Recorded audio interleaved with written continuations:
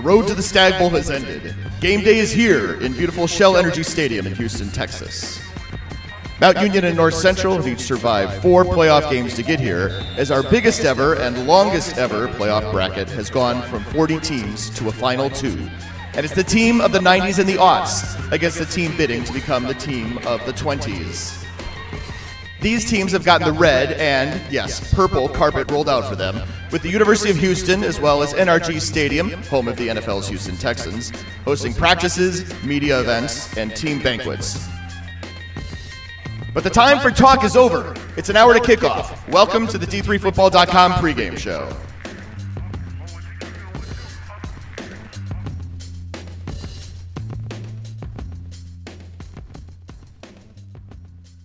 Here we go. Welcome live here from the press box in Houston, Texas, Shell Energy Stadium, as we get you ready for Stagg Bowl 51. I'm Pat Coleman along with Keith McMillan and Greg Thomas as we are getting you ready for this game. Guys, we've talked about this game obviously so much over the course of the past 15 days. First off, one of the big kind of storylines that we've had some extra time to absorb this game, and teams have had extra times to prepare. And of course, it's a rematch of a game from just 2 years ago, and like we said moments ago, the team of the 90s and the aughts versus the team of the 20s. Team of the 20s was words I'd never said before recording that voiceover here earlier this evening. Guys, what do we think about tonight? I think the best thing about it, Pat, is with this being the latest Stagg Bowl ever, as you mentioned, usually this game would be played just before Christmas. We'd be home with our families with the season wrapped up, and in this case, it's stretched to January 5th. The teams love it, right, because they added a 6-week of playoffs this year, so both of these teams got a bye week after their final game, and before their first playoff game, and they played 5 playoff games to get here, or this is their 5th, and they got 15 days to get healthy, so they're healthy. You're down on the field with these teams. They both look calm and confident, and I think, they're pretty excited to go tonight. I want to talk a little bit about our host city for the event, Houston. It's been a great week, kind of a big-time feel for everything. Teams practiced, did media day at University of Houston, Division I stadium with great facilities, team banquets at NRG Stadium with the Houston Texans, tours of the field, tours of the locker rooms, those kinds of things. And now here we are.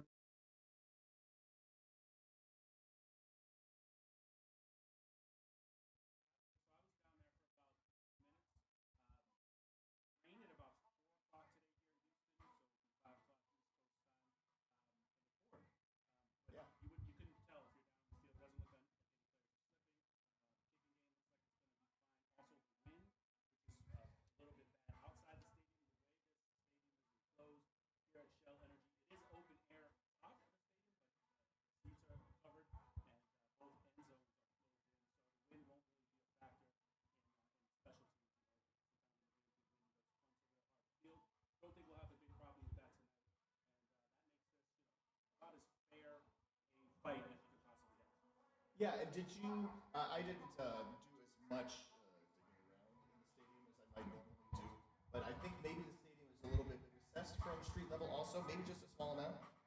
Yeah, when you come in, the first level you'll go down, and that'll fill in pretty good as we get here closer to game time. Both pretty decent contingent for teams from Ohio and Illinois to make their way down to Houston, Texas. This game's right here in downtown Houston, and it's really easy to get to. Checking out the wind right now, Keith. Here on the south end, pretty still. On the north end, looks like maybe a little more open to the elements. We got a little more wind blowing in toward the field from that end. So something to watch for as teams are going from south to north. As the game goes on, is that going to be a kicking situation where we find ourselves in 4th down situations a little bit more going that way? I watched the kickers a little bit in pregame. Evan Merrick was good from 51. They did have one high snap in their practice. Union did, but Merrick was good from 51, and then North Central was heading out that way, and then they wrapped up to do their team gathering. So I didn't get to see them kick from 50, but I imagine both teams will be good. Obviously, North Central's kicking game has been very reliable all season. Over the course of the next 30 minutes, you will get to see interviews with, and I'm producing and hosting, so it's right here on the phone, I'm going to break the fourth wall and look right at you and say, we're talking with Rossi Moore. He's the senior bandit to the defensive end, hybrid outside linebacker. We'll talk to him about what in the heck that even means. And then we'll talk with TJ DeShields. You know him. He's the 7th-year starting quarterback. He didn't start for 7 years. He's been starting for about 7 games, but he's a 7th-year quarterback for the Purple Raiders. Then we'll flip sides. We'll talk with John Sullivan. He's the Region 5 Defensive Player of the Year and a starting defensive tackle for the Cardinals. And then we'll finish with Luke Lehnen. All that coming up in the next, let's say 24 minutes. We'll be back after this. You're watching our coverage of Stagg Bowl 51 here in Houston, Texas.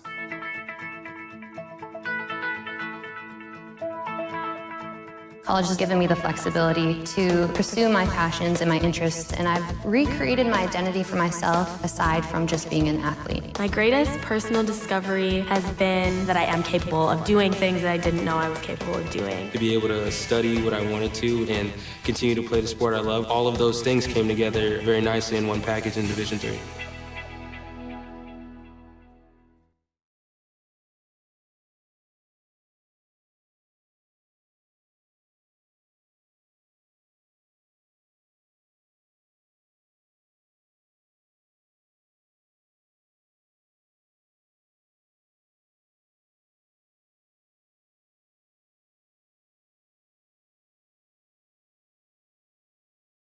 Talking with Rossi Moore, the senior bandit for Mount Union, the Purple Raiders. First of all, Rossi, just tell me a little bit about what the bandit position is and how you've kind of maybe seen it evolve during your time starting at that spot. Yeah, I think the bandit position is just another name for a Raider, or more like a nickelback, just a guy who can get in and out of fronts, play outside, play in the box, play in the post, cover, and also be able to make tackles in the open field. So you want to kind of have like more athletic guy who's be able to be fast but also be strong in the hole and in the trenches as well. So kind of just like an Army Swiss knife type of guy.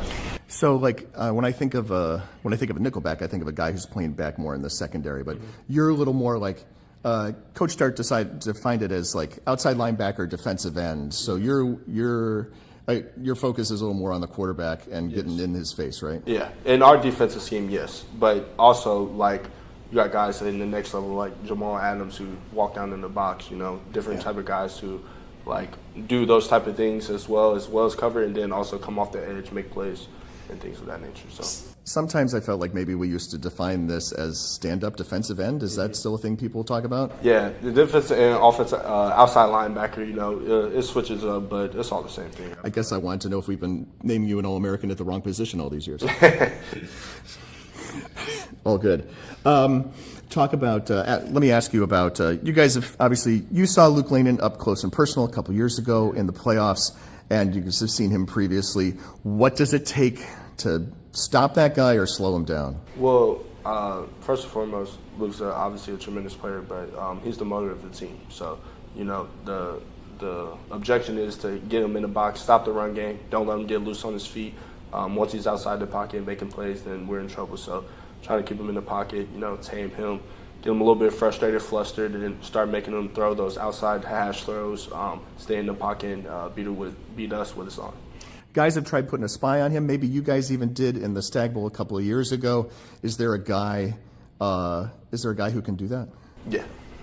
You guys, I think I saw, if I wasn't mistaken. Now this is practice, so that may not be what happens in reality. But did I see Marcus Jackson doing that today? Maybe. We got a couple of different guys. Don't want to get into the game plan too much, but definitely got some guys game plan and ready to make plays on him, and we'll for sure have an eye on him all game. That was perfect. Coach talked about how you guys come into this game as the underdog, and that's not a usual position for Mount Union to be in. How does that? How do you guys take that and kind of roll with it here into the Stagg Bowl? Well, we've kind of just been feeling like the underdog all 2024, to be honest. Like, obviously last year didn't end the way we wanted to, going into that spring, with a chip on our shoulders, really trying to prove something in the weight room, in our training, and to ourselves, man. Like, we know how good we are. We know how good this program is, and so coming into the year, like, we've had that mentality literally since week one. So, it's not new for us. We're ready for the challenge, and we're ready to get after it Sunday. How do you guys, like, I assume you probably, as players then, as student athletes, hold each other accountable or held each other accountable for that all the offseason. Can you talk a little bit about that? Yeah, that was the biggest thing coming into this year was holding each other accountable and accepting keep going. So accepting it and then putting it on guys, you know, in the film room, understanding like when we're messing up stuff and attacking that way. So yeah, definitely taking accountability was a huge part of our offseason plan.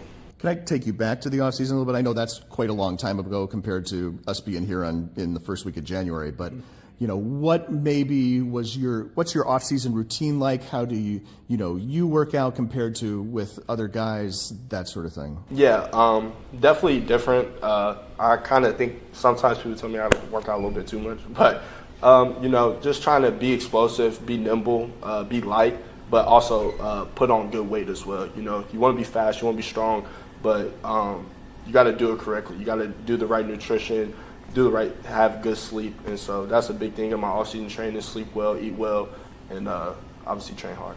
I know they list you at 6'2", 225. You are definitely taller than I am, so 6'2" seems real. At this point in the year, is 225? Does it change as the season goes on? Maybe. Yeah, from about 220, 225. You know, usually I like to play on Saturdays around 225, but sometimes it's always not like that. I mean, I think I'm weighing right now like 222, 223. So got to eat a couple more meals this week, but I think we'll be fine by Sunday. What are the things you like to eat to put on the good weight? Love steak. Steak's a huge part. Chipotle is like one of my favorite places to eat, but steak, good chicken, you know, just nice clean protein to put in my body, definitely.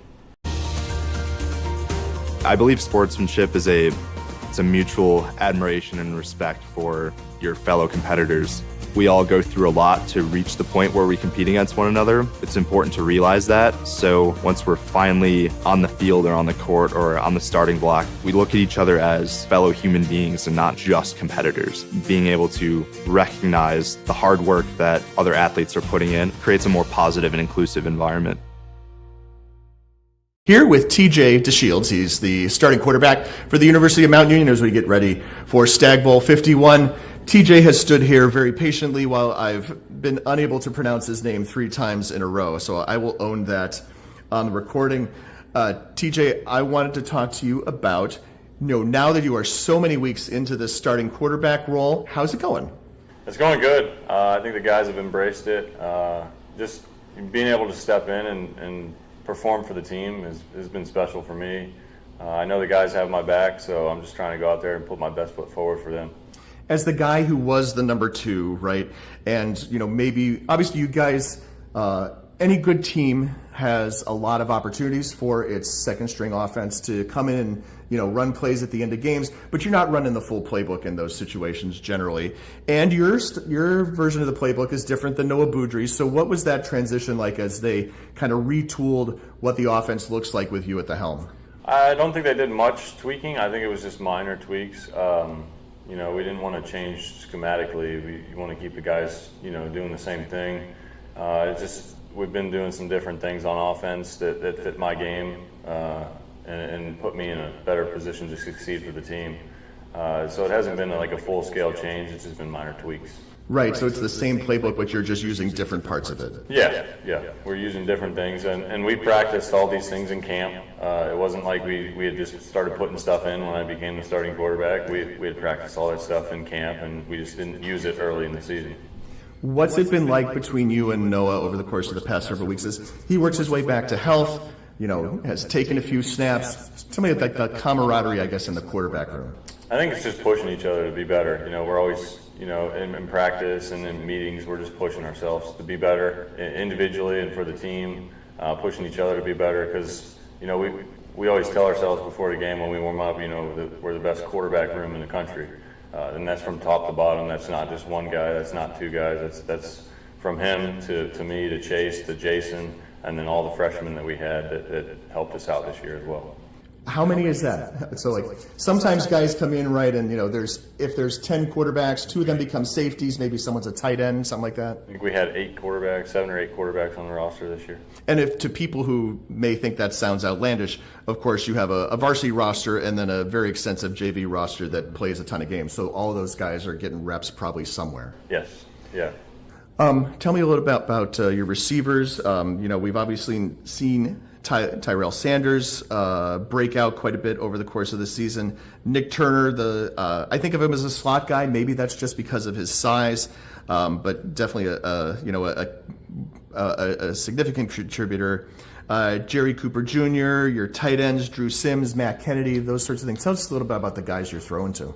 I think they all have different skill sets. I think we just try to put them in the best situation to succeed. You've seen, Tyrell explode a little bit here at the end of the season, and that's not to take away from what Nick's doing, because Nick's a great receiver too, and he's just been, kind of on the back burner a little bit, but I've been telling him, and his time's coming. It's just a matter of time. So continuing to work. Jerry's a physical receiver. You can throw a bubble to him, and he can get 5 or 6 yards. So it's an extension of the run game there. Even, the tight ends, they've been doing great in the run blocking. Haven't got much work in the pass game, but we're still working it at practice for when that time comes, and they'll be ready for it when their time comes. And then, of course, the run game, when we talked extensively a couple weeks ago about Tyler Echeverry, it was coming off a game where I think he had 7 catches because that was what the game plan allowed for. Tell us a little bit about not only him just in general, but also like Darnell Williams and Sean Thomas, the other guys who get reps at running back. Yeah, they're all explosive. They all have different skill sets like the receivers and tight ends do. So I think it's just we try to put them in the best situation to succeed. You get them the ball in an open space, they can hit the holes fast. So it's just, getting those guys the opportunity to get the football in their hands and go make a play. And that's kind of what, back to the offense, that's kind of what the offense has been the last, 5 or 6 weeks. It's just, getting our guys the football in space and getting our guys the football in their hands so they can go make a play. It hasn't been, focus on one guy, try to get one guy to football. It's spread it around, make it hard for the defense to cover us all, and get them the ball so they can make a play. I had numerous family members who've been taken away from heart disease and stroke. That drove me to pursue knowledge about health and well-being. Playing college football gave me an opportunity to get myself into college. Goes to Parks. He's in the end zone. That's when I decided that I want to go into personal trainer. I felt I would have a great opportunity to share my knowledge about well-being within Detroit. I hope to reach as many people as I can. Talking with John Sullivan, starting defensive tackle and the Region 5 Defensive Player of the Year for D3Football.com as we get ready for Stagg Bowl 51. John, first off, congratulations on winning the award. But secondly, just talk about what it's like for your guys as a whole across the front as a defensive line. As a defensive line, we've really gotten close with each other throughout the off season. And it's an entirely different group from last year. And we just play for each other and have a competition with each other as well. Yeah, it's like the starters are the younger guys, sort of, right? Sophomore, junior, sophomore, at least as of the semifinals, and then you've got a couple of more veteran backups. What's it been like, kind of stepping forward, I guess, into starting spots with some of those other guys who, like Martin Egbo, played a ton last year, right? What's it been like to kind of maybe trade places with those guys, sort of? Our mindset is it doesn't matter who's really starting. We all have a key part in what we do, and we just support each other doing that. The big challenge for you guys, I assume, up front is what the people think it will be, in that, they have an All-American running back over there on the Mount Union side in Tyler Echeverry. What are the things that you have seen from him on film that you guys need to watch out for? He's just very explosive, and he's really good. We compare him to Christian McCaffrey. He's very dynamic and can do a lot with their offense. But we're just do what we do and just limit his explosiveness. Is there something to the effect where you guys chase around Luke every once in a while, right, in the course of practice? Tyler's got, I think, similar burst anyway, even if he's handling the ball somewhat differently. Does that translate at all? It definitely translates. We do a lot of team segments during practice, and it just gives us a good game feel. Does anybody have success against Luke in those practices? You guys have, of course, been in the Stagg Bowl your entire career, and going back before you as well. What's it like to be back at this stage, this level? It's extremely humbling, and it's great to be back here. And we just continue to do our very best every day, and that's where it takes us. Passion's love.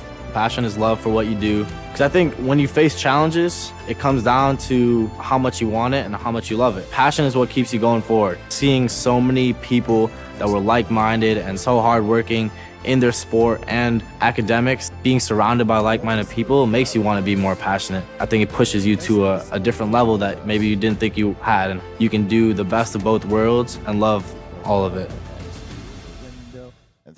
Now on the D3Football.com pregame show, as we get you ready for tonight's kickoff between North Central College and the University of Mount Union, we're talking with Luke Lehnen, the forever, it seems, quarterback of North Central. I lost track of how many starts. I don't remember, it was 56. Does that make this 57, something along those lines? I think it's like 58. This is 59, something like that. 59. That is right. It has to be 15 games times 4, except for the first round game that was canceled a couple years ago.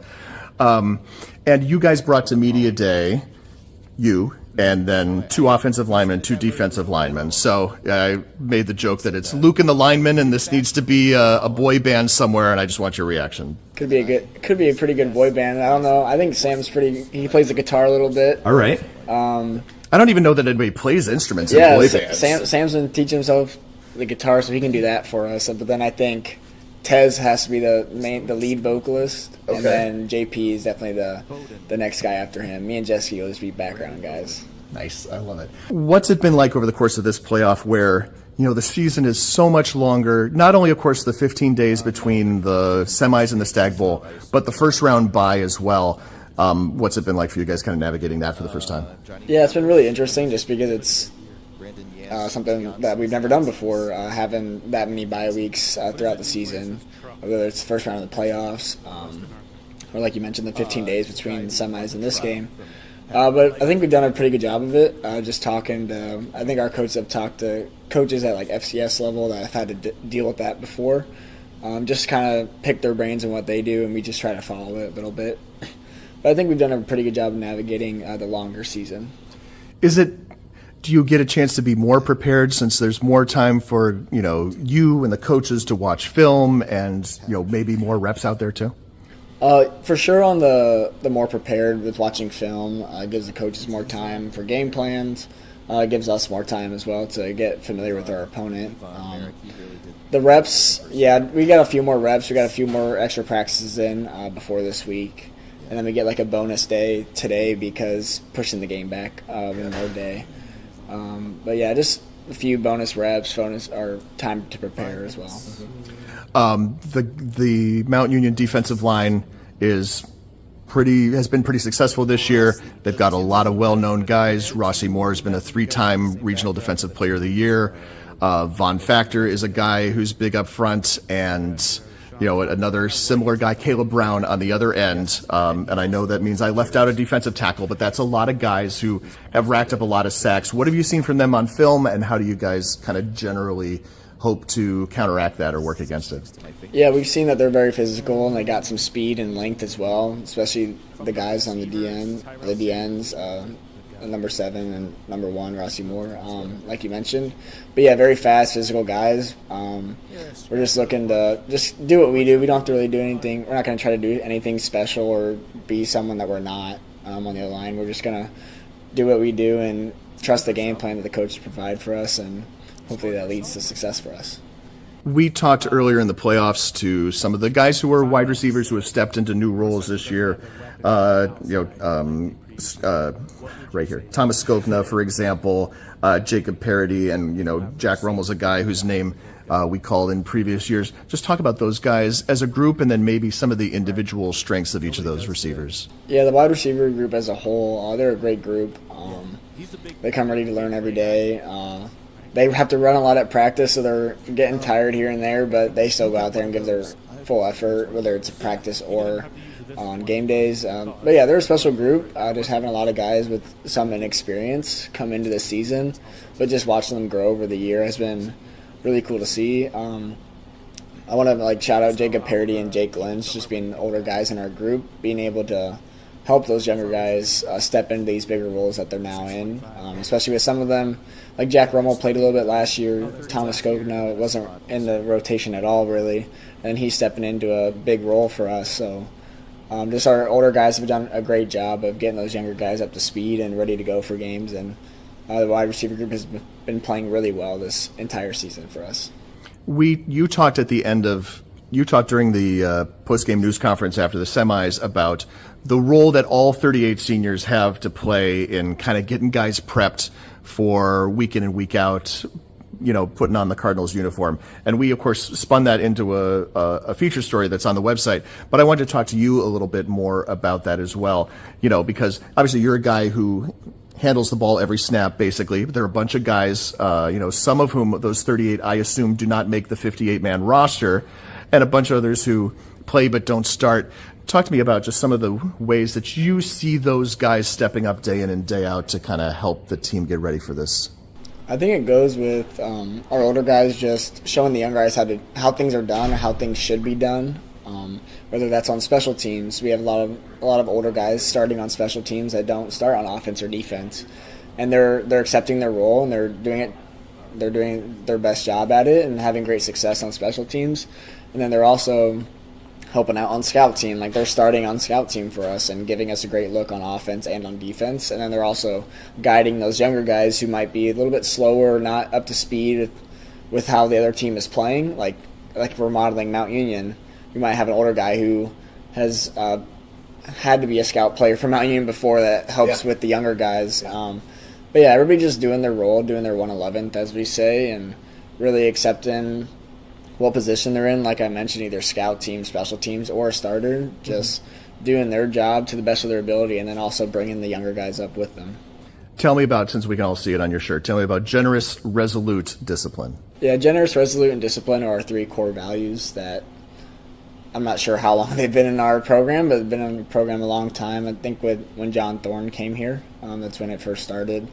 But yeah, we have Cardinal Manual meetings twice a week throughout the season where we talk about the first thing we talk about is our 3 core values, but then we start branching off into other words like attitude or character, just stuff like that. But yeah, generous, resolute, discipline are really the core of our program and what we want each of our players to really focus on, just because they're the 3 main things of our program that we want to base stuff on, and yeah, we just feel like that's our identity. I have one question sent in from Jim. He's in Blacksburg, Virginia, and he wants to know, how has the extra long football season affected your preparation for baseball season, and whenever you're going to join the baseball team this spring? Yeah, so with football, I mean, it hasn't been too different, just usually because baseball doesn't start until school starts back up. Yeah. My freshman year, I was able to do fall ball with the baseball team just because we didn't have football. But after that, I've never really done baseball during the fall. It's been all football. So it really hasn't affected it too much. But yeah, baseball will just start up once school starts up, which I think is Monday for us, which is some of our guys don't even really get a break. Yeah. But luckily for me, I'm in grad school and have online classes, so it's a little bit easier for me to come back into school. We've got more schools than Division I, more fans than Division II, and more upsets than March Madness. There's nearly 850 programs with over 11,000 games leading to 2 national championships. And we've been covering it all for over 2 decades. From Eastern to Occidental, from Puget Sound to Piedmont, from Southwestern to the University of New England, and from Hope to Calvin. Nobody covers Division III basketball like we do. We're D3Hoops.com at www.d3hoops.com. We've got more schools than Division I, more fans than Division II, and more upsets than March Madness. There's nearly 850 programs with over 11,000 games leading to 2 national championships. And we've been covering it all for over 2 decades. From Eastern to Occidental, from Puget Sound to Piedmont, from Southwestern to the University of New England, and from Hope to Calvin. Nobody covers Division III basketball like we do. We're D3Hoops.com at www.d3hoops.com. All right, back out here in Houston, Texas. Only once did I almost say Salem, Virginia, after how many Stagg Bowls that you and I did in Salem, Virginia, but we are back here as we get you ready for kickoff coming up in about 34 minutes. Though Obviously, you know, Greg, some of the content that you worked on will be up a little bit later in this show. That we'll hear from Tyler Echeverry. We'll hear from Marcus Jackson. We'll hear from, we could do this, Cortez Jones and Jeske Maples, right? And, of course, both head coaches. Yes, great opportunity to talk to those student athletes on Friday at Media Day. Watching teams warm up now. Mount Union, they have retreated to the locker room for their final pep talk. North Central still getting some reps in. Keith, watching teams on the field, we got rain. Footing looks good. Yeah, I think not just does the footing look good, but it is 19 degrees in Alliance, Ohio today. It's 23 degrees in Naperville, and it is 58 here in Houston. So you could not have better conditions. We briefly touched early at the top of the hour on the health of both teams. I think pretty much almost all the key guys are going to go, except for possibly the linebacker for North Central, Danny Nuccio, but Matt Janiak, the freshman, has played a bunch, a lot of key snaps late in the season, had a great game against Springfield. So it'll be lost, but maybe not a huge one. And then, of course, we'll keep an eye on the quarterback situation for Mount Union. They started Noah Beaudry for the first 8-9 games of the season. In the Marietta game, DeShields came in. And DeShields has started all the playoff games. Beaudry has been healthy enough to get some carries, and he's playing. But we'll keep an eye on that situation, especially if Mount Union doesn't get offense going early on. Will they make a switch just for the running ability that Beaudry brings? So we'll keep an eye on both of those things. But the weather shouldn't be a factor. Teams are almost entirely healthy. It's about as good a conditions as you could possibly ask for a Stagg Bowl. I think, if you just think about what the game situation is likely to provide, I expect we'll see Beaudry. I know we talked about this on the podcast. People who talked about listen to the podcast have already heard this, but I expect to see Noah Beaudry in more than just the 4 snaps or so that he had in the semis. Yeah, probably more than we saw him in the semis. I think we will see him, in those 4th and short, 3rd and short situations where you open up the offense a little bit more with Beaudry. And then I think, they've had 2 weeks to implement some things that maybe North Central hasn't been able to see with Beaudry on the shelf for the last month and a half. So opportunity to get creative there and maybe catch the Cardinals off guard. We will say in the official Mount Union game notes, they listed Beaudry as the number 1 and DeShields as the number 2. Everywhere else, including our own game notes, we got DeShields starting. And they have listed them that way throughout the entire postseason. And frankly, similarly, talking to the dad of a underclassman linebacker for one of the teams at breakfast this morning, asked, does your son actually start games? And he's like, in some packages, but often, to be honest with you, they will announce the upperclassman as the starter, even though perhaps my son starts. And that was okay by that guy, so that's good. Yeah, I think, as a player, you always wanted to be on the field in the 4th quarter, or you wanted to be on the field in the key 3rd downs. As a defensive player, or really as an offensive player as well. I think if you're here tonight, as long as you have a role and you know what your role is, and somebody may get hurt or they may be ineffective, and suddenly someone else's role increases, but you come here with your role in mind, plan to do your job and whatever you can do to contribute. And that kind of goes back to that feature you wrote this week, Greg, where there are some players, or North Central's got 38 seniors, and you can only roster 58 guys. Yeah. So you're not going to play all 38 seniors tonight, or they're not going to all have huge roles. But they've got seniors, grad students in key roles, and then they have other guys who bring a little bit more leadership. Yeah, a lot of experience on both sides, particularly on the offensive lines, and that's going to be, I think, where this game is won or lost, as most championships are, down there in the trenches at the line of scrimmage. I am loving this. These guys have been on essentially every D3Football.com podcast ever. Greg had always been relegated to pregame show because we needed someone from D3Football.com on the pregame show. Now that the pregame show apparently just went away for whatever reason, don't know why. I love having these guys alongside. Thanks a lot, Greg. I know Greg's portion sort of ends, but we'll have Greg's interviews coming up in just a little bit, and we'll have more here from Houston, Texas, coming up in just a moment.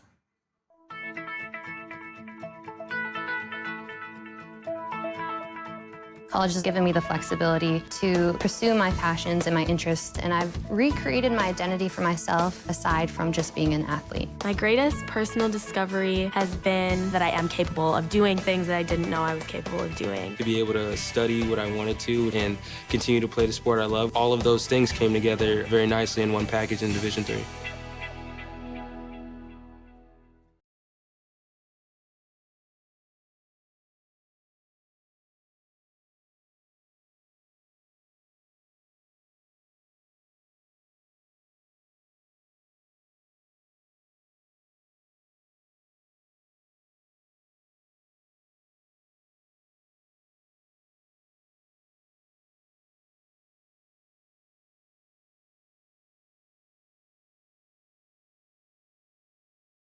We're back on D3Football.com with Mount Union running back Tyler Echeverry. Tyler, thanks for joining us, and welcome to Houston. Thank you for having me. Offense has really been picking up steam as the rounds have gone along. You feel that momentum building as you've gone through the rounds? Yeah, I do, especially in these bigger games in the playoffs, and we've just had some huge explosive plays, and yeah, you do feel that momentum growing, and we just keep working and we try and prepare our best. I mean, that's all in the past, and we're trying to have an explosive game this game as well. Yeah, you feel like you guys are playing your best football at this time? Yeah, I do think so, and the team chemistry is the best it's been. I mean, everyone's on board, everyone's working hard, everyone's working towards this one goal of winning a national championship, so yeah. I'm with Mount Union, Marcus Jackson. Looking at the defensive side of the ball, you guys have got a big test this week with North Central. They're a pretty powerful offense. What have you seen out of that group game? Really good squad, physical, tough.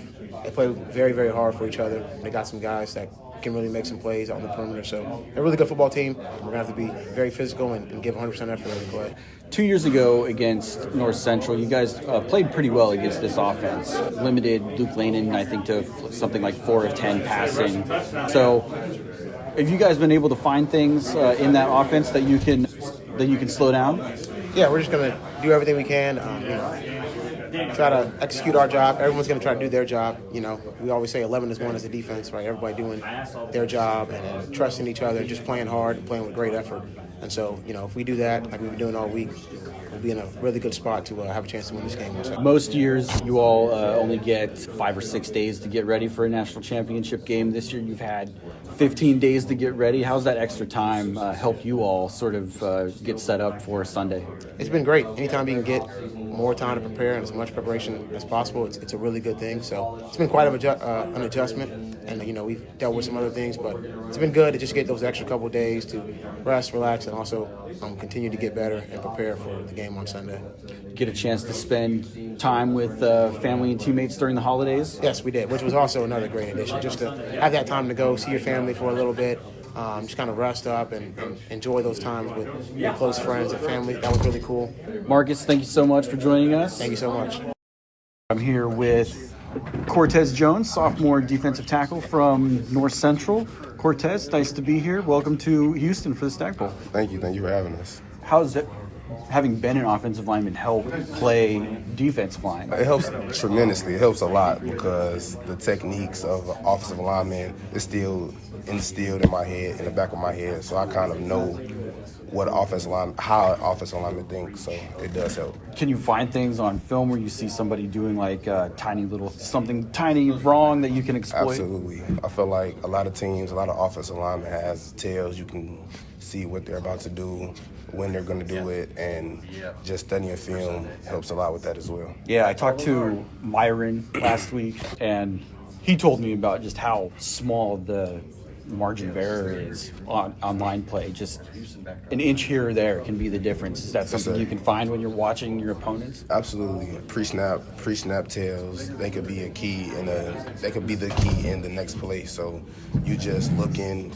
like I said, studying your opponent is all gonna help because, like you said, those inches matter a lot. That's Cortez Jones, defensive tackle from North Central. They're going for their 3rd Stagg Bowl in 5 seasons. Cortez, thanks for joining us. Yes, sir. Appreciate you, sir. I'm talking with senior offensive lineman Jeske Maples from North Central. Jeske, welcome back to the Stagg Bowl. This is number 4 for you. Yes, sir. Yeah, it's awesome. Explain maybe a little bit more the difference that you feel physically when you're not playing every single week. You had a bye week at the start of the tournament. You've had a bye week now. How important are those weeks off this late in the season? Oh, it's awesome. You know, I'm getting old. My body hurts.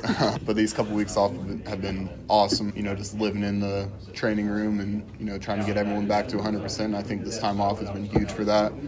The bye week in the beginning of the playoffs was huge for us. The bye week now was awesome. So, you know, I didn't know how I was going to like the playoffs going an extra 2 weeks, but it's been great for us. You know, I wouldn't want it any other way. Get another couple weeks with the boys, and it's awesome.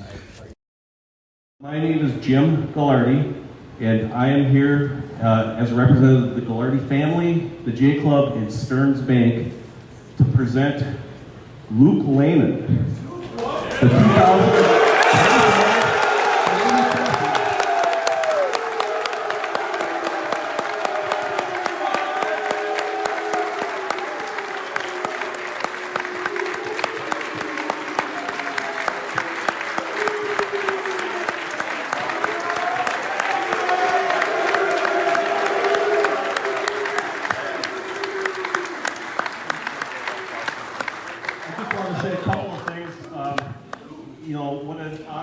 For me, the Gallardi family, to present this to you.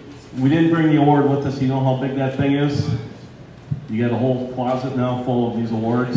I don't know where you're going to put this, but it sounds like you got a new life starting. Is your wife here tonight?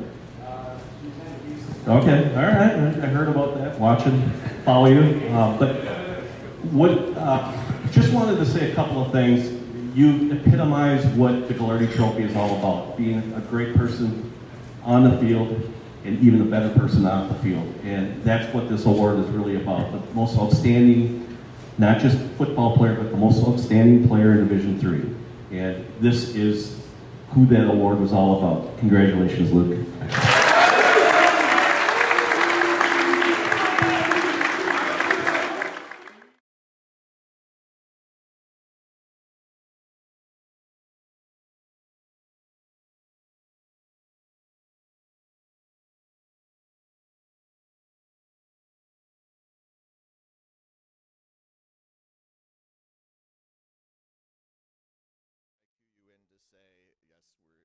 The Stagg Bowl, but it's different every year. The team is different every year. It is. You're right, Pat. You know, the great thing, though, is that, you know, our upperclassmen have been here. They understand the week. They understand any of the distractions, and then they understand what it's going to be like to play Sunday night. Now, it is different. You know, it's not on a short week. It's not on 6 days. We've had 15 days to prep, to get ready. Guys have had a week off. I think it's a great benefit. I know it is for us. I think it is for both teams. You know, we both have the same amount of time, but to be able to get a week off, let the guys rest a little bit, get a little bit healthier, and then have extra time to game plan. I know we feel like it's a great thing. Now, if you look at the matchup, Mount Union, you know, is the epitome and is really the mountain of D3 football. They're no stranger to this. You know, obviously we played 2 years ago, so their guys are familiar. They know the routine. Their program, their coaches, you know, they know the routine better than us. They've been doing it for 2.5, 3 decades, quite frankly, just about every year. So they're no stranger to this situation. But yeah, it's a different team. Even if you go back and look at 2022, both of our teams' makeup is very different. Up front and on the perimeter. So I think you're going to see a much different game than what we saw in 2022. It seems to me like you're trying to claim the underdog role, and maybe you don't know, but they have already claimed this ahead of you. You have to play the role of the favorite. Okay, I don't know about that. I mean, I think you're looking at 2 really good football programs right now in 2024. I mean, there's no argument they have more history than we do. I know being here, you know, 5th year in a row. We might hold that advantage, but as you said, it's new teams, it's new faces. We both have guys that have been around, been there, done that, but it's going to be like I said, a brand new game than what we maybe saw in 19, 21, or 22, or 13. They've all been really great games. They've all been close games. I think if you look at it, both teams in all those situations were worthy to move on. You just kind of had two really good football teams playing. So it'll be the same Sunday night. We're excited to be able to, be here, and then to be able to say you're playing, like I said, Mount Union, the most historic, certainly Division III, maybe college football team ever. How did you guys end up using the 15 days in terms of, having the extra time? How much time did you give the student athletes, that sort of thing? Yeah, we tried to give them, we gave them, we did a regular Sunday, and then we gave them a few days off, as we talked about Saturday night after the semifinal game, and then brought them back at the end of the week. Kind of had like a mini camp, had 3 just rather concise, quick, high-intensity practices to get their legs back, get them back thinking football. And then after that, we got into a regular game week with the regular days off, and then we're sort of using today as a bonus day. One of the challenges that you have is you can't bring your entire squad here. You're only bringing 58. So we decided to stay on our normal schedule as if you're playing on a Saturday, so that we could do our full practices like you typically do on a Tuesday, Wednesday, Thursday, and then we'll use today as a bonus day to review things, correct things with a smaller squad, and then tomorrow, we'll do our normal, what would be a Friday, in terms of meetings, game prep, and things like that. So we did a lot of research on it. We've known for almost a year that this is what was going to happen. So you have to do the prep in case you get there. You don't do the prep saying we're going to get there. You just do it, and you put it on the back burner, and if you win a semifinal game, then you pull it out and you're ready to go. There was no hesitation. We had our schedule. We were ready to go. We felt good about the resources that we used to put it together. Another one of the unique challenges of this game is coming in and playing on grass. Luke Lehnen told me he hadn't played on grass since high school. Mount Union said they hadn't played on grass since maybe 2016. And just tell us a little bit about preparing for a game on a different surface. Well, technically, we played on grass in a game this May in Ireland. True. So we had one of our international trips. So we were on grass in May, and I promise you that grass was not as manicured as what we're going to play on Sunday night. And we were fine. We played in 2019 at Christopher Newport on grass. Now, none of these guys would have been on the team. We do have a grass practice field that we're able to get on in Illinois. Most all of our kids have played on grass through high school, so we've taken the normal precautions. We'll be fine. It's not that big of a deal. How is the health for some guys? Like, for example, Charles Coleman, he got banged up against Springfield, and then he played a little bit against Susquehanna, got maybe hit a little hard, and you never needed to bring him back in. What's his status? Yeah, like I said, the bye week helped us, so I think should be good to go. I don't think that's any secret, but it's helped. I mean, the first week we had the bye, because of where we sat with the MPI. I'll be honest, we would have had a lot of guys out. This time we got out of the semifinal healthy, so the bye week was just good to let guys kind of get a refresh. But we're in good shape. Definitely a different position than we were at the national championship last year. Mount Union, your opponent, presents a bunch of different things offensively. They could present 2 separate quarterbacks on Sunday. They have one of the best running backs in Division III, and they have a number of wide receivers. Tell us a little bit about game plan for trying to contain any of those things. Right. I mean, you flip the film on, you can look at scores, and, people might say, hey, they had some close games or they shouldn't. Well, what you need to take out of that is they won close games. But also you flip it on, and they're as talented as they ever were. You mentioned, some of the cast of characters, but, they're strong up front on offense as well. I love what they do with their tight ends. They're masters of using motion and shift and misdirection, getting guys' eyes to go the wrong direction on defense. So we've got to play really disciplined. We got to know the game plan, which our guys have done a great job of, in this playoffs. And then for our offense, like their offense, they're multiple. They run different fronts at you, different stunts, blitzes, different coverages. They trust their defensive backs in the back end. And then obviously their two ends are phenomenal at linebacker and safety. I mean, they're just, it's Mount Union. Like, if you expect to flip the film on and not see that, then you're living on a different planet. So it's what they are. You know, they're really good. They're really well coached. They're where they're at for a reason, and that's to be expected, and that's exciting. It presents a great opportunity for us to play another really, really good football team. So we're excited about it. Yes, you know, and it's unique because, you know, typically they have their one guy at quarterback who's an All-American, you know, and they've been using two, and they're both very different, and so they present different opportunities to see different things, and the opportunity to stop two totally different types of guys. I know the health, you know, of Eight's obviously in question, but he's been out there, he's doing his stuff. You expect him to be doing his stuff. We expect to see him just like 12, who's a great player too. So you've got to contain. They both need to be contained. If they get out or they're not contained or they don't feel pressure, they have different ways to go about it, but they both will succeed. You know, so that's the key there. And then I think it's pretty obvious that, you know, 1 and 7 are special. Yes. And then they've got a great cast of characters behind them that let them be special. It's Brad Spencer, head coach of North Central, as we get you ready for kickoff tonight in Stagg Bowl 51. It's on us. It's on all of us. And it's time to act now. It's on us to start the change. It's on us to be the change. It's on us. It's on Division III. It's on all of us to stop sexual assault.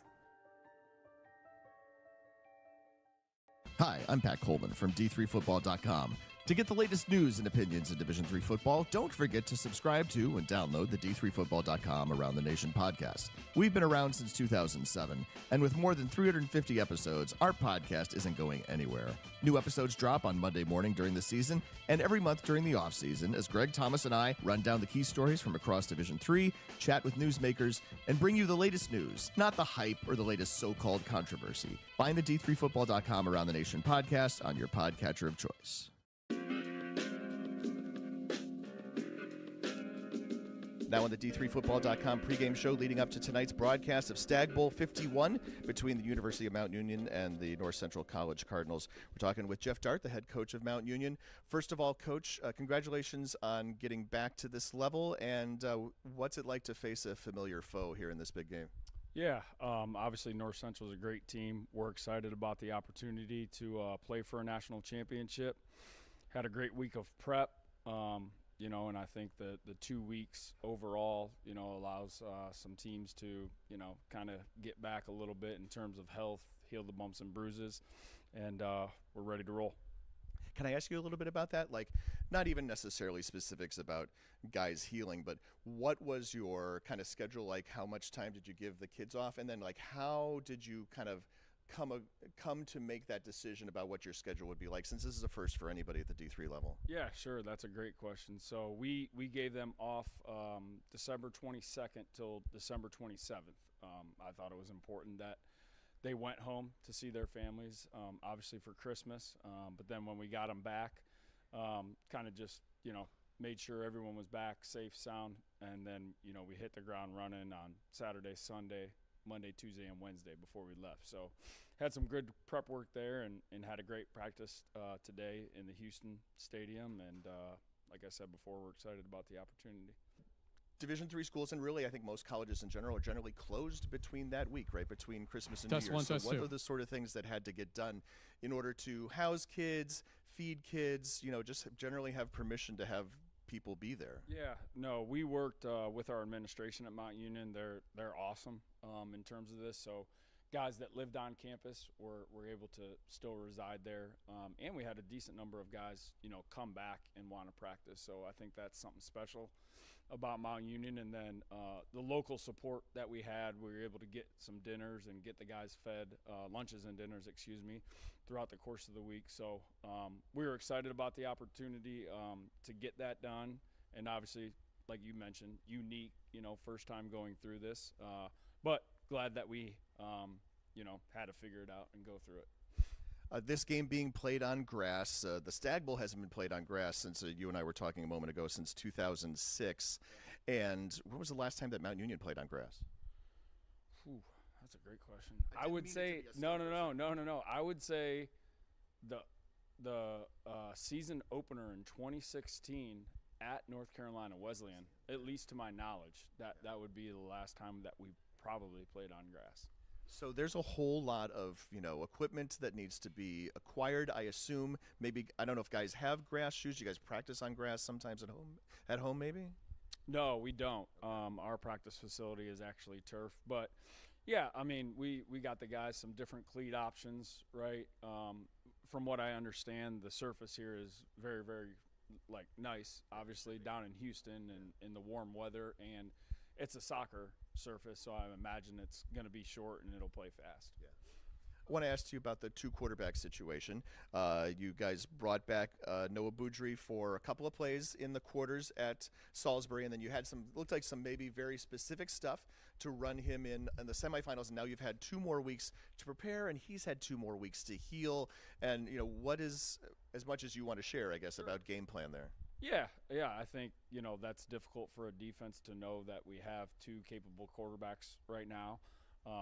And, yeah, it would be probably something similar to that with TJ being the starter, and then, maybe in certain situations we want to put Noah's talents in there and, take care of that.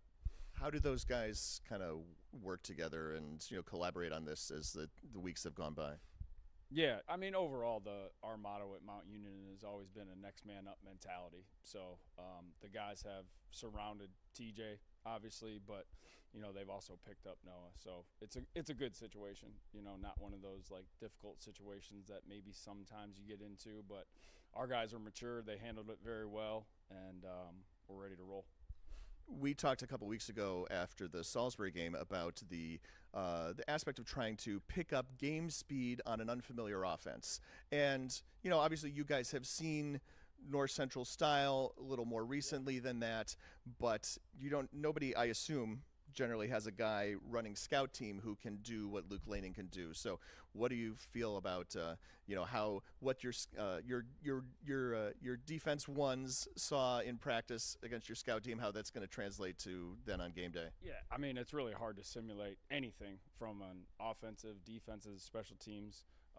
Yeah, he is dynamic running the football, obviously, but really good at throwing the football, and I think that's been over the course of his 4 years being a starter, he's only gotten better at that. But he definitely has our attention. The whole team has our attention. They're very good. We understand that we're the underdogs, and we're going to own that, and we'll see what happens on Sunday. Can I ask more about the underdog aspect? You mentioned it at the end of the news conference after the semifinals, because this is not a situation that Mount Union is generally accustomed to finding itself in. So how have you embraced that? How have you kind of communicated that with the team, and what do you get back from them as they kind of, hear that? Well, I just told them that it is what it is, right? We can't control that, and, we're going to prepare for a national championship game. I'm sure they're preparing the same way, but I think this game's, going to come down to what you installed, in preseason camp on day 1, 2, and 3. Right. I mean, how much do you – I mean, obviously, you add wrinkles as time goes on, right? That sort of thing. Yeah, I mean, I think offense, defense, and special teams, you have your base, fundamentals that you want to do in those 3 areas, and then, over time and maybe players getting hurt or players stepping up, you're going to add layers to that. So, tell me a little bit about the bandit position, how Rossi more plays it, and if you could maybe translate for the audience that doesn't use that same terminology, what that position, what you expect of that guy. Yeah, I mean, he's an outside linebacker in our 4-eye defense, which I think different teams call it different people. Yeah. But yeah, I mean, he's obviously dynamic from a rushing the passer standpoint. He's definitely developed in terms of dropping into coverage, and I think that's something that he had to work on there, and he's done a great job, and our coaches have done a great job getting him coached up. You've had a couple of weeks to absorb, obviously, your game tape from the Johns Hopkins game. Obviously, Mount Union did a ton of things well, right, especially on offense, but gave up some big plays in the passing game. What, how do you try to, I don't know, fix is the right word necessarily, but work with that here at this point of the season when so much has already been installed? Sure. Yeah. No, that's a great question. Coach Ely does a great job in the secondary. Obviously, he's the defense coordinator and coaches the corners and the safeties. But, I think it's more simple things, getting your eyes correct, being aligned correctly, and those things have been corrected. And like I said before, the quarterback from North Central has been throwing the ball great this year, and his receivers are dynamic, so they have our attention, and we have to be able to execute on Sunday.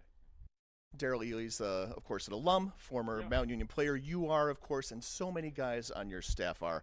What are the things that you guys who have been through so many Stagg Bowls as players and as assistant coaches and you as head coach can bring to the players to help them understand what they're about to go through? Yeah, obviously there's experience from that standpoint, but some of these guys haven't experienced that themselves. Right. Me and Coach Ely were teammates, and then, we coached together as assistant coaches. But, our guys, some of them were here in this game in 2022, and you don't know what it's going to be until you're there. So our guys are excited, right? And like I said before, it's a great opportunity. We've prepared, I believe, much better than we did in 2022, and excited to, watch two great teams play on Sunday. Some of that because of the extra time? In terms of getting prepared? Yeah, you said better prepared. Some of that because of the extra long? A little bit, right? Obviously, they're not the same team that they were in 22, and we're not the same team either. So I think, when two really good football teams play, it comes down to those, 10 to 15 plays, and we'll be ready for that. That's Jeff Dart, the head coach of the University of Mount Union. We'll be back with more after this. Oh, yeah, We'll be back with more right now here. We are getting ready for kickoff here in Houston, Texas, here at Stagg Bowl 51. Out here in Houston, Texas, getting you ready for Stagg Bowl 51. Pat Coleman along with Keith McMillan. Frank Rossi on the sideline. See if you can spot him sparkling in the background of your television, and turn your TV audio down and sync us up here in Houston, Texas. Keith, I thought we'd have time for keys to the game. What do you got for me? We have maybe a minute.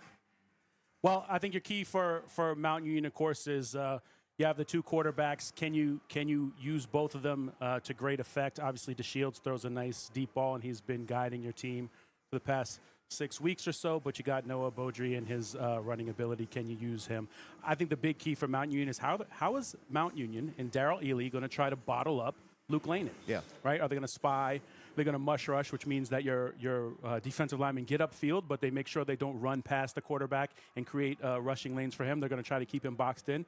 If they do, maybe they decide Lehnen's not going to beat us running the ball. The problem is he is the all-time passing efficiency leader, and with 3 touchdowns would set the all-divisions mark tonight. There's a lot of things in his record book. Yeah, but to be fair, the North Central doesn't have a outside weapon like when they had D'Angelo Hardy or Andrew Kaminsky, right? Thomas Skokna's been great. Jack Rummel, Jacob Parody, Jeff Dart called the wide receivers dynamic. So that's his opinion on that. But I think Mount Union could decide they want to drop 8 and cover. They could decide they want to play man on the outside and keep linebackers and maybe possibly Rossy Moore focused on Luke Lehnen. I think for North Central, you want to attack the deep outside. You saw in the Johns Hopkins game, there was definitely some room to pass down the outside sideline. They have Mount Union is starting a senior cornerback and a freshman cornerback tonight, so you may see them attack the freshman cornerback. And then if North Central is going to do what they try to do, but if it doesn't work, they can use their size. They have 4 running backs that can play, and the biggest of them is Charles Coleman. He's 6'3", 216. They could decide, hand the ball off to him. They also have a big advantage across the front. North Central's offensive line is 263, 264, 281, 270, and the tackle, Ryan Kennelly, is 317. Mount Union across its defensive front, 225, 220, 250, 235. So they could use size to their advantage. Skokna takes the opening kickoff, runs right, and goes out of bounds at the 29-yard line, and that is where the Cardinals will start off. Cardinals won the toss. They elected to take the ball. They've won the toss 13 out of 15 times. They continue to score first because they've never trailed the entire season. Quickly, the starters across the front line for North Central. Jeske Maples, 6'2", 263 left tackle. Nick Fairley, 6'3", 284 left guard. Jared Durian, a 6'2", 281 center. Right guard Sam Pryor, 6'0", 270. Ryan Kennelly, 6'5", 317. Here's the snap, and the handoff goes to Sacco. Joe Sacco gets up off of a nearly getting thrown to the ground and is going to go nowhere. He will get stopped right there. We'll come back with more North Central skill position players in a minute, but let's talk about that Mount Union defense. Up front, Caleb Brown, Rossi Moore on the outside, Jackson Harris, Von Factor up front on the inside. The linebackers, the weak side, Marcus Jackson, Jazz Jackson in the bike, and the spur, the strong side, Weston Arthur. If you know about Weston Arthur, you know about Weston Arthur. The corners on the outside, Zach Lieber, the freshman, Tony Cook, the senior, John Rowland, and Brandon Janssens are the safeties. And here's Lehnen looking to throw, looking deep downfield for Skokna, has to come back and get it, but he does, all the way into Mount Union territory, up at the 39-yard line, a pickup of 21. Great route early by Thomas Skokna, just a post corner. So he gets the inside leverage, gets the DB's hips turned, and then breaks it to the outside. And Lehnen didn't have to put a whole lot on that one. He kind of floated it and gave Skokna a chance to run under it. Big play early when the running wasn't there for North Central. Skokna along with Rummel and Miles Walton, wide receivers 3 out here right now. Bobby Beamer, the tight end, and in the backfield, it is Sacco, and it's going to be on the keeper. Lehnen tripped up at the 35 and down right there at the 35-yard line. Our officials today are from the Landmark Conference, and it's a Stephen Gorski, Michael Purcell, Tyler Miller, Kevin Krenyak, Nick Morrow, Frank McCabe, Montrell Cade, and our alternate is Stuart Hindeman. Landmark is the conference with semifinalists Susquehanna was the champion of. That's correct. So now you've seen North Central handoff, throw the ball, and have a direct snap to a planned run for Luke Lehnen, the quarterback. Should definitely snap it directly to Luke Lehnen. Yes. Charles Coleman in the backfield makes a nice block, and here's a pass that is underthrown.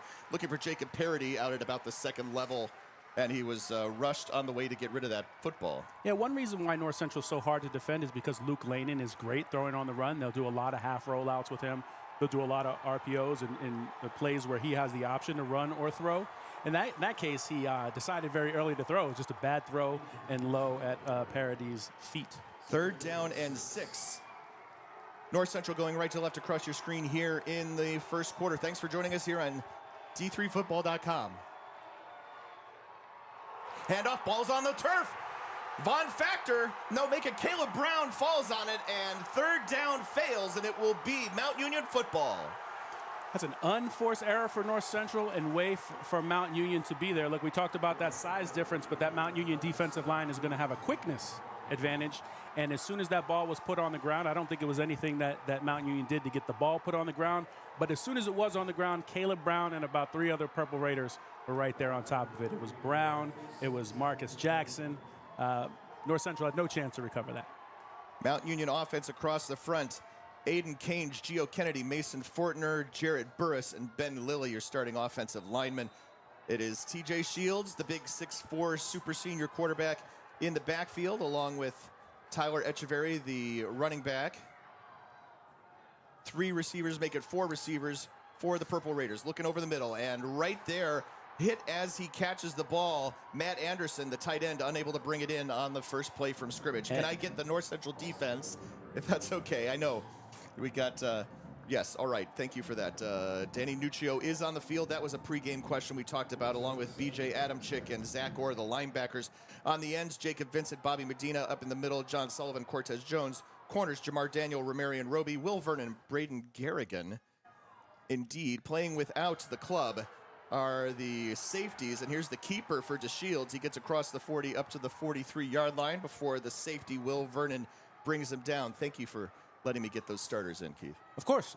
Well, the notable thing was that Danny Nuccio, who he thought before the game there was a chance he might not play, he was in there. He broke up the first pass, which was intended for tight end Matt Anderson, bringing up a big 3rd down and 5 here. On Mount Union's first possession, TJ DeShields ran the ball 1 second down. So 3rd down and 5 from their own 43-yard line here in the early going. DeShields rolls to his right, looking to throw, and easily finds Tyrell Sanders just standing at the 48-yard line of North Central, and that's enough to move the chains. Yeah, and it was Zach Orr in coverage, who's just playing very deep, about 12 yards off, and gave plenty of room for Sanders to set up on the sideline for a first down. So here's what we like about the Mount Union offense. Of course, Tyler Echeverry, the star running back, 29 touchdowns, 1,600 yards and all that. But it's the offensive line. They've got 4 seniors and a junior starting. Looking to throw out in the flat to Echeverry across the 45 to the 40. Spins and is brought down right at the first down marker. Ramarian Roby, the cornerback, is the one who finally brought him down. He's a pickup of 9, a very similar pass thrown in the flat in the quarterfinals against Salisbury. Echeverry had nobody touch him on the way to a 27-yard touchdown catch. This one he's brought down after 9. Well, obviously, this is the 15th game for Mount Union. Echeverry has 223 carries this season, but also that was his 37th catch.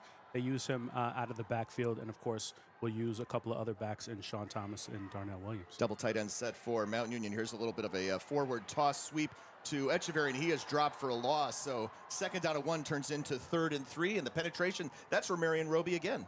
Yeah, when you have corners that can tackle, it gives you the ability to be more aggressive with your interior defense, right? Not worried so much about guys turning the corner on you. And, we see that a lot with Mary Hardin Baylor. They play that umbrella defense. You do see Mount Union do a lot of 5 defensive backs. In this case, North Central has the 4 defensive backs, but they come up and they tackle really well.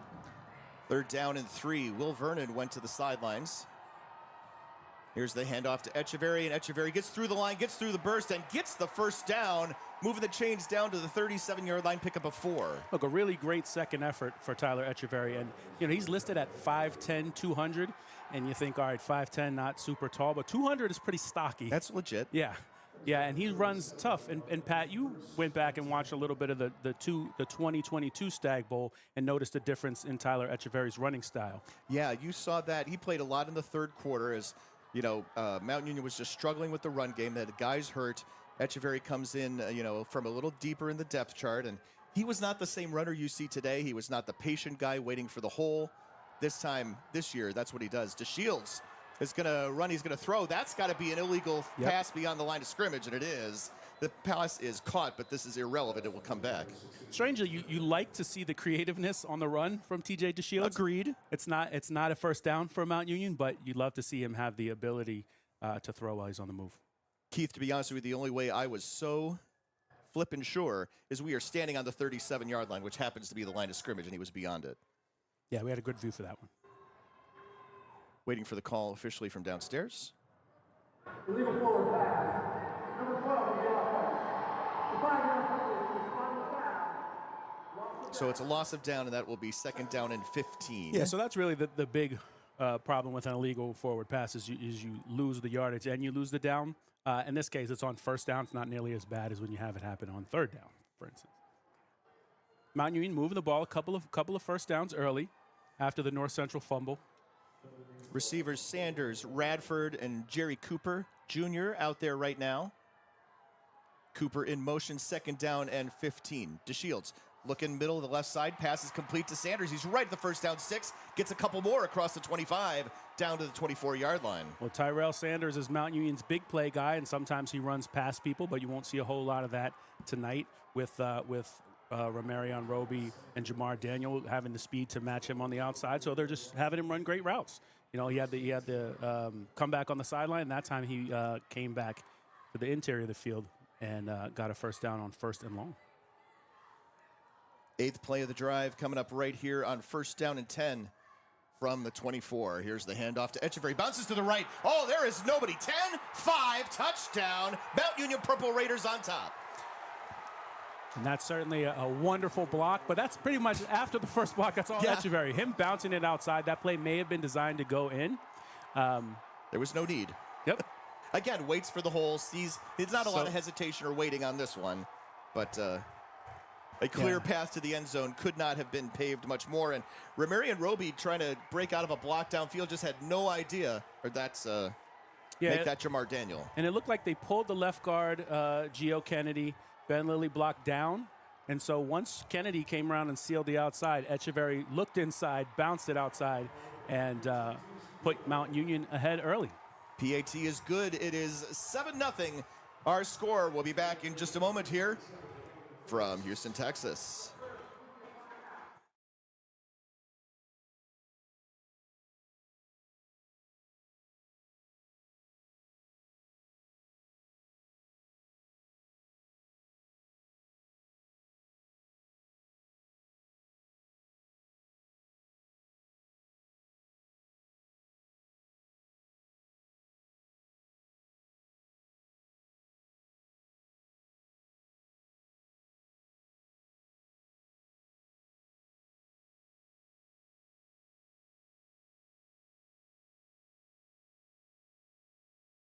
Time to act now.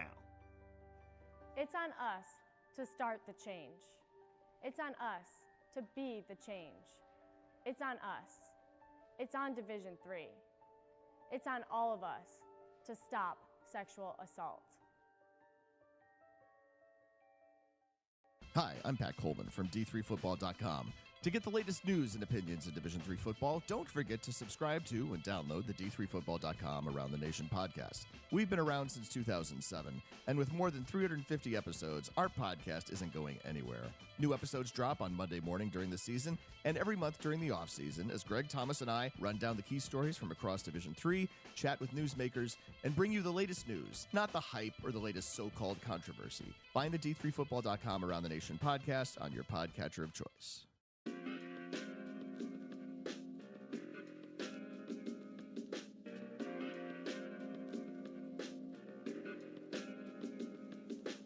Back out here in Houston, Texas, let's check in with the third member of our broadcast crew and the most visible on your ESPN broadcast. That is Frank Rossi downstairs. Frank.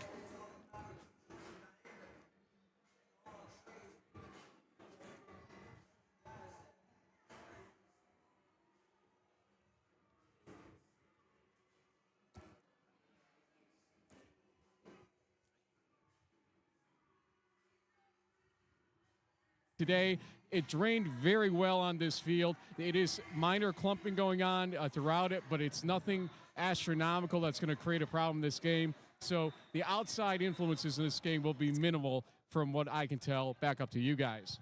All right, thanks a lot, Frank. We didn't get to maybe the first 15 seconds of that on the air, but that is on me. That was not on you. Thanks for the report. Real feel, 41 degrees. Actual temperature, 54 for those of you keeping score at home. Or even if you're here with us in Houston, Texas. Well, for people keeping score, if you are a Mount Union fan or a a unbiased observer, that's what you want to see. You want to see Mount Union hang in this game, right? I don't think the players on the field think that one team is a big favorite or underdog, but certainly public opinion as the ball blows off the tee here or falls off the tee here at Shell Energy Stadium.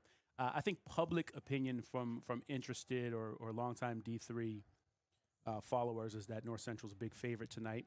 And they put the ball on the ground their first possession, so we don't really know whether they, whether they just made one mistake or whether they're going to have a rough night and this is going to be a back-and-forth game. But certainly for people who are not fans of either team or for Mount Union fans, they're good to see the Purple Raiders get up early. Penalty notwithstanding, DeShields, pretty good drive, 4 of 5 for 31, and then Echeverry, of course, 31 yards, including the 29-yard touchdown catch, a run. And here is the kickoff that is taken by Sean Allen up the left side across the 25 and up to the 28-yard line, and that's where the Cardinals offense will start here on their second possession of the game. Yeah, and North Central won every game this season by 20 or more points, haven't trailed.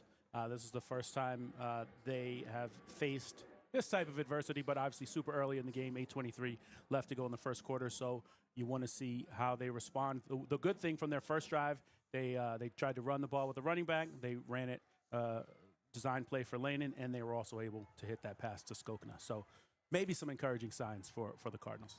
Parity out to the far side. Skokna and Rummel near side looking to throw. Coming across the middle for Skokna. Across the 30. Gets out of a tackler. 35-40. First down. 45. And then finally run out of bounds. That is right there at the 45-yard line. They pick up to 17. Boy, when you're facing a prolific offense, you just have to come up and tackle well. Weston Arthur with the open field miss right there on the drag route by Skokna. Maybe that's a 6-7 yard gain. You missed the tackle. And Skokna was open pretty much immediately. They were going to, and Lehnen just went through his progression. Yeah, it's going to be a 5-yard gain. Weston Arthur misses that tackle, and it turns into a 14-yard gain. 1st and 10 from the 45, 3 receivers, but here's the handoff to Sean Allen in the backfield. He's hit at the line and gets about a yard out of it, where it will be 2nd down.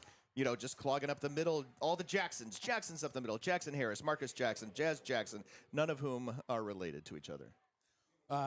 Well, Zach Liebler in there on the tackle against Sean Allen. Notable thing there is that Joe Sacco, the leading runner for North Central's out of the game. Sean Allen's rotated in. He has 76 carries this season, so you will see him, and you'll see some Charles Coleman later on as well. You see maybe even Jordan Chisholm.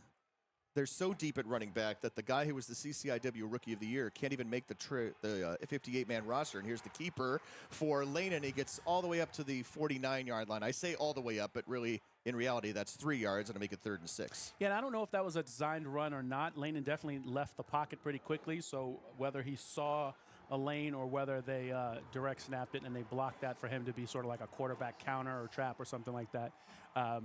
They will run Lehnen a lot. Obviously, he's got unique speed. He's also, as you'll often hear, baseball player, you know, led the league in triples, center fielder. So he's got that kind of speed. Yeah. And he's got corner turning speed as a quarterback. Chisholm and Allen in the backfield, dropping back to pass, looking to throw. Lehnen complete for the 1st down. Up ahead to Parody across the 40 and dropped right there. So a 1st down, and they're back into Purple Raider territory. Yeah, really soft zone by Mount Union. Obviously, don't want to get beat deep, and certainly they have given up some significant pass plays so far. But just North Central finding ways to sit down in the open holes in the zone. Isaac Banker, tight end, on right now for the Cardinals.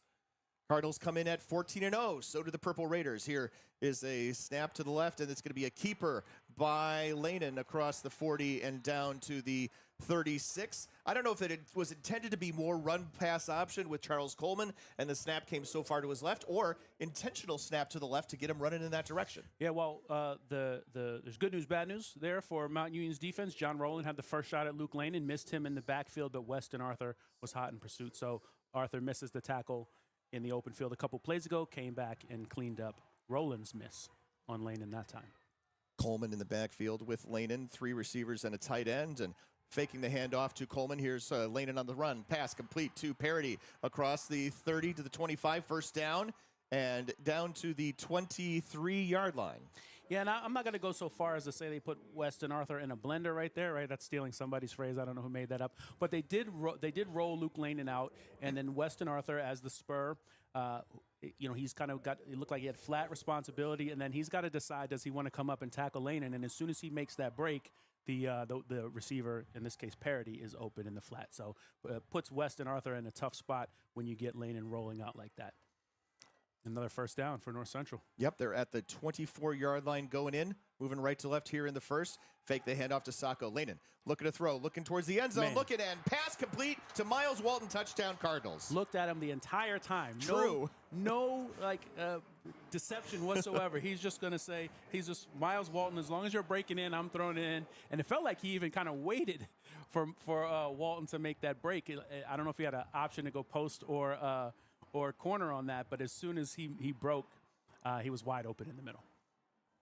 Yeah, you don't see it on the TV because it's so tight, but he gets past John Rowland, and then he's easily to the end zone. Yeah, no kind of looking off or anything. And look, Miles Walton is maybe the 4th leading receiver for North Central, but when you can spread a team out and get a wide receiver matched up on a safety, that tends to be pretty good. We're going to attempt the extra point. It's on the way. It's up and good. No drama. 102 for 102 on PATs for that young man out of Downers Grove, Illinois. And are all tied up. We'll take a break, and we'll be back in just a moment here at Stagg Bowl 51. It's on us. It's on all of us.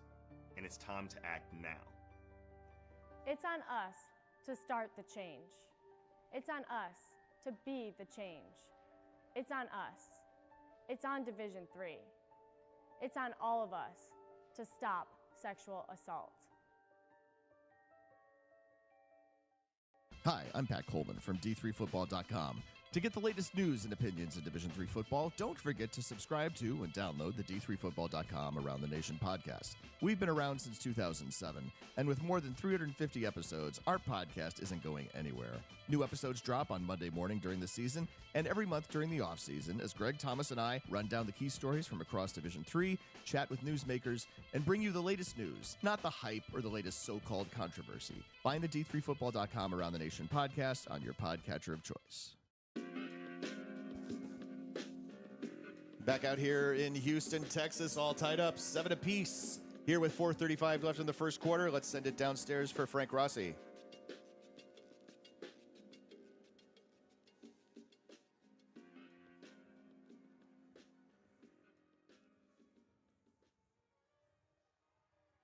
It's kind of taking their congratulations from their coaches right now. Obviously, in that drive, they were very necessary to give protection and allow for that score. So right now, looks like the line play is something to keep watching. And Keith, I know you're going to be doing that all game long. Back up to you guys. All right, thanks a lot. Greg Thomas, our statistician. I don't know if this is his stat, but it's a stat I'm going to use on the air now. Luke Lehnen, 5 of 6 for 95 yards and a touchdown so far here in the early going means he has completed now more passes today than he did in the 2022 Stagg Bowl meeting between these two teams, in which he went 4 for 10. Well, another relevant stat is Luke Lehnen is now at 160 touchdown passes for his career, which where does that rank? It solidifies him as the all-time Division III leader. He was in a tie with Mount Union's Braxton Plunk, who was the quarterback starter in the 2022 Stagg Bowl. The prior starter to that for Mount Union, D'Angelo Fulford, is the all-time Division III passing efficiency leader.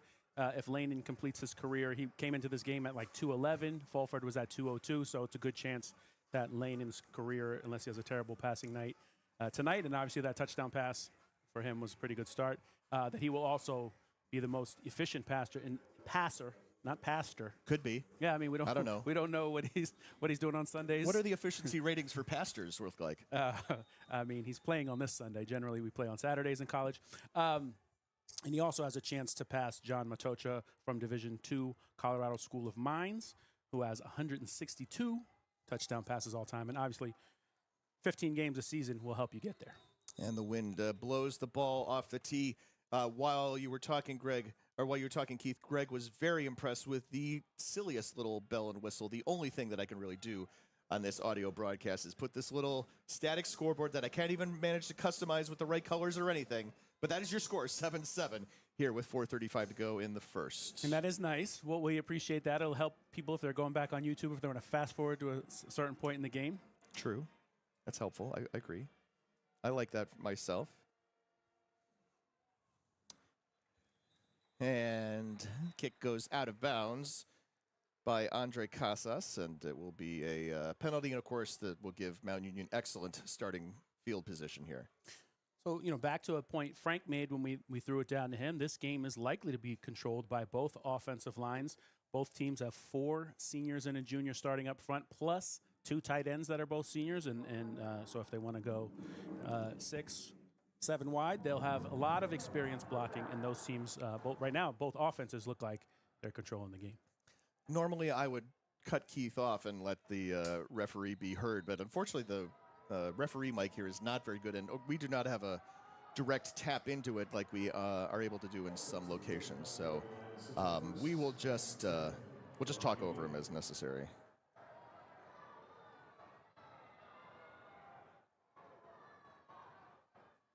So it'll be first down and 10 for the Purple Raiders at their own 35-yard line following the penalty. 4 receivers out there, or 3 receivers and a tight end for the Purple Raiders, as don't actually quite know what we're waiting for because TV's not in a break. There we go. DeShields, the quarterback. 3 receivers to his left, and people move early.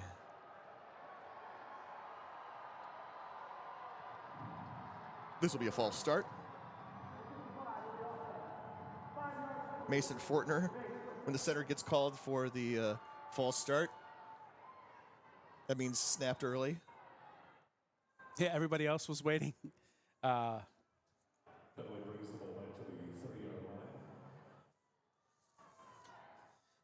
here's DeShields on 1st and 15, and now they're going to whistle this dead. I am not sure what this is about, if I'm being honest. I appreciate you being honest. They were putting the game clock back to 4:35. It had run down to 4:30, and of course, it shouldn't have. No time should have run between the 4:35 in which the touchdown was caught. Well, resetting what we were talking about how the both offenses have a lot of experience. Purple Raiders have 8 seniors, 3 juniors starting on their offense, and on the defense, it's a much more of a mix. 5 seniors, 4 juniors, a sophomore and a freshman. On the North Central defense, North Central's got 6 seniors and 2 grad students, including Luke Lehnen, starting on their offense, but also have a big mix on defense. So the offenses, in theory, could dominate tonight because they have a lot more experience. And they are still not ready to start this game because the clock operator can't understand the referee either. He really wants it to be 4:35, and we currently have it set at 4:34. Well, you don't often see this much detail given to a second in the first quarter. Now, if this was 9 seconds left in the game, they'd make sure they put the 10th second back on the clock with 4:35 in the first quarter, tied 7-7. I don't know if anybody would have missed that second. I would agree with you, but it was like the time at which the score happened. It should not have moved at all, and that is reason enough to know that, no, we're serious. Please make it 4:35, and now we're going to have another false start, and the North Central fans over there are going crazy. Frank, I know this is not really controversial rules stuff. It's pretty obvious, but I want your take if I can get it. I don't know if I gave Frank. There you go. There's nothing more frustrating for an offense than to have kind of that delay that you saw there, because it takes them out of their cadence, and the officials are kind of in a situation here where Jeff Dart's going to definitely be giving them an earful on the sideline. Stu Hinman, probably their alternate, is already getting that over there. So it definitely is something that affects a team to have that whole 1 second phenomenon thing going on there, and the refs probably should have known better than to interject that much. Back up to you. 1st and 20, looking deep downfield, and no, not quite getting into Nick Turner. He got one hand out, and I don't even really know how he got one hand on it, but he was unable to bring it in. Yeah, he got a little late speed, got past Jamar Daniel late. I think Daniel didn't think that Turner was going to catch up to it, and so he kind of didn't make a play on the ball. Turner dove for it, tried to bring it in with one hand. Little Odell Beckham and it looked like he had it, and it came out at the end. So he kind of pinned it between his hand and his shoulder pad, and then when he hit the ground, it popped out. Great effort for a 5'8", 170 guy. 5'8", 170 is what he's listed at. And I agree with Frank that it's maybe not great to argue over 1 second. Here's a handoff to Echeverry across the 35, the 40, almost all the way up to the first down marker with a big gain on 2nd down and 20. It's only that you have publicly asked for 4:35, and you were given 4:34, and you cannot let that stand, right? Well, I'm gonna let that second go and tell you about Tyler Echeverry's run, which came to the right side behind Ben Lilly and Jared Burris, which is the same spot the touchdown run came on, and this one had a little echo of that, although a couple of North Central DBs were able to bring Echeverry down. So right now, 2 big runs for Echeverry on the right-hand side. Our D3 photo guys pull out something that looks like a photo of pass interference, by the way, uncalled. Jamar Daniel grabbing the jersey of Nick Turner. And this 3rd down is just enough to move the chains, according to the officials on the field. I say that specifically because, of course, there is replay and replay review here at the Stagg Bowl. And, could something like that with 8 cameras here in the building be something that is taken? But I don't think that would get overturned from what I just saw on the screen behind me. All right, 1st down and 10 at the 45. They got out of that 1st and 20 and that 2nd and 20. 2 running backs flanking DeShields, who's getting chased out of the pocket and having to throw it away. The closest person to catching it was actually defensive end Martin Egbo. Cortez Jones way up in TJ DeShields' face. Let's go back to that Nick Turner play, because we talked about how North Central doesn't have the one big weapon on the outside like it has had in previous years. It has to spread the ball around a little more, although Skokna is pretty excellent. I think Mount Union is in the same boat. Now, Tyrell Sanders, big numbers on the year, 61 for 890 and 9 touchdowns. But Mount Union has this long history of great wide receivers, from Pierre Garçon to Cecil Shorts to Jasper Collins to Wayne Ruby, and they don't have a guy like that this year. Quick pass out, and pass is complete, and jumping out of bounds right away is Turner at a gain of about 7 on 2nd and 10, make it 3rd down. And I think if they want to keep this passing game moving, just to keep the pressure off, just to keep North Central from loading the box to stop Echeverry, they have to continue to complete short passes to Nick Turner, to Sanders, and maybe Cooper as well. Medina, Sullivan, Jones, Egbo up across the front defensively on the field right now for the Cardinals. Trying to get a 3rd down stop here on 3rd and 3. Turner split out wide to the left side, double tight end to the left, and there's a lot of things going on with the play clock kicking down. Mount Union will take timeout. Mount Union takes a timeout. We'll take one as well. We'll be back after this here to the D3Football.com's coverage of Stagg Bowl 51. For the love of the game, but for those of us who are Division III student athletes, it's more than that, a lot more. Sure, the game is important, but as we work so hard to build both mind and body, it's more about team. That is why NCAA Division III teamed up with Special Olympics. And in giving the gift of sport to those for whom it seemed an impossible dream, we are working to make this a better world. Help us keep that dream alive. You can make a difference. Hi, I'm Pat Coleman from D3Football.com.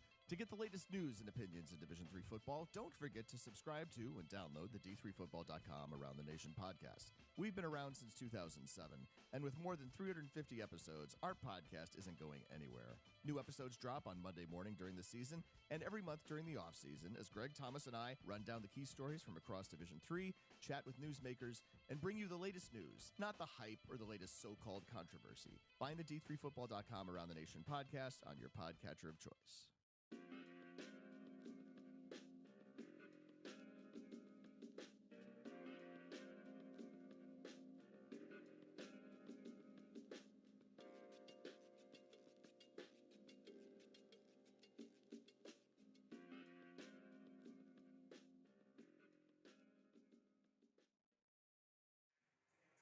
Back out here in Houston, Texas, Shell Energy Stadium. Here, the home of Stagg Bowl 51, 2:17 remaining here in the first quarter of action, and our score is all tied up between Mount Union and North Central, 7 apiece.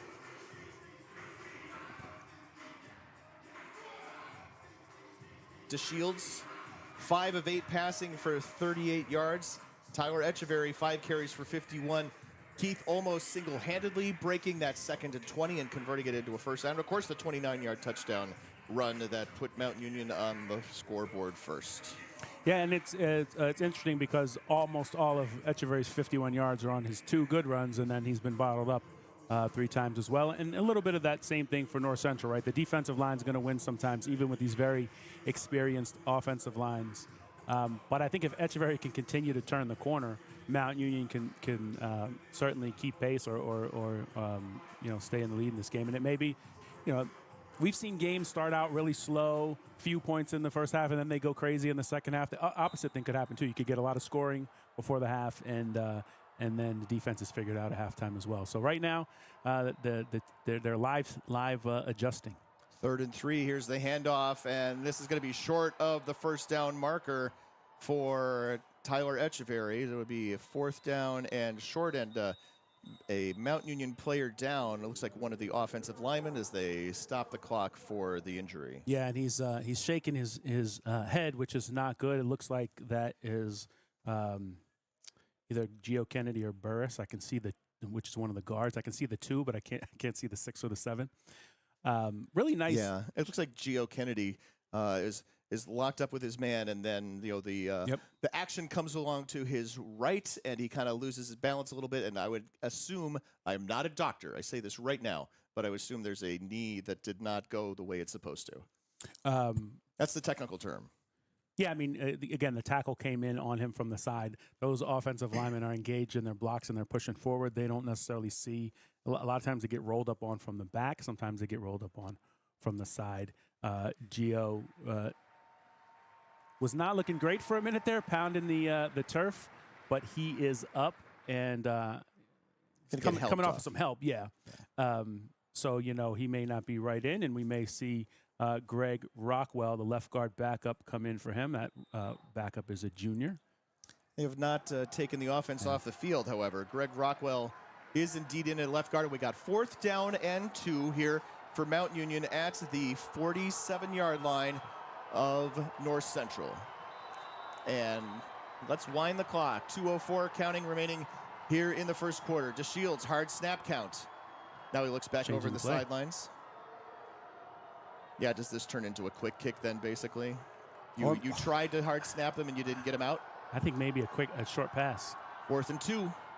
Takes the snap, it's low. Here's the handoff, and it's to Echeverry. He's got the first down across the 40, tripped up there to prevent a much larger gain, but the first down is there, and Mount Union, which has converted on 65% of its 4th downs this season, adds to that total. Yes, same spot, too, right around right end. That's now the 3rd time they've had a big Echeverry run around right end. They're going behind the right guard, Jared Burris, the right tackle, Ben Lilly. This time they pull both guards, and they spring Echeverry. So it was Burris who laid the block and then gave him a nod and let him know, I sprung that block. Offensive linemen can have a little personality, too. So ball at the Cardinals' 38-yard line. 1st down and 10 for the Purple Raiders. Here's another handoff to Echeverry. And again, he's got that room the same side. At the 35-yard line is where he's hit by Ramarian Roby and then is nudged out of bounds. And then the players have to get disentangled from each other in a fired-up kind of manner across the 35 down to the 33. So it'll be a gain of 5. Yeah, that time just straight zone blocking for Mount Union, nobody pulling along the line. But what makes Mount Union so hard to defend is they'll give you a lot of formations, a lot of different looks, right? They can go 2 tight end, they can go 4 wide. They'll flip the formation sometimes, and then they're pulling guards, tackles all the time. 2 receivers out to the left, Turner out to the right along with the tight end. DeShields getting chased out of the pocket, throwing on the run. Pass is complete to, looks Tyrell Sanders across the 25, the 20, down to the 19, move the chains, first down. And Zach Orr had a shot at tackling him, but Zach Orr is playing with a club today. I've been really dying to say you could find me with the club. Zach Orr and Braden Garrigan, so a linebacker and a safety for North Central, to have their hand wrapped up playing with the club, and that time Tyrell Sanders just a little too slippery for a defender that only had one hand that can grab. We're at the end of the first quarter. Our score all tied up here in Stagg Bowl 51. We'll be back with more in just a moment.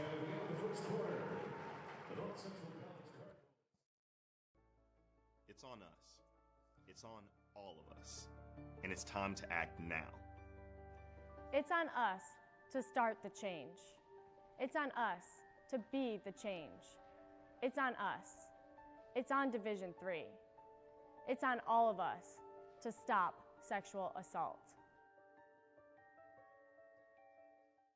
Hi, I'm Pat Coleman from D3Football.com. To get the latest news and opinions in Division III football, don't forget to subscribe to and download the D3Football.com Around the Nation podcast. We've been around since 2007, and with more than 350 episodes, our podcast isn't going anywhere.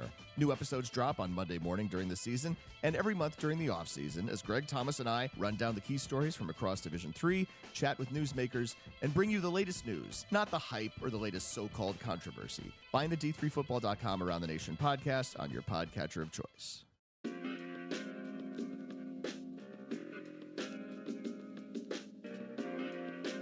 Back out at Shell Energy Stadium in Houston, Texas.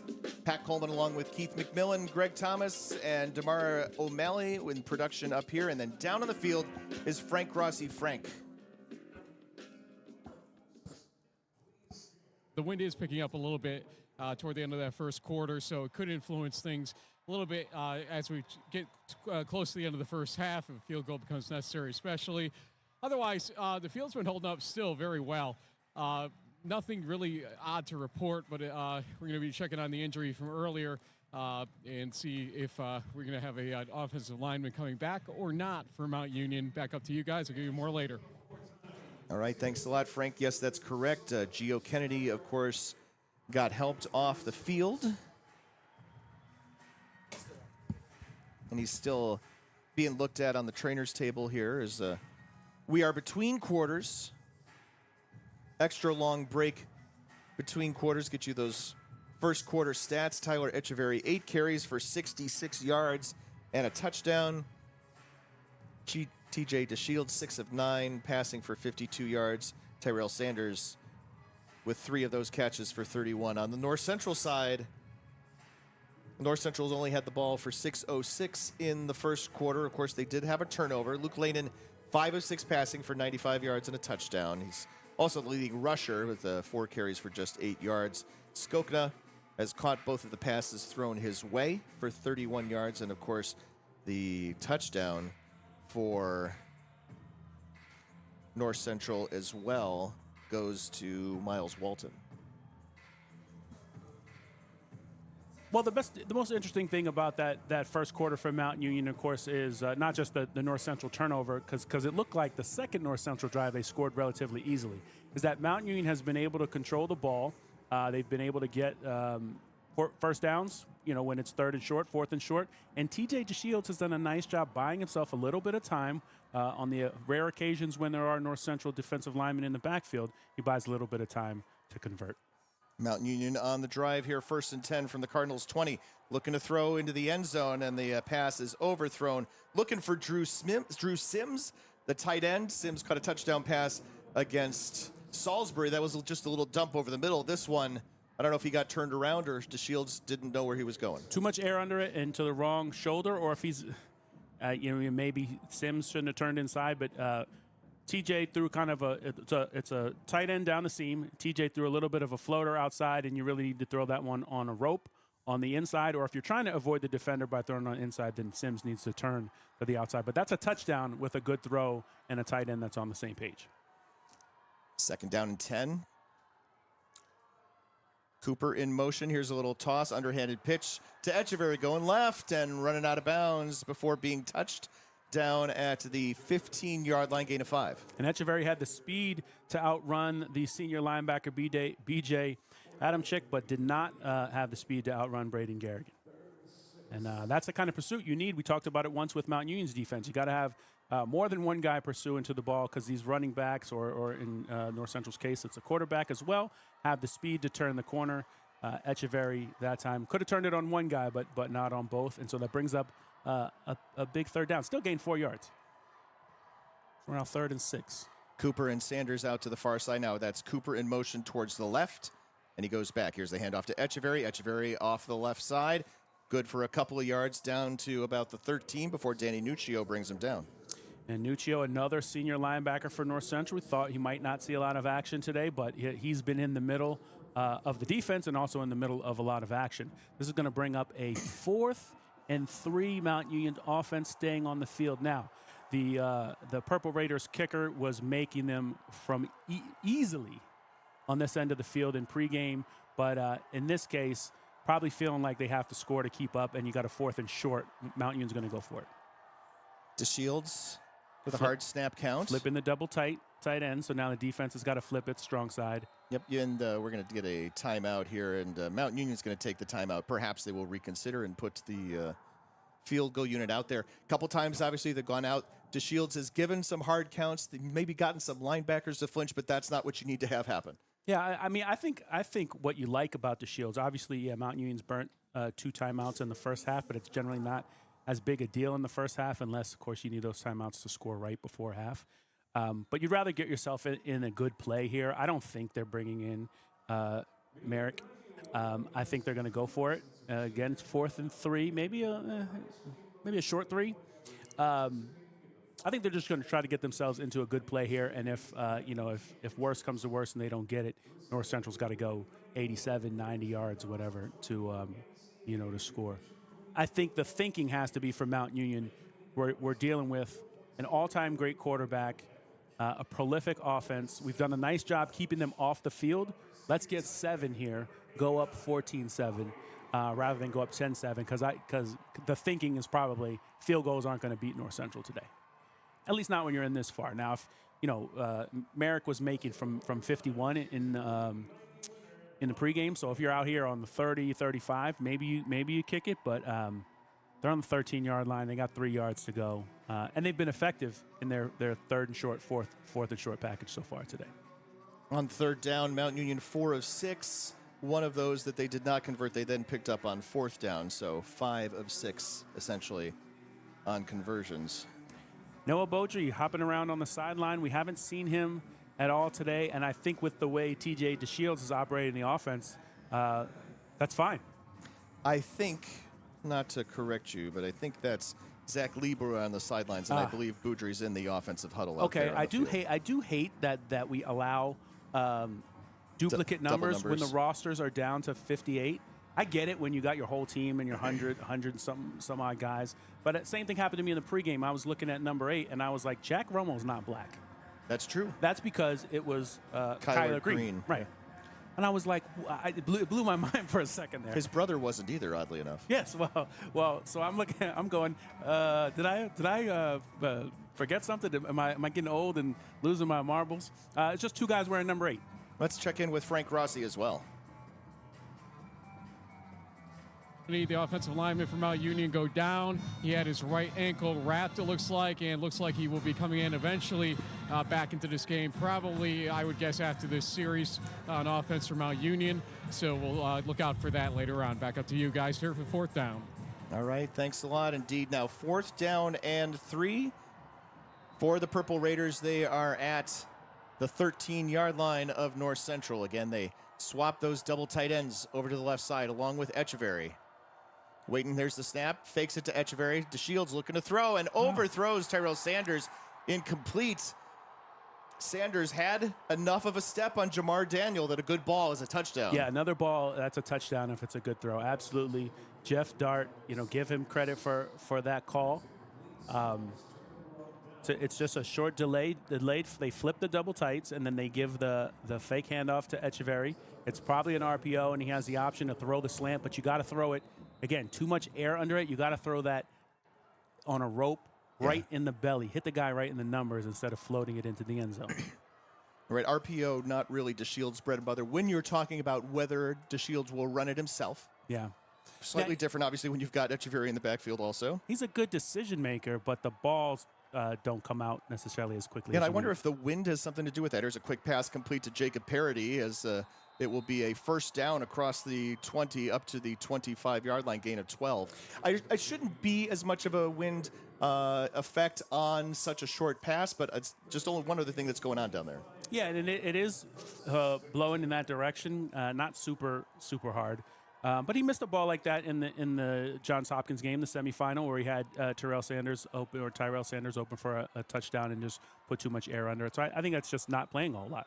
Here's a toss to Sacco. Sacco going left across the 30, bunches his way up to about the 33-yard line. A gain of 8 on first down. Yeah, well, anytime you can do that, it gives you a lot of options here on second and short. You can take a deep shot and still come back with a short yardage play on third down. So the whole entire playbook is open on second and short. I mean, if you're someone who scripts your first 25 plays, North Central's still in that. That was only the 15th snap on offense for the Cardinals here so far, as we are 12-27 and counting here in the second quarter. Second down and 2 for the Cardinals. Skokna in motion towards the right side. Fake the handoff. Lehnen, 3-step drop, still looking deep down over the middle, looking for Skokna. Skokna has to hold up, and it's not able to be caught. He had to hold up, and coming in to catch up with him, Tony Cook, certainly in there to help make it a little more difficult for Skokna to come underneath it. Yeah, if you're watching this game and it's your first time seeing Luke Lehnen and you're hearing all these accolades, I've seen 3 balls now where 2 deep passes where he put way too much air under it, and then a ball he threw at somebody's feet on the run. He's not super sharp yet. That one, maybe a touchdown if it's thrown well out in front, because Skokna certainly had a chance to come down with it. Credit Cook with the pass breakup, his 8th of the season. Now third down and 2 at the 33-yard line for the Cardinals. Here is the handoff up the middle. First down. as it looks like Joe Sacco taking it across the line to gain. Well, again, that's exactly what we talked about. Second down and short. They ran 3 routes 25 yards down the field. They're like, might as well take a shot. Skokina got his hands on it. And then you just come back and you get the first down with Sacco on third down. Joe Sacco, by the way, a guy who, backed up an All-American Gagliardi Trophy winning running back in Ethan Greenfield, and then he's got his turn as the main guy. Has battled through some injuries both last season and this season to be here tonight. A first down and 10 at the 36-yard line for the Cardinals, faking the handoff. Now Lehnen looking to throw. Parody was open for a minute over the middle. Now looking near side for Rummel. Rummel with the catch at the 32, across the 30, and down to the 26-yard line. A big gain there of about 41 yards. Jack, not black. Rummel with the beautiful catch. Both a scramble drill and a high point drill for Rummel on that catch, right? That was a short route in, maybe 10 yards down the field. Lehnen stands there. Great job by the offensive line. No pressure whatsoever. So Rummel is able to break it deep. And then as he goes up for the ball, he goes and gets it at its highest point while Tony Cook, the senior DB from Mount Union. Lehnen on the keeper going around the left side across the 25 before pushing forward to bring him down is Marcus Jackson. Yeah, Cook was in the trailing position and so didn't have a chance to go up and try to battle for the ball at the high point. Big catch by Rummel. It's interesting how Mount Union is chipping away, getting down the field. They did have a couple long runs from Echeverry, but they haven't been able to connect on any huge passes, a couple intermediate passes. And they're chipping away and slowly driving down the field. And North Central's just taking shots. Right. And, they miss one, you hit the next one. It's not like North Central's got a whole lot of offensive rhythm yet running the ball, but if you hit deep shots, you'll be fine. Second down and 9. Here's the handoff to Sacco. Sacco leaps over a tackler at the line of scrimmage across the 20 and then brought down at the 19-yard line. Gain of 6. Bring up 3rd and 3. And here's where North Central becomes really tough to stop. If you do get them in a drive where you're looking at 8, 9 plays, whatever the case may be, you got Joe Sacco. Then you can bring in Sean Allen. You can bring in Charles Coleman. You could bring in Jordan Chisholm. They have running backs, and they do actually make the switch to Allen right here. It's almost like I did my homework, Pat. There you go. Appreciate you doing that. He takes the give on 3rd down and 3, but it goes nowhere. Stacked up right at the line of scrimmage. Jazz Jackson in there, along with Caleb Brown. Well, I think you're absolutely in go territory here. 4th and 2 on the 19. North Central's going to go as well, but they may have a different mindset if they think they're the better team. Just the way Mount Union went for it, 4th and 3 on this end of the field, feeling like they had to get touchdowns. And they went for it on 4th and short and got stopped. North Central is absolutely not going to bring out the I was going to try to make the case for kicking the field goal if you feel like you're the better team, but 4th and 2 I think is worth a shot here at the 19. Got a tight end in as an H-back, and here's the handoff to that is Carlos Coleman across the middle, and it's going to be right at the first down sticks. You know how these things work. These days, the line to gain is always right on a stripe. Mount Union guys are pointing, the defense is pointing the other direction. It looks at me like Coleman got it. They're going to measure, I believe. How often do you measure? Well, the spot is right on the 16. And that's supposed to be where it is. Looks like the nose of the ball is over, but they'll bring it out. Actually, Frank can talk about this, how they spot the ball now on the line to gain, so you don't have to measure as much. This is good, guys. Go ahead and take it. Yes, he's saying it's good. It looks like it should be. It was right on the line, at least the line to make where I was standing. It should be stretched out, and it is good. Barely, but good. I was going to say, Frank, very confident before they fully stretch it out. But I agree, right? We said the nose of the ball was across the stripe. Thanks a lot, Frank. Frank's standing right on that necessary 16-yard line to gain, too. Frank's got the eye of a referee because he does referee, not Division III games, but knows the rules and can see that when it's about to happen. The big notable thing there is that, Pat, as you pointed out, North Central put a tight end in the backfield and then ran 216-pound Charles Coleman. Yeah. And got just enough. So their big size didn't overwhelm Mount Union, but it did just enough.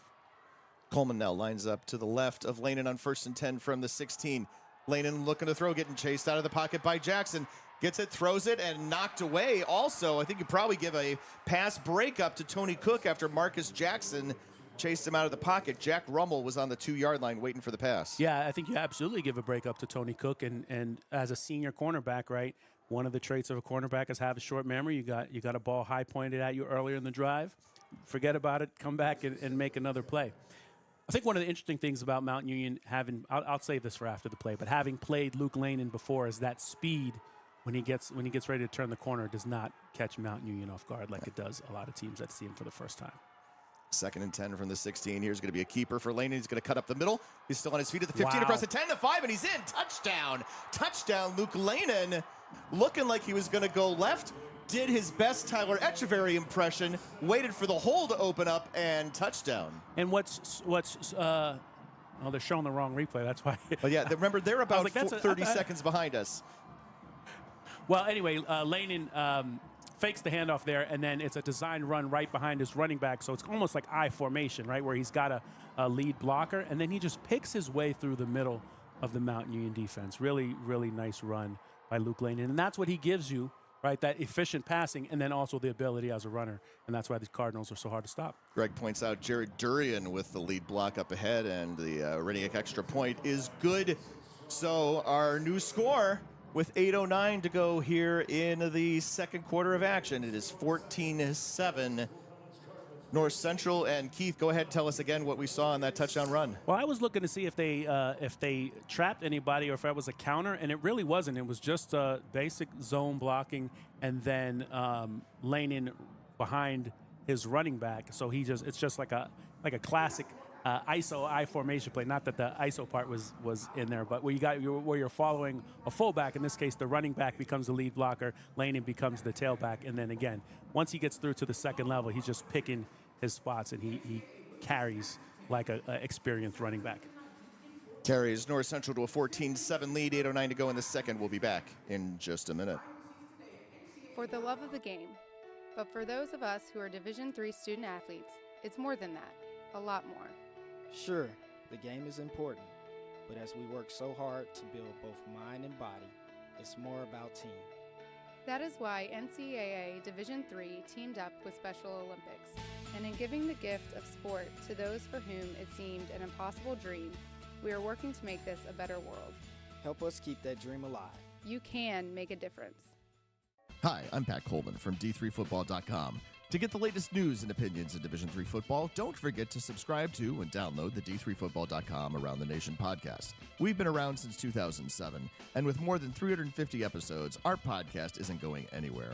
New episodes drop on Monday morning during the season and every month during the offseason as Greg Thomas and I run down the key stories from across Division III, chat with newsmakers, and bring you the latest news, not the hype or the latest so-called controversy. Find the D3Football.com Around the Nation podcast on your podcatcher of choice.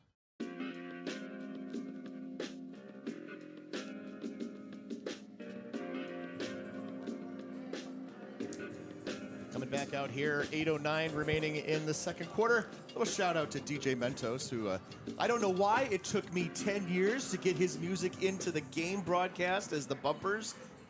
Keith, thank you for introducing DJ Mentos to the Division III crowd. What's funny is I texted our group chat a couple drives ago, and I said, there's a lot more Mentos beats in this game broadcast than I had expected.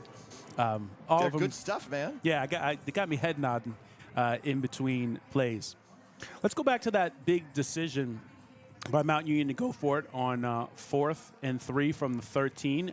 Drew up a good play, and the pass just wasn't there. You can get into hypotheticals, but this is the difference between this particular Mount Union team and the ones that were led by Braxton Plunk, D'Angelo Fulford, Kevin Burke, Greg McKaylee. The guys who were really good at doing both. Should I go back to like Smeck, Borchert? I don't know that Smeck was Ballard. Probably not that far back, but.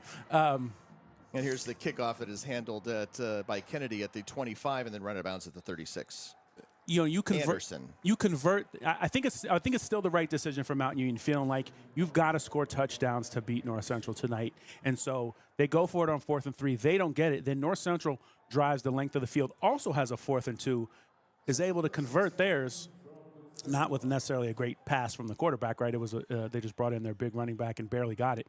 But the difference in the game right now is those 2 fourth down decisions. That's not my stat. But what is Greg's stat is that TJ DeShields started out 5 of 6 and is 1 of 5 passing sets, including a couple of shots at the end zone. Yeah, I'm going to throw the drop into the game broadcast if Greg is providing a stat. Low snap. DeShields now going to roll out to the left, looking for Echeverry. No, looking further downfield and finding Turner. And if Turner gets out of bounds in Cardinals territory, move the chains for a pickup of 16 yards. Yeah, a nice ball there by DeShields. DeShields does not come into tonight's game as Mount Union's leading passer, right? That's Beaudry. So slightly, right? Right, but he's only been starting since the night after the 9th game. It was interesting. He leads in completions and attempts and the fewest interceptions, he leads in interceptions. But he was 500 yards behind Beaudry on basically similar number of attempts. Yeah.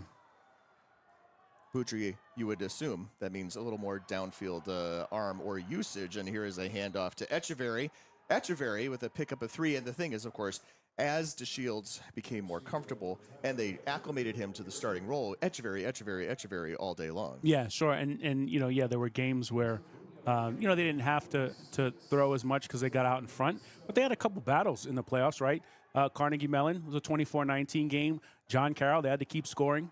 Yep. So DeShields has done a nice job, but it's also not like these Mount Union teams where they had these super experienced quarterbacks, your Plunks, your Burks, your McKayleys. I just wanted to point out Kennedy was in for the start of the drive and then is being held back off the field. Here's Matt Anderson on a big catch down to the 20-yard line, 26-yard gain. And that's like a TJ DeShields shutting us up with a really nice throw down the seam, right? He missed a throw on the seam from closer in, and I think his ball comes out with a little bit more air under it, so a nice 25, 30-yard pass down the seam is his bag, not necessarily the 10, 15-yard throw. And I did not hear what was said on the field, although it's really hard to hear that anyway. But what I was going to point out is that in our pregame conversation with TJ DeShields, he talked about really needing to work more in with the tight ends, needing to get the ball more to Nick Turner, and those are the last 2 balls he's thrown for big gains both times. And now look who's in, just as we gave DeShields his praise.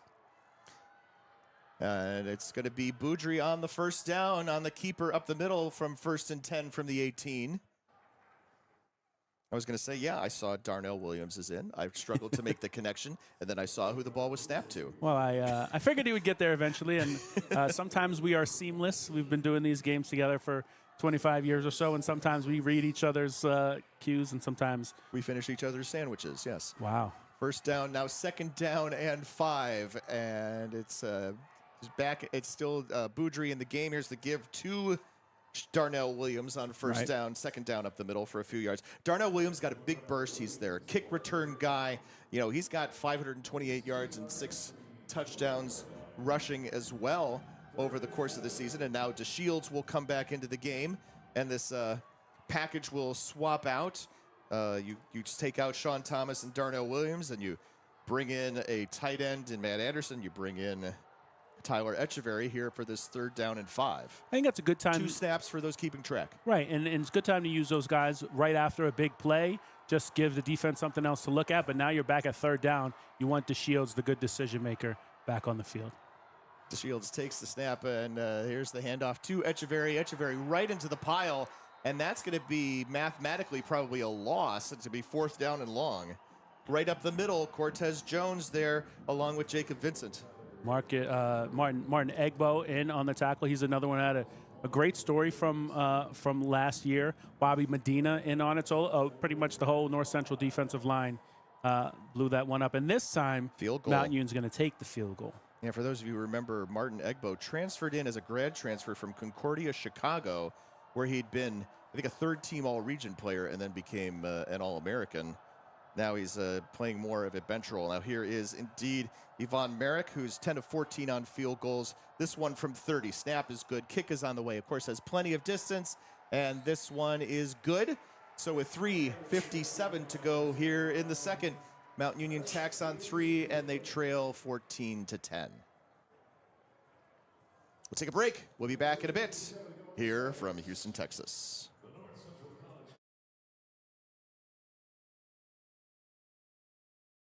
For the love of the game. But for those of us who are Division III student athletes, it's more than that, a lot more. Sure, the game is important, but as we work so hard to build both mind and body, it's more about team. That is why NCAA Division III teamed up with Special Olympics, and in giving the gift of sport to those for whom it seemed an impossible dream, we are working to make this a better world. Help us keep that dream alive. You can make a difference. Hi, I'm Pat Coleman from D3Football.com. To get the latest news and opinions in Division III football, don't forget to subscribe to and download the D3Football.com Around the Nation podcast. We've been around since 2007, and with more than 350 episodes, our podcast isn't going anywhere. New episodes drop on Monday morning during the season and every month during the offseason as Greg Thomas and I run down the key stories from across Division III, chat with newsmakers, and bring you the latest news, not the hype or the latest so-called controversy. Find the D3Football.com Around the Nation podcast on your podcatcher of choice. Back out here in Houston, Texas, 14-10 our score as we wait for TV to come back. We're not going to wait. We're going to send it right down to Frank Rossi, the sideline reporter. Control possession. Luke Lehnen was getting treated on his left hand. He had bleeding in that left hand area. He was offered a bandage, but he refused it. Was jubilant, obviously, after that touchdown that he had, and was definitely yucking it up with his offensive line and other teammates. Obviously, that was before a field goal by Mount Union. Made it a 14-10 lead now for North Central. Back up to you, Pat. All right, Frank, and sorry to take so long to get down to you. We maybe not heard the first 5 seconds of what you said. When did he injure that hand that he was then offered a bandage for? And maybe we can learn more about that at a future stoppage. We're using the best of equipment here to communicate. That's not true. We're doing what we can. Well, the big difference in the game right now is 14-10, and the big difference in that decision for Mount Union to kick the field goal that time from about the same place on the field as where they went for it. That time's 4th and 5 on the 13. Last time it was 4th and a short 3 from the 13. You feel like a lot more confident you can get it 4th and 3 than 4th and 5. I actually don't think it was related to not getting it last time. I just think that the extra bit of difference made it the field goal a more prudent decision that time. And the ball blows off the tee and then falls off the tee right away. And that's 2 falls, which means that Manny Curtis is going to come out and hold for this kickoff.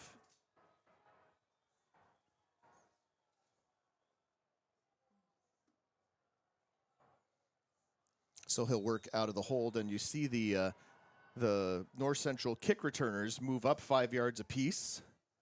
Thomas Skokna along with Sean Allen. And obviously, things go differently if Mount Union kicks a field goal the first time, but if they're able to drive the field both times, they can have they could have a 14-13 score. Allen takes it at the 9, across the 10, 20, and up to the 22-yard line, which is where things will start off. Johnny Papish looks like maybe a little bit slow to get up, but he does come off under his own power. So I think if you're Mount Union, you're probably decently happy with 14-10 right here. The problem or the issue, the challenge at hand is 3:51 left in the first half. Got to keep North Central off the board. If North Central drives down for a touchdown here, you're looking at 21-10 and an uphill climb in the second half. First down and 10 from their own 23-yard line. Here is the give to Sacco. Sacco again goes airborne over the 25-yard line and up to the 26. A short gain. It'll be second down at about 7. And Sacco is the senior running back who played with a broken pelvis in the Stagg Bowl last year. Last year, probably the best Stagg Bowl we've ever seen. North Central had a chance to win it with a 2-point conversion in Salem, the quintessential D3 city. They go for 2. Cortland comes up with a stop. Cortland wins 38-37. Sacco played that game with a broken pelvis. That sounds painful. That's hard to imagine. Skokna, the receiver, in motion towards the left. Fakes the handoff to Sacco. Now, looking and rolling out is Lehnen. Lehnen gets chased, and Lehnen has to throw it away. Looking for Skokna, but, basically it looks like Caleb Bernard was right there to make him get rid of the ball a little early. Yeah, I think he had Skokna early if he wanted a 4 3-yard gain, but Lehnen held on to it, thinking maybe something else would open up, and then it didn't. So now he's looking at 3rd and 7, where he probably could have set up a 3rd and 4 with if he just took Skokna right away. 3rd and 7, and 2 of 4 on 3rd down so far on the night. Look, that's probably what happens when you're used to making something happen for the entire season, and then you get into a game where you maybe have to pick away a little bit more to score. Parody and Walton, and now Skokna in motion towards the left, faking that way and throwing the screen underneath, but falling down is Charles Coleman right at the original line of scrimmage. 4th and 10, and we'll see the punting unit for the first time for either team today. And that is Joe Sacco. You're right. Looked like, 21, 24, 22. We ought to require them to have a little more diversity in their uniform numbers. That call was a good call. Sacco was basically set up for the screen, had blockers out in front of him, and just got his feet twisted around. We did talk about that he played with a broken pelvis in the Stagg Bowl last year. He healed up from January to July, and then has been dealing with some rib injuries in the playoffs. So made a go of it tonight, was not able to make that play. Punt by Chip Dose, fair catch, signal for, and taken by Mount Union's Tyler May at the 39-yard line. So pretty good field position to start off here for the Purple Raiders. Yeah, that's a huge stop for Darrell Ely's defense, because now Mount Union's going to get the ball back, 2:20 left, and of course they haven't been operating with a ton of urgency tonight as far as running tempo or anything like that, trying to move the ball down the field. But 2-minute drill. They have had receivers running open short, and so they can now move the ball down the field, give themselves a chance to go in at halftime with a lead, all due to that defensive stop, right? Not letting North Central extend their 4-point lead right here. It's 14-10, 2:20 left before the half. Etcheverry to the right of DeShields. They keep flopping those 2 tight ends around. They're to the left. Running to the left is Etcheverry, but not finding anything right there. That is going to be a loss of a yard. It'll be 2nd and 11. Man, especially great defense given that Jared Burris was pulling out in front, and he definitely mushed somebody in the backfield, but there are about 4 or 5 North Central defenders there to set up the 2nd and long. And then Mount Union's going to use their last timeout here with, I'll take it back, 2 minutes. All right, the 2-minute timeout. We'll be back in 2 minutes here in Houston, Texas. I did receive a non-athletic scholarship upon entering school. I got the presidential scholarship, which was huge for me. I think there's more opportunities for academic scholarships in Division III. I did receive academic scholarships. Just being involved on campus, being a leader, all those things combined kind of get me recognized. It's a great experience for me.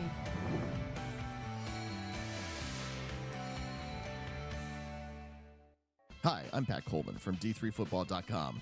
To get the latest news and opinions in Division III football, don't forget to subscribe to and download the D3Football.com Around the Nation podcast. We've been around since 2007, and with more than 350 episodes, our podcast isn't going anywhere. New episodes drop on Monday morning during the season and every month during the off-season as Greg Thomas and I run down the key stories from across Division III, chat with newsmakers, and bring you the latest news, not the hype or the latest so-called controversy. Find the D3Football.com Around the Nation podcast on your podcatcher of choice. Given me the flexibility to pursue my passions and my interests, and I've recreated my identity for myself aside from just being an athlete. My greatest personal discovery has been that I am capable of doing things that I didn't know I was capable of doing. To be able to study what I wanted to and continue to play the sport I love, all of those things came together very nicely in one package in Division III.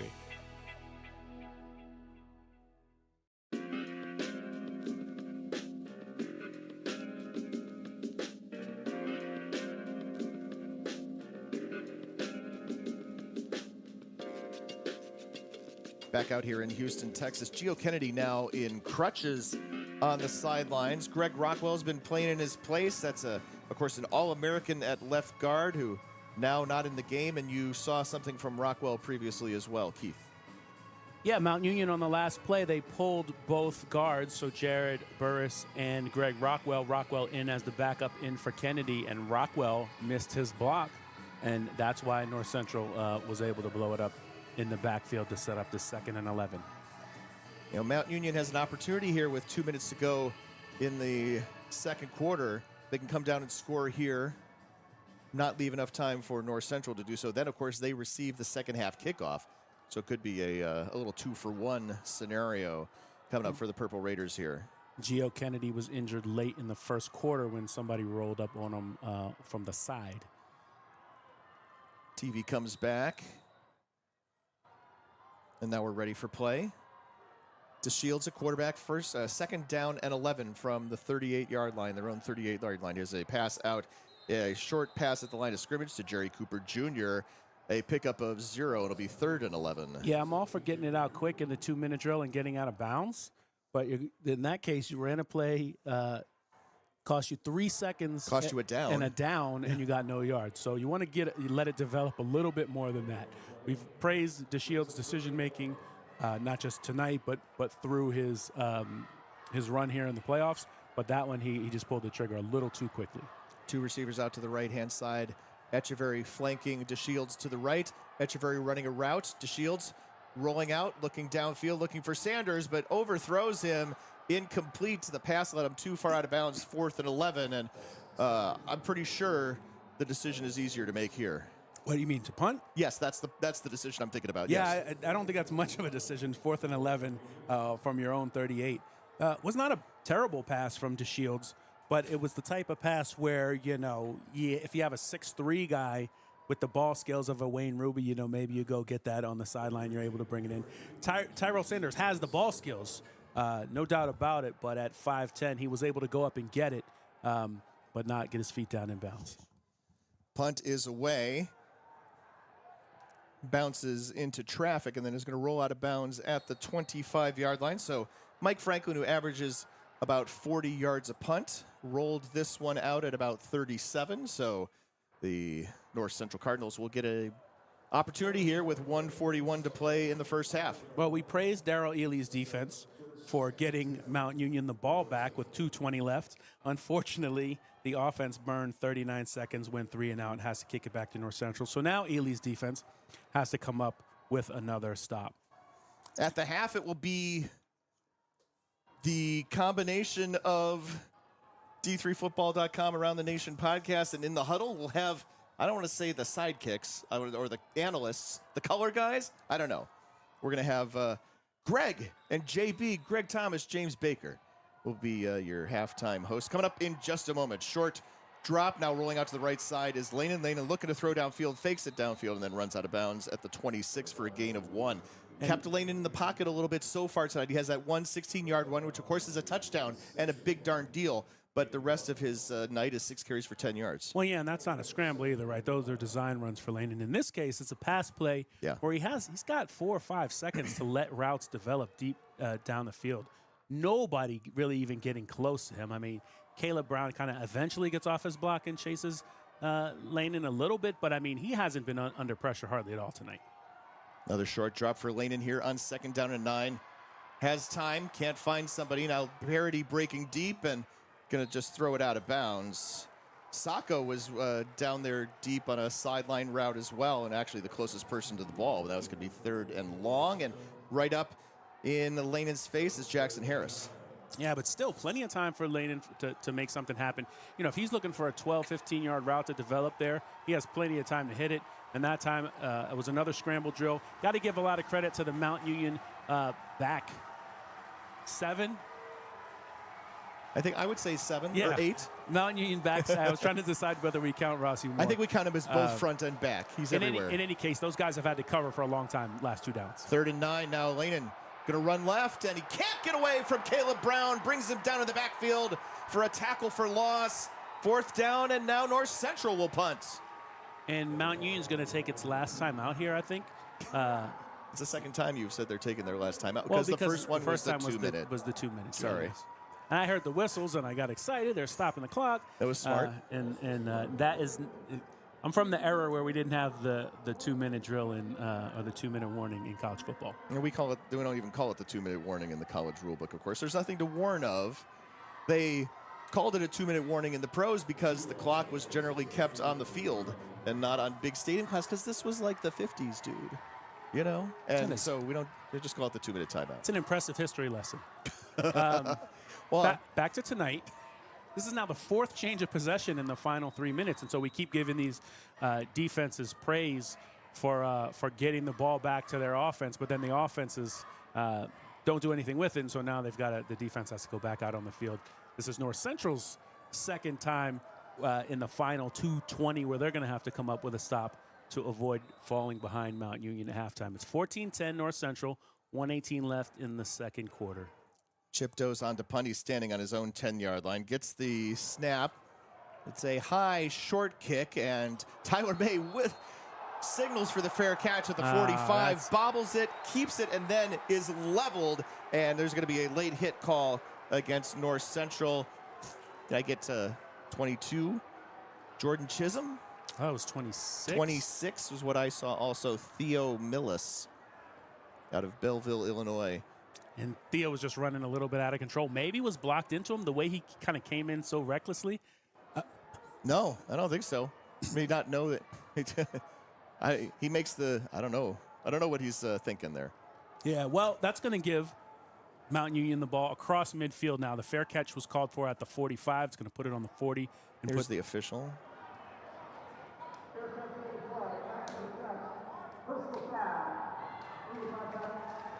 Confirming the personal foul, and of course that is 15 yards and a big change of field position for a ball that was already spotted on the 41 from maybe the 45.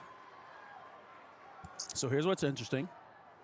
That's what I'm here to do, right? Tell you what's interesting. I hope so. 1:12 to go. Mount Union's got no timeouts. So they're going to have to try to work the outside of the field. Early in this drive, they can try to work the seams.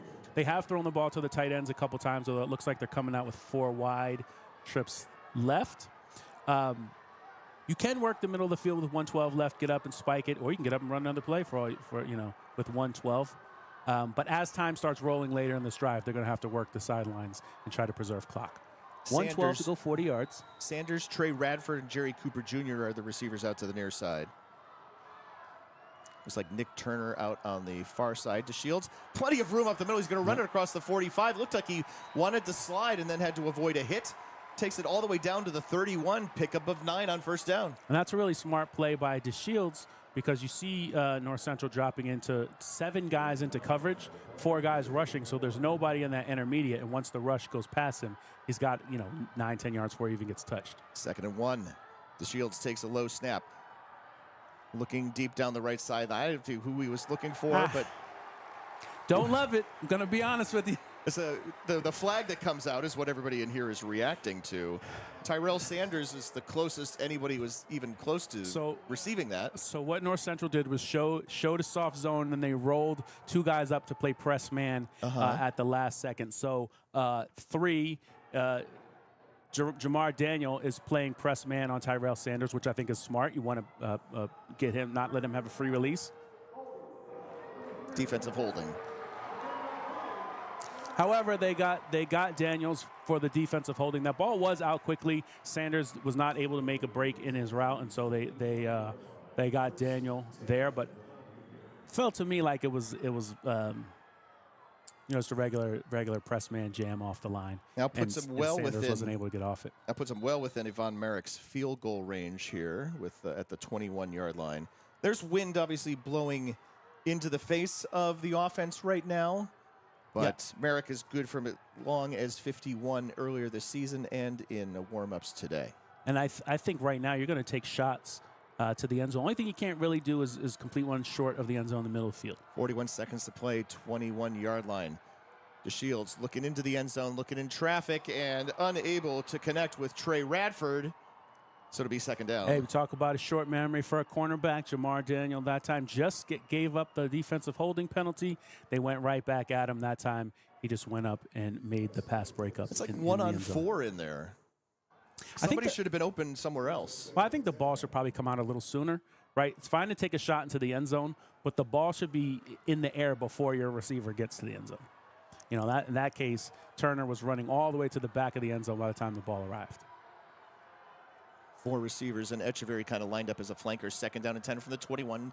35 seconds to play here in the first half. DeShields looking, throws it short of the end zone to Cooper, to the 10, to the 5, and is knocked out of bounds make that at the 6-yard line is where he was pushed out.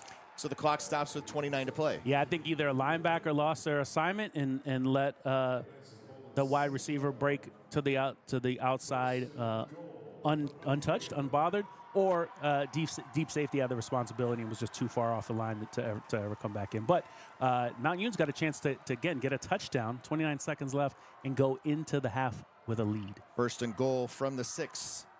Turner to the left side, 3 receivers to the far side. DeShields looking to throw a throwback and is nearly going to have it intercepted and is chased out. Martin Egbo right up in his face made DeShields get rid of the ball, and then DeShields threw it somewhere where it's nearly picked off. Well, that's the first time either defensive line, linebacker, anyone has touched one of the quarterbacks tonight. Lehnen has not been touched, and DeShields had not been touched until that. Probably an ill-advised throw from DeShields if you can't get that ball out of bounds. He's getting hit by Egbo. He throws it. It was short and inbounds, and I don't think Romarion Roby realized that he tipped it up and had a chance to get it. Mount Union still in good shape here. 2nd and 6, 21 seconds from the 6-yard line. Anderson, the tight end, lined up to the left. Now he switches to the other side. Move tight ends around. Game. Takes the snap. Rolling out to the right side. Looking in the end zone. Looking and knocked down by Roby. Pass incomplete. Another pass breakup for Roby. And it will be now 3rd down and goal from the 6. 15 seconds. Yeah, I thought the play clock hit 0 well before they snapped that. But doesn't much matter since Roby was able to get underneath and make the beautiful pass breakup on the pass intended for Turner. DeShields making good decisions. Just seems like a step slow. And I know, maybe I'm harping on it a little bit, but it's, it's got 6 starts this year. Everybody swaps around. Play clock at 8. Game clock at 15. And now North Central, I presume, is going to take a timeout because nobody else can. And that's what's happening. Mount Union did flip to an interesting formation where they had both the tight ends and the running back on the shallow side, the boundary side, you might call it. And to the field side or the wide side, they were going to have a lot of room to roll DeShields out, probably give him an option to throw, run, throw it away if it's not there. Again, 3rd and 6. You want to take a shot into the end zone, and if you don't get it, have that shot be in a safe place so that you can kick a field goal, go into the half down 1.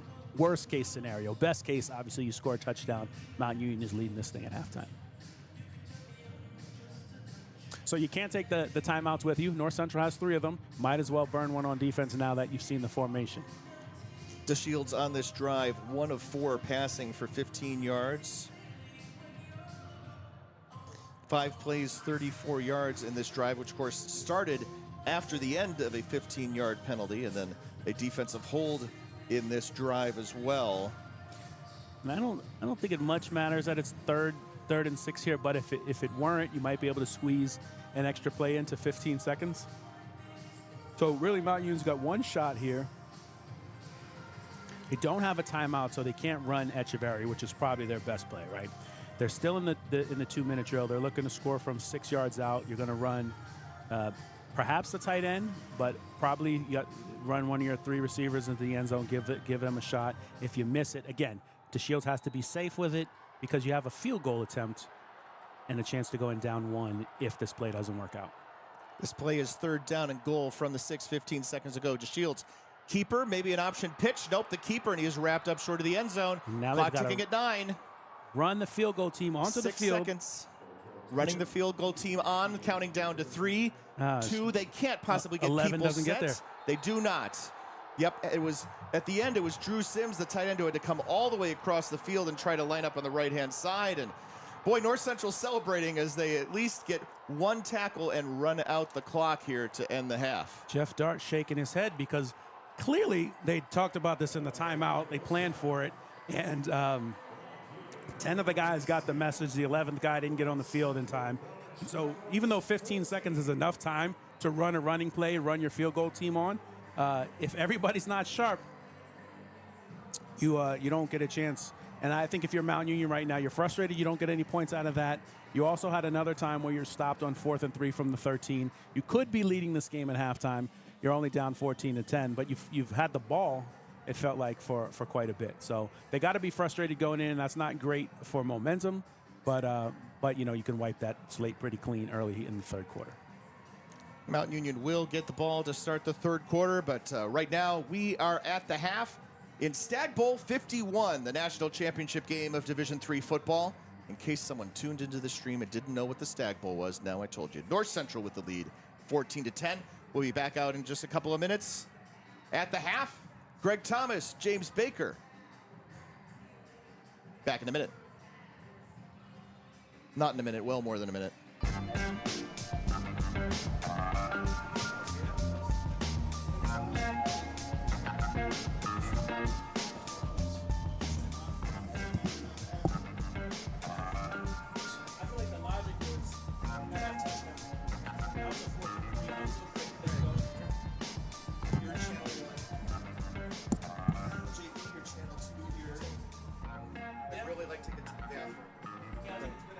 This whole music bed is going to run. And then, like, second one, When are we back in?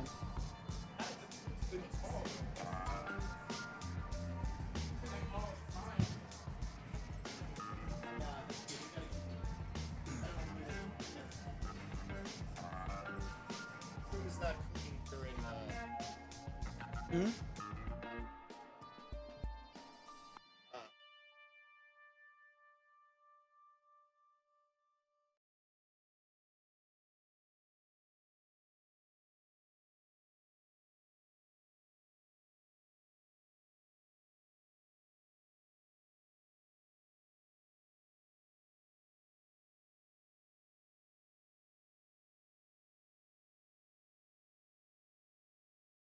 We've got more schools than Division I, more fans than Division II, and more upsets than March Madness.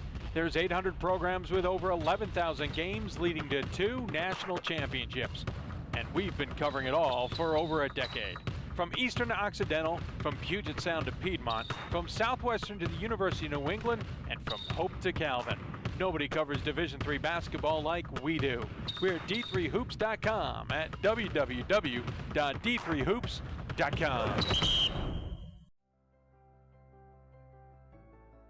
It's on us.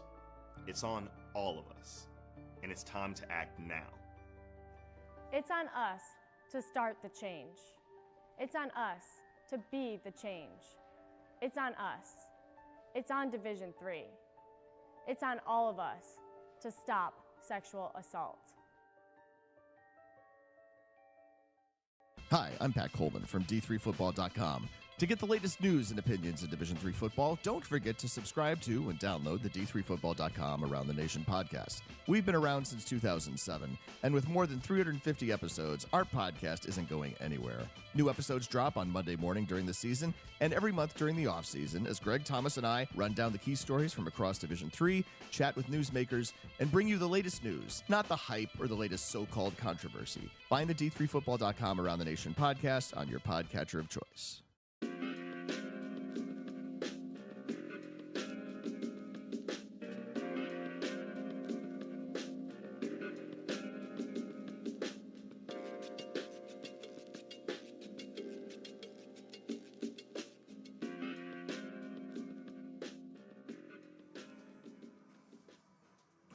And we are back in Houston Stadium at Houston Stadium. James, what am I talking about? Shell Energy Stadium in Houston. We are at Shell Energy Stadium in Houston. Time for the Sidekick Show. The co-host show stepping in to carry us through halftime. I'm Greg Thomas from D3Football.com. I'm joined by In the Huddle's James Baker. James, you've been down on the field. Quick impressions of the first half. Well, I think we're seeing two pretty evenly matched teams. The statistics kind of show that, and we'll get into that in a little bit. But I tell you what, Greg, the one thing that I did not have on my over-under card was North Central being held to 9 rushing yards in the first quarter. That, to me, was a huge surprise. The fact that Mount Union's defense just came out and really clamped down what is normally a pretty stout rushing attack by NCC. And so I think then all of a sudden, there was a fumble, Echeverry scores, and the champs are kind of on their heels going, whoa, wait a minute. I thought we were supposed to be 17-point favorites and kill these guys. Guess what? We got a ball game here in Texas. We do have a ball game. North Central rushing attack, we know, second in the nation, only behind Springfield, who only ever runs and runs well. So 90% of the time, 95. Exactly. Yeah. So North Central held, like you said, 9 yards in the first half. Their long First quarter. Their long run before Luke Lehnen's 16-yard run, 8 yards. And this is a team that often gets explosive runs with Sacco either getting outside or through the hole of the big offensive line, bullying people around. Not much running room between the tackles today for North Central. Yeah, and even now at halftime, they're 48 yards rushing for North Central is hard to believe. I mean, this is a team that cranks out 250-something yards per game. Lehnen is leading the charge with 24 yards on 8 carries. Sacco has 5 rushes for 20 yards. The rush defense of Mount Union has really showed up in a way that I don't think any of us expected. We saw Luke have a pretty, almost like a 7-for-8 first quarter, finished the half at 8 for 13. So we did see him miss his receivers a little bit as the first half wore on. There was a few that were overthrown or just dropped. There was that one long ball that was almost caught by number 7, who Tommy Skokna? Yes, that's right. Yeah, that could have been a big completion, but great jump at the last second by the Mount Union defensive back to bat that one away. And that's what we've seen a lot. A lot of pass breakups. We've seen no interceptions or anything like that. Just yet we had the one turnover in the first half. But so far, both of these teams are really going at it, and it's been more of a defensive game than I think people may have thought, although some of us also predicted a kind of a lower scoring game too. We did. We didn't see a punt until sort of late in the second half, and then we saw a flurry of punts right there at the end of the game. North Central marching band on the field. That's nice to see. Yeah. Gives one of the things I'd like to get your feedback on, Greg, was the kind of the woulda, coulda, shoulda. I mean, we saw at the end of the first half that Mount Union's not able to get on the field and kick the field goal. But I felt on that second possession that they had where it was the 4th and 3, and they decided to go for it from the 12-yard line, I think, instead of kick. Sort of feels like that could have been a missed opportunity. Maybe they look back on maybe we should have taken the points. I don't know. What did you think about that? I thought Jeff Dart would be aggressive in those situations in this game. Last week we saw them go 5 for their first 5 on 4th down against Johns Hopkins. I say last week because a couple of weeks ago. I'm not used to having multiple weeks off between rounds. But they were 5 for 5 on 4th down. They went for it. They're scoring touchdowns, and even more so against North Central. I think the mindset is touchdowns are going to win this game. Yeah. Maybe not field goals. So wasn't surprised to see them go for it there. They come back on the other side, go for 4th down again, miss it out there, and then try the field goal. And then here at the end, not quite able to get the field goal unit on at the end. Kind of a tough decision there by DeShields to hang on to that ball. I think in that situation with no timeouts. Yeah, you got to throw that one away or something. If you're not going to score, you got to throw that thing away. So. Yep. Well, the other thing that jumps out to me a little bit on these halftime stats, Greg, is if you look at the yards for after catch for North Central, they're getting a lot of their yardage after they make the completion, whereas Mount Union has been making they've made I guess 9. They've only had nine catches in the first half. There's been 18 attempts by DeShields, so he's 50%. But the yards after, we see Parity had that 14-yard you kind of run after for a total of 36 yards. And Skokna's had a 15 yard after catch as well. So I mean, North Central's doing a good job of Frank and I, when we were talking, we thought that the Mount Union secondary, based on what we saw, the 500+ yards given up to Johns Hopkins, that could be the Achilles heel. But so far, it does seem like for the most part, they've been playing them pretty tough. I mean, Luke Lennon's 8 for 13 for 142 yards and a touchdown. Good numbers, but he's not exactly lighting up the secondary like James Ranello did in the semifinals. Yes, indeed. They're going to jump out for a quick 90-second break. James, we'll come back on the other side, talk a little bit about Mount Union's offense and maybe some quick second-half adjustments teams might make. We've got more schools than Division I, more fans than Division II, and more upsets than March Madness. There's 800 programs with over 11,000 games leading to 2 national championships. And we've been covering it all for over a decade. From Eastern to Occidental, from Puget Sound to Piedmont, from Southwestern to the University of New England, and from Hope to Calvin. Nobody covers Division III basketball like we do. We're at d3hoops.com at www.d3hoops.com. It's on us. It's on all of us. And it's time to act now. It's on us to start the change. It's on us to be the change. It's on us. It's on Division III. It's on all of us to stop sexual assault. Hi, I'm Pat Coleman from D3Football.com. To get the latest news and opinions in Division III football, don't forget to subscribe to and download the D3Football.com Around the Nation podcast. We've been around since 2007, and with more than 350 episodes, our podcast isn't going anywhere.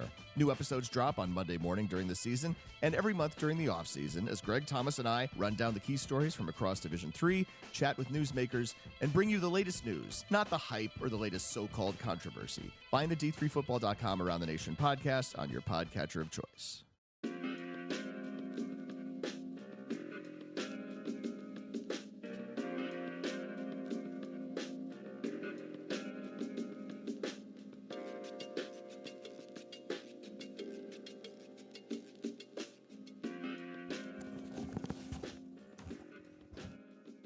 And we are back at halftime from Shell Energy Stadium in Houston. It's Stagg Bowl 51, North Central leading Mount Union 14-10. James, we talked a bit about North Central's offense. Yep. In the first half, we'll come back to the second half. We'll talk a little bit about Mount Union's offense. Got the fumble to open the game. Went right down and scored. A couple of big Tyler Echeverry runs. They had a lot of success running right early. Kind of got away from that in the second half or second quarter. Yeah, it seemed like maybe they're just trying out the different sides of the defense, see if they can get things going with different play action or motion plays. But yeah, they definitely had something going on that first drive. I mean, they really gashed the Cardinals' defense pretty good, and I even think the Cardinals didn't quite expect them to have the kind of success that they did on that first drive. And Echeverry, though, he's a first-team D3Football.com All-American for a reason. I mean, all the guy does is just kind of grind out. He's averaging over 5 yards per carry at halftime. Just an impressive first-half performance. And if Mount Union's offensive line can create some more running lanes like that for him, then there's a good chance that Mount gets back into this game and makes things a little interesting down late. I mean, they're not too far out of it. They're only down by 4 points and plenty of game left. But I think that that Echeverry running game is the way to go for Mount. Down by 4 and receiving the second half kickoff, so a chance to go ahead. A lot of confusion at the end of the half. They'll come out with something a little more organized and scripted for the second half. A lot of success behind those big right tackle, right guards, Ben Lilly and Jared Burris. Big moment in the first half. Another one of Mount Union's excellent offensive lineman, Gio Kennedy, left the game with like a lower body injury. Taped him up. He tried to get back in and play a couple of snaps, and he had to come back out. It looks like he might be done today. So a bit of a hit on the left side of that line. Yeah, well, I mean, Greg Rockwell, who's listed on the 2 deep as the backup. I mean, he's 6'1", a little smaller at 255, but he's a junior, so he's got some experience, I'm sure, and knows the system. So he's just going to have to plug in and keep things going here. At the quarterback position, TJ DeShields, 10 of 19 in the first half. He was pretty sharp early, cooled off for a couple of drives, had another good drive. He looked a little banged up to me at the end of the first half. I know I was listening to Keith sort of saying how he looked a little step slow, and I think it was because he might be nursing a little bit of an injury on one of those hits that he took near the end there. Honestly, I'm just surprised we haven't seen Noah Boudry in at all. I was assuming that they would try to work him in kind of like they did against Hopkins on certain packages, particularly on fourth down. But so far, he has not seen the field as far as I can tell. They did bring him in for 2 snaps when they got down into the red zone late in the second quarter, but it wasn't a situation sort of where we saw him against Johns Hopkins in a 3rd and short or a 4th and short. They brought him in. They ran a draw with him, handed off to Echeverry, and then he was out of the game. And I think that's when they finished with a 4th down incompletion on that drive. So Only 2 plays so far for Noah Boudry. Quite possible we'll see more of him in the second half if they feel like they need to change things up a little bit. But offensively, not bad. Mount Union, 205 yards total offense in the first half. They're moving it pretty well. They're pretty balanced here as well. 116 pass, 89 rush. You know, when TJ DeShields has had time, and that's been most of the half, he's been pretty good. Missed a couple seams, but otherwise, pretty solid outing for TJ DeShields. Yeah, no, for sure. He's definitely playing well. You know, probably would like to see the completion percentage up a little bit, but you know, I'm still sort of stumped, Greg, about, you know, looking at Joe Sacco's number with only 5 carries in the first half, 20 yards. That doesn't strike me as North Central kind of football. They're well known for running the power I and just sort of pounding the defensive line with their big offensive line, and it just doesn't seem like I don't know, maybe they wanted to try to pass the ball a little more, stretch the field a bit based on what they saw in the Hopkins game. But if I was North Central, I might think about going back to just bread and butter, power I, just hand the ball off and grind some clock, pick up some yards, keep that Raiders defense on the field. I do think that there's a size advantage for North Central, and why not try to wear these guys down a little bit? Yeah. I think maybe what you see might be some mindset from Brad Spencer that you've got a 2-time Gallardi winner playing his last game, and you're gonna put it on Luke Lehnen's shoulders, and that's some capable shoulders. Indeed, you know, this is one last ride for Luke Lehnen, and you know, you play your best hand in this game, right? Yeah, I mean, I was right in the end zone where he had his rushing touchdown, which I believe also. Well, that one didn't set the record. I think the passing touchdown before set the record for you know, most touchdowns in NCAA history. But yeah, I mean, he looked like he was going to get tackled, and then he just sort of makes a few moves, and you know, he's deceptively fast, and he got in the end zone, and that's partially why they're leading the game 14-10. Real quick, if you are Mount Union, what kind of things might you change up or do a little bit differently in the second half, especially coming out in the second half? I think you want to really try to get that lead. Not that you ever don't want to get a lead, but I think making North Central play from behind is important as we get into this second half. Yeah, I mean, they had some success throwing the ball there, and you know, they got that defensive holding penalty, which typically kind of sets you up in great position there in the red zone, but they weren't able to cash in. I think I would continue to try to test that a little bit. If I'm Mount, you know, Sanders right now has 36 yards receiving. You know, so not a huge number, but you know, he's basically averaging 12 yards per catch, so he's good for a first down. I would maybe try to throw him the ball a little more. Maybe look at also try to get Darnell Williams a few more touches. I mean, he was fantastic against Hopkins. He scored a rushing touchdown. They so far, I think they've kind of kept him from receiving kickoffs, so which is probably a good strategy. You don't want him to run a 30 or 40 yard kickoff return back, but maybe you try to work him in a little bit and sort of use Echeverria as a decoy or something. Absolutely, and I think on the other side, North Central, I think they're going to go into the locker room feeling like they were a little bit sloppy. Yeah. They had the fumble. They had the really, really tough, not tough, it was just kind of a silly penalty on that punt. Yep. No excuse for that. And on that first drive, North Central missed a couple of tackles, very uncharacteristic of that team. They're usually a great tackling team. So there's some stuff that North Central can take into the locker room and point at pretty clearly and say, we got to clean this up and we can be better. Big defensive possession to open this second half for North Central. I think if they get a stop, get the ball back, and go ahead, I think you really start to put a ton of pressure on Mount Union's offense. Yeah, absolutely. And 10 points is basically what North Central has allowed per game this whole season. So I think their goal is to try to shut Mount out for the rest of this game if they can. I think the first touchdown that they had, they were sort of like, okay, well, turnover, and maybe we weren't quite ready here yet. But I'm sure Brad Spencer had some things to say, and we'll get his team fired up for a bigger and better second half. But, yeah, to your point, Greg, they really the defense needs to come out and hold Mount to a 3-and-out if they can and get the ball back, get up another score. And if all of a sudden, if it's 21-10 midway through the third quarter, then the pressure is really going to be on the Raiders to try to throw the ball and get it downfield. And, that could lead to some sacks, interceptions. But, we'll see what happens. But right now, this first possession coming out of the break. We've got about less than 2 minutes to go before the second half kicks off. So I don't know. Any final thoughts here? Final thoughts is we've got a great Stagg Bowl 51 happening here. Close game, really competitive game. Two teams clearly with championship pedigrees playing their best football of the season. And we are coming down to the end of halftime here at Stagg Bowl 51. We are going to take a quick break, 90 seconds. We're going to bring it back and turn it back over to Pat and Keith to bring you home in the second half at Stagg Bowl 51. Don't forget Sparkle Man.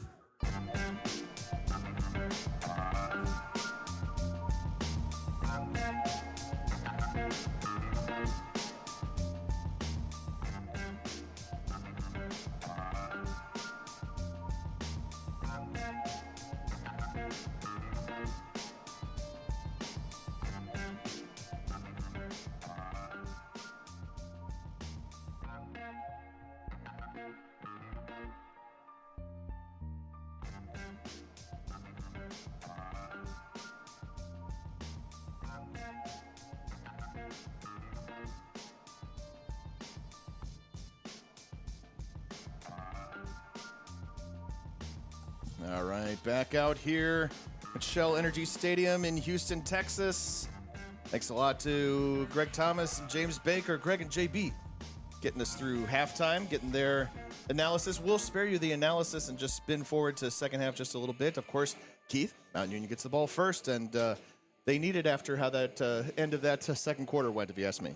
Yeah, they had 15 seconds, 3rd and 6 from the 6, and had the opportunity to call a run play or call a play with a run option on it. And, we saw Jeff Dart and TJ DeShields talking on the way in, and who knows what they were saying, but maybe that didn't go as planned.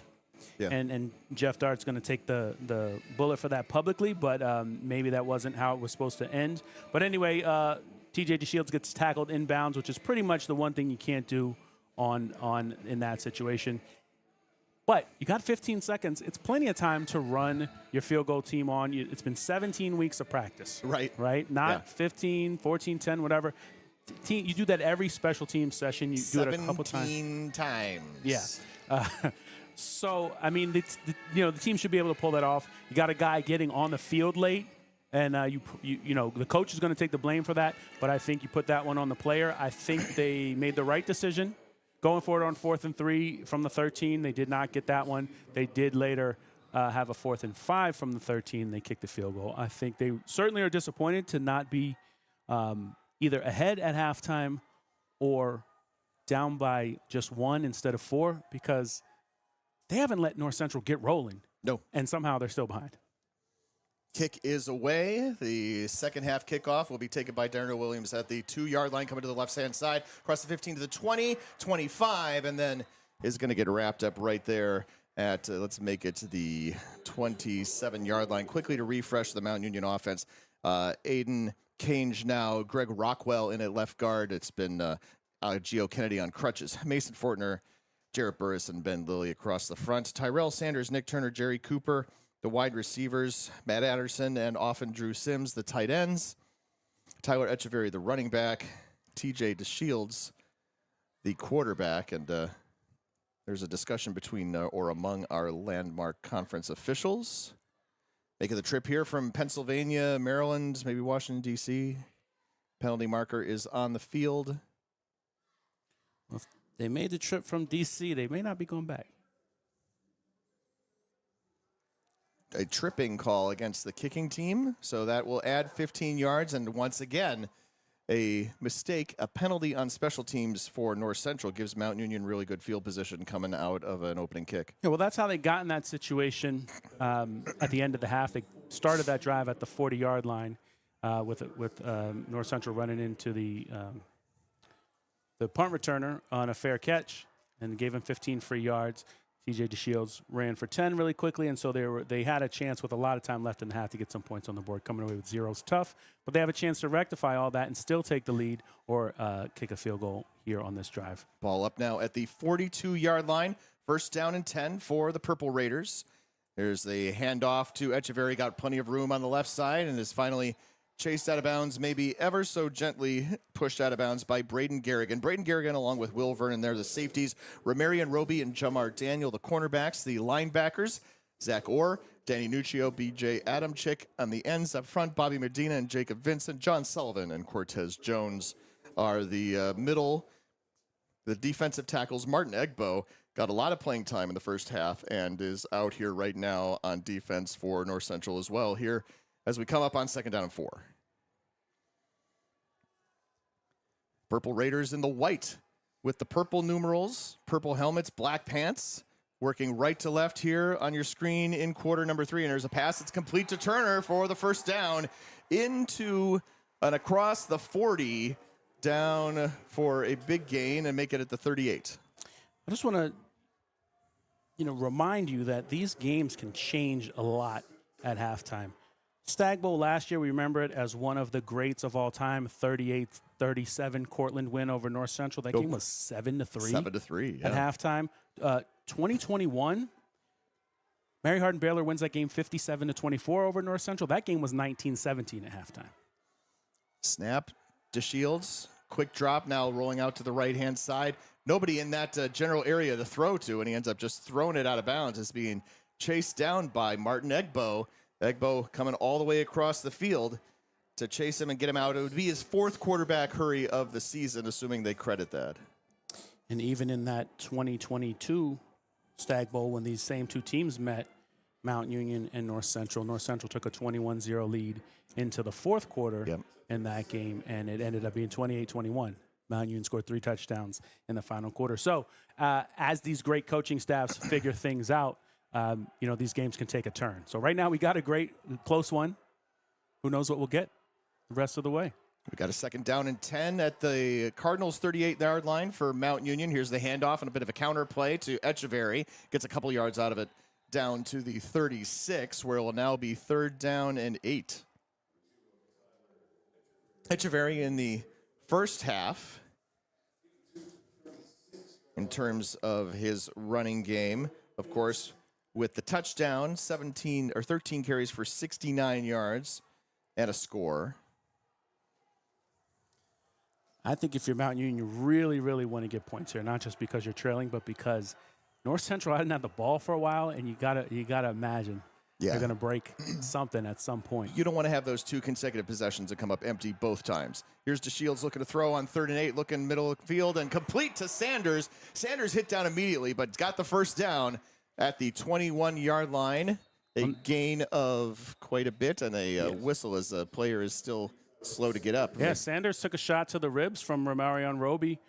Clean hit over the middle. Sanders held on. The beautiful thing about that, TJ DeShields, no pressure, has a chance to step up in the pocket and deliver that ball over the middle to Sanders. Indeed, yes, he takes that hit actually it wasn't from Roby. Braden Garrigan. Roby was on the coverage, but Garrigan delivered the hit. And look, if you're a safety and you get a chance to line up a guy and get a clean shoulder into his midsection, they don't do it like they did in the 70s, 80s, 90s, but you're still allowed to hit the guy. When he has the ball? Yeah. Yes. And, unless he's the quarterback, maybe? Fair. We shouldn't be laughing, though. No, I'm sorry. Yes. Sanders is still down. He's slow to get up. Now up to his feet. You hear the reaction. And he's jogging off gingerly on his own. That's big for Mount Union because he's by far their best weapon on the outside and maybe their 2nd most important offensive skill player. Well, definitely their 2nd most offensive skill player, most important besides Tyler Echeverry. I was going to say 2nd most important offensive player, but those linemen. Well, yes. Yes, exactly. They would have an argument with you on there. And rightfully so. 1st down and 10 to 21. They go back to the double tight end set.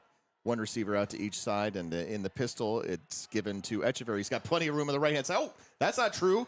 Garrigan comes up and closes off that hole after about a gain of a yard. Now, Garrigan, after laying that big hit earlier on the pass play, that time he does the run fit about as well as it can be done.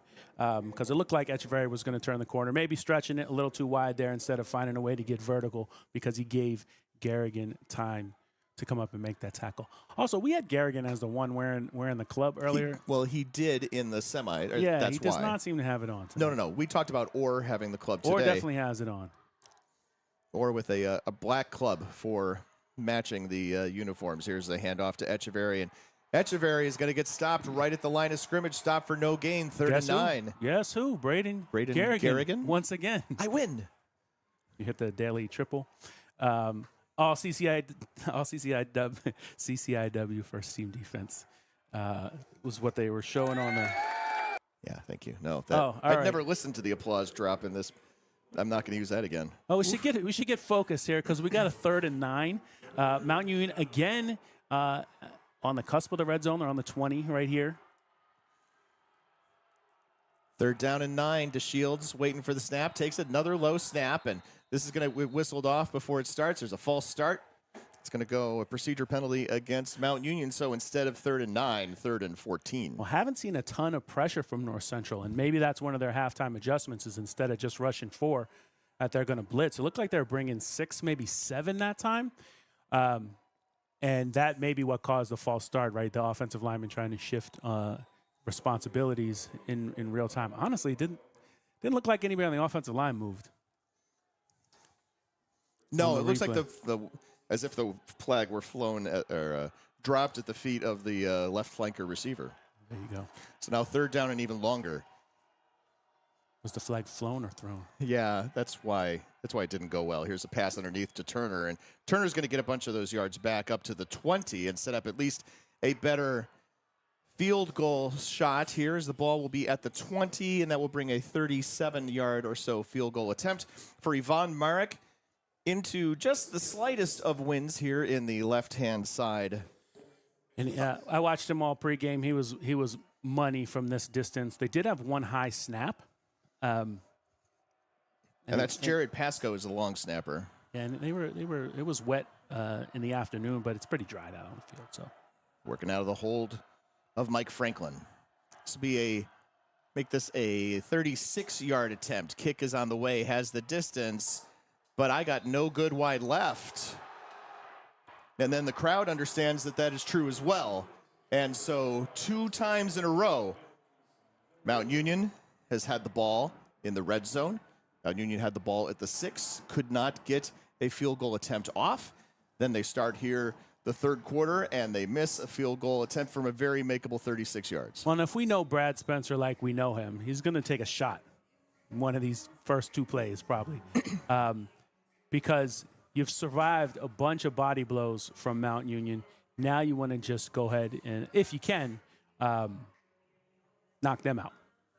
Yeah, you take that. Do you give that to Brad Spencer? Do you give that to Eric Studeman? Well, they did just show Spencer. It looked like the play, looking at his play sheet. But you're right. We know. I mean, Spencer was the play caller previously. Under Jeff Thorne. We'll be back in just a minute. 14-10 our score here in the 3rd. It's on us. It's on all of us. And it's time to act now. It's on us to start the change. It's on us to be the change. It's on us. It's on Division 3. It's on all of us to stop sexual assault. Hi, I'm Pat Coleman from D3Football.com. To get the latest news and opinions in Division III football, don't forget to subscribe to and download the D3Football.com Around the Nation podcast. We've been around since 2007, and with more than 350 episodes, our podcast isn't going anywhere. New episodes drop on Monday morning during the season, and every month during the off-season as Greg Thomas and I run down the key stories from across Division III, chat with newsmakers, and bring you the latest news, not the hype or the latest so-called controversy. Find the D3Football.com Around the Nation podcast on your podcatcher of choice.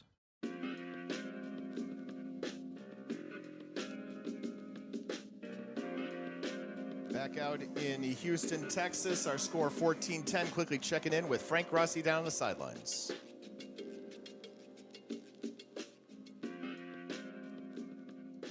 I know he got through his costume change. If you saw big sparkly gold in the first half, look for something a little different here in the second half. Looking to throw on first down. Pass complete to Jacob Parody for a quick gain of about 5. Make it 6 on first down. Second down and 4 upcoming. Big shot from Brandon Janssens, the other safety, making sure that North Central's Garrigan isn't the only safety that can deliver some shots to receivers as they make catches. Coming up on second down and 4. I can. Two tight ends out there, and here's Lehnen on the keeper going left, turning the corner across the 35 and up and out of bounds at the 40, but a penalty marker out in what would probably be a holding type of space. Yeah, maybe a misalignment, but probably a hold. It's along the line of scrimmage.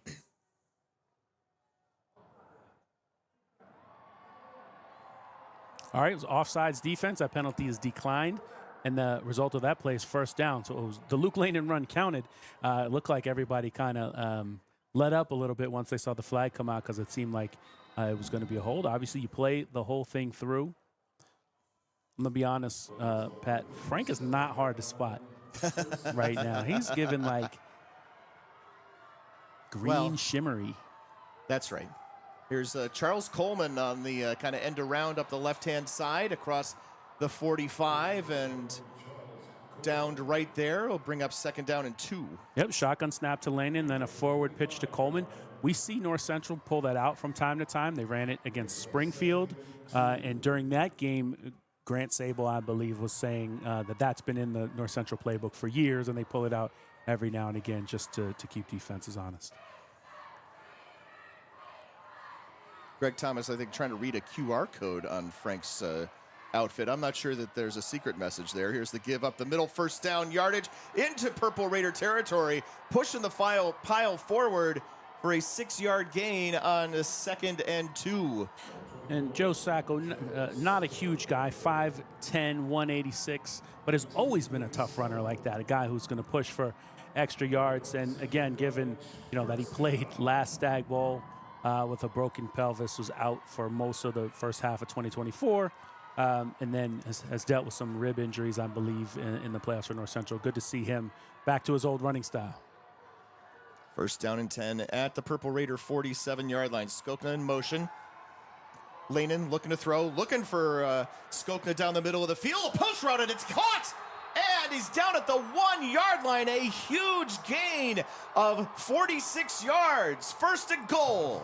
All right, 2 things. 1, it took a little longer than we thought, but that we knew that shot was coming. That's right. 2, I did say they don't have the outside weapon of the quality of D'Angelo Hardy, Andrew Kaminsky, but Skokna has had a great year, and he is playing tonight like he's the downfield weapon that North Central's had in previous seasons. Skokna now on the season with 57 catches for 963 yards.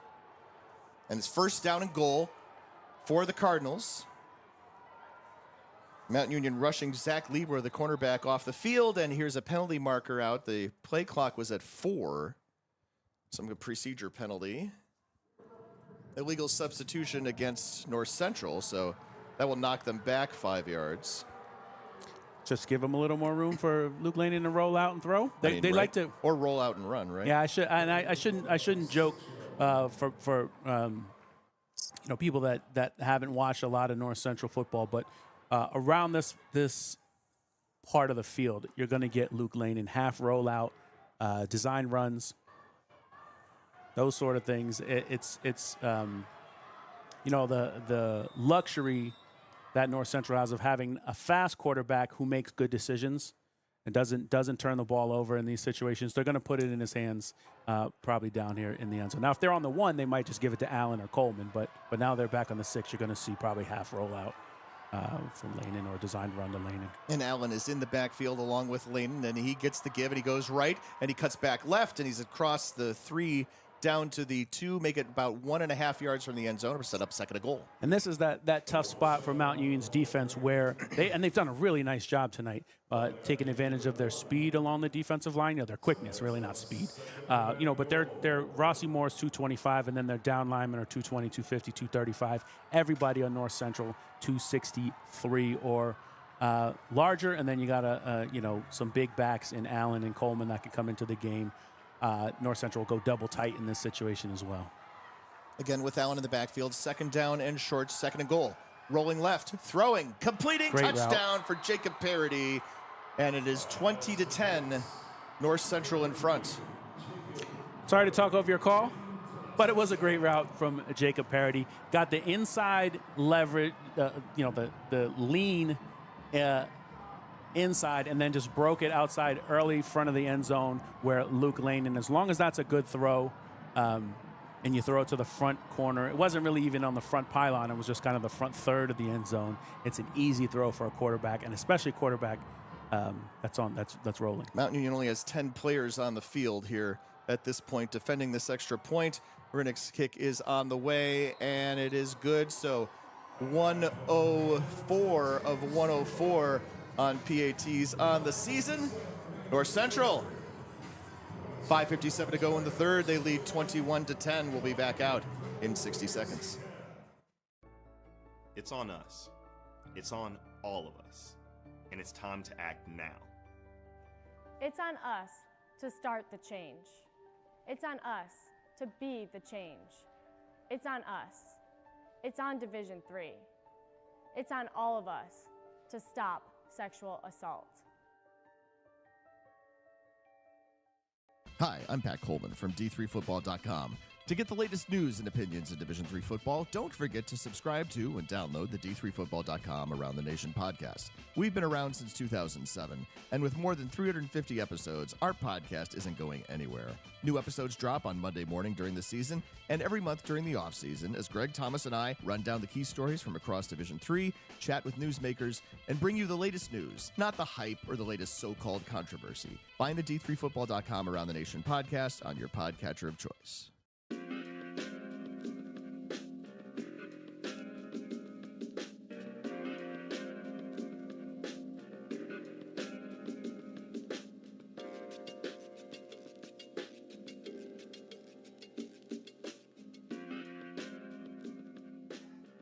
Back out in Houston, where it's 21-10, North Central in front. Let's send it down to the sparkliest member of our broadcast crew, and that is Frank Rossi.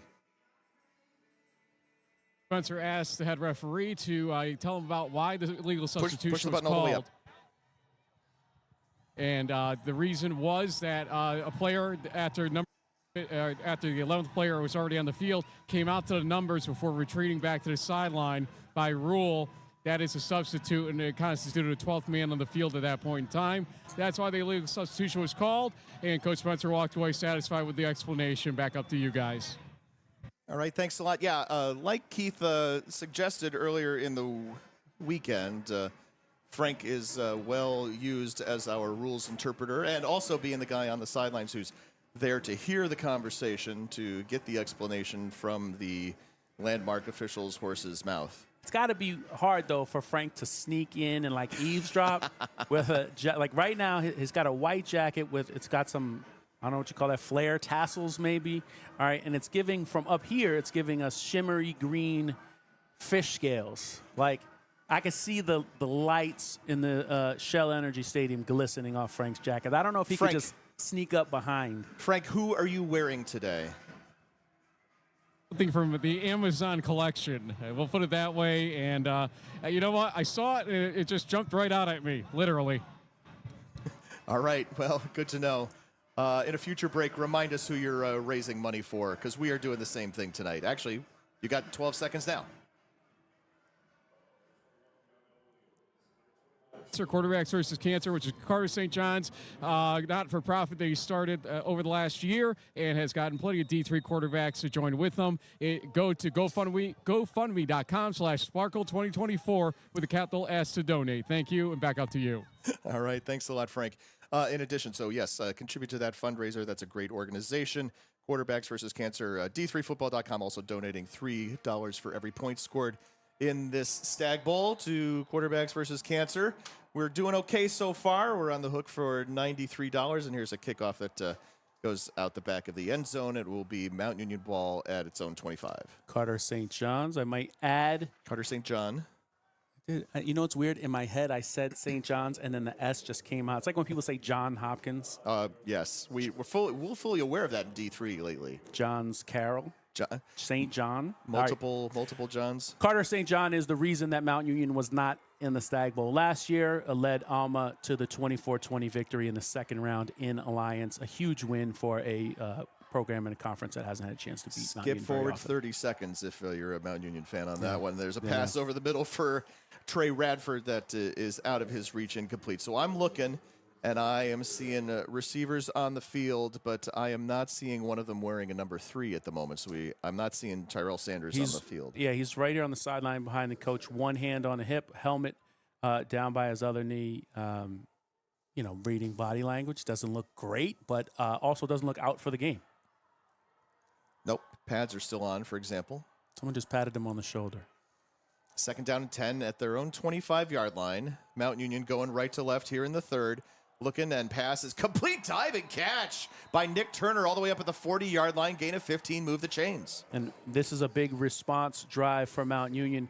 But to be fair, they haven't had a problem getting into the red zone tonight. It's what's happened when they've gotten there. They're 1 for 4 once they get inside the 20-yard line, moving the ball effectively in the middle of the field. And thought that they were going to play some with tempo here and get a play off quickly, but instead they're going to review this previous play. And so, first of all, I should mention they spotted it at the 38. So, second of all, you should mention review is not a thing in the regular season in D3. Not in most conferences. Right, that's right. So, I don't know why the spot is at the 38. So, we're going to that needs to be fixed if we decide it's a catch. It looks catch to me. Yeah. The ball moves a little bit when he hits the ground, but it's up under his arm and tucked in tight with his shoulder pad. It's a terrible spot, to be honest with you. It lands on the 40-yard line. I don't know. That's why I said it was on the 40-yard line. But it's a catch. It's a catch. And, you never know with replay whether they boil it down to some fine detail where what our eyes are seeing are actually told we're incorrect. Yep. So sometimes these get overruled, but I would say this is a catch. Mount Union's got the ball on the 40. They do not have a chance to run tempo, which I think they had intended to do there. But again, they've had a nice day between the 20s. Been able to move the ball, been able to convert third downs and at least one early fourth down. But Mount Union in the red zone, 1 of 4. Yep. And they came into the day 56 for 65, 50 of those being touchdowns. Yeah, and then, it's different playing North Central maybe than Otterbein or Wilmington during the season. But at the same time, they've been good in those situations. Here we go.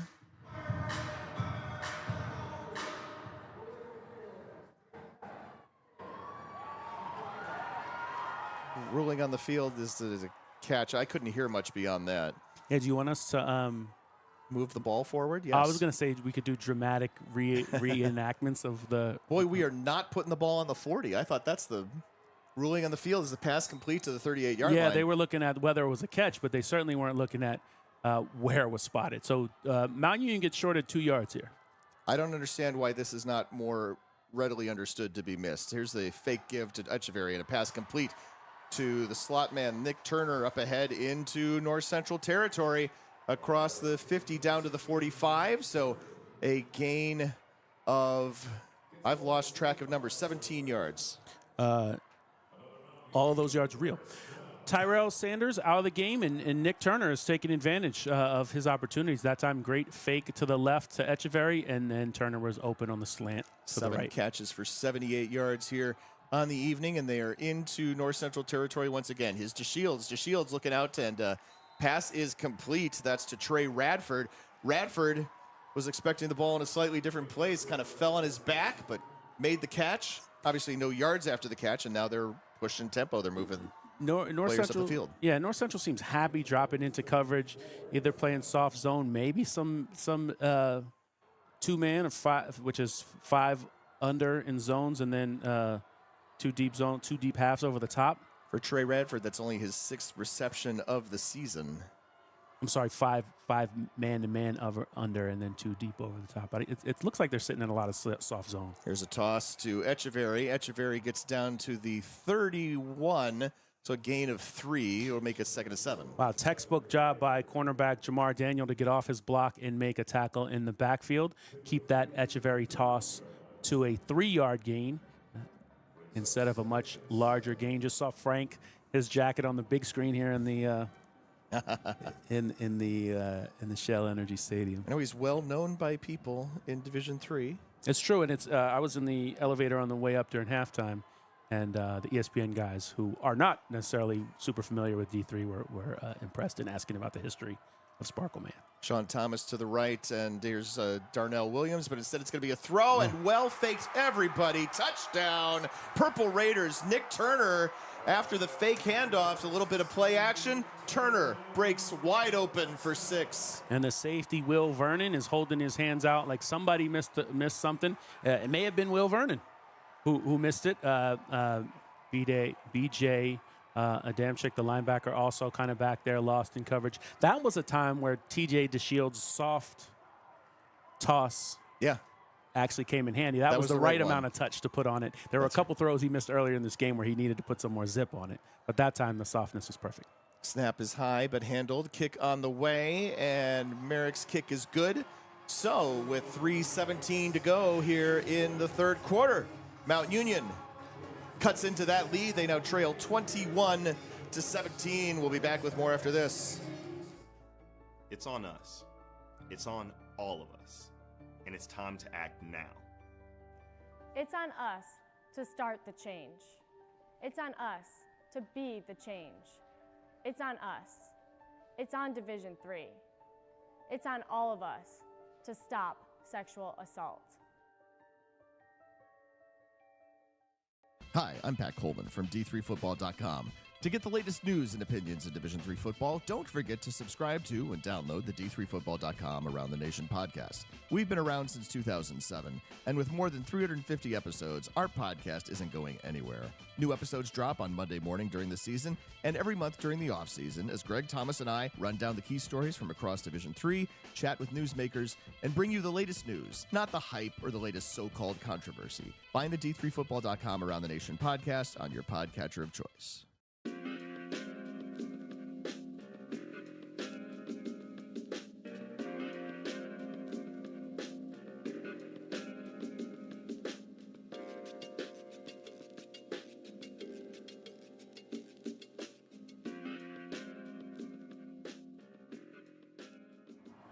And we're back out here at Stagg Bowl 51, Houston, Texas. The site, Shell Energy Stadium.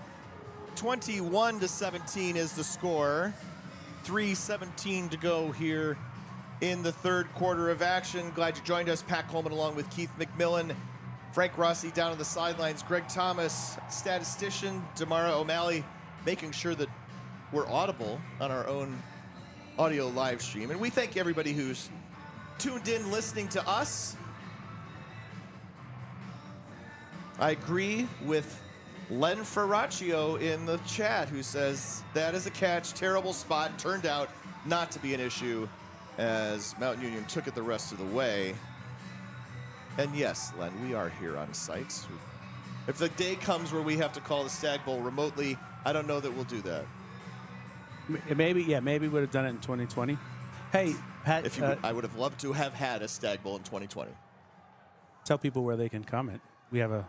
Yeah, you can comment, of course, on the YouTube channel. So if you're watching us on the YouTube player that's built into the D3Football.com page, that's cool. But you can also go to YouTube, leave your comments there. Also, Greg Thomas, a.k.a. Wally Wabash, is manning our X feed this evening. So if it's a little less snarky than usual, now you know. In the classic Adam Turner, Ryan Tips seat. That's the one. It's Skokna taking the kickoff at the 10, makes a cut to the left to the 25. He's got some space. 30, 35, 40. Leaps over a tackler and is finally brought down at midfield.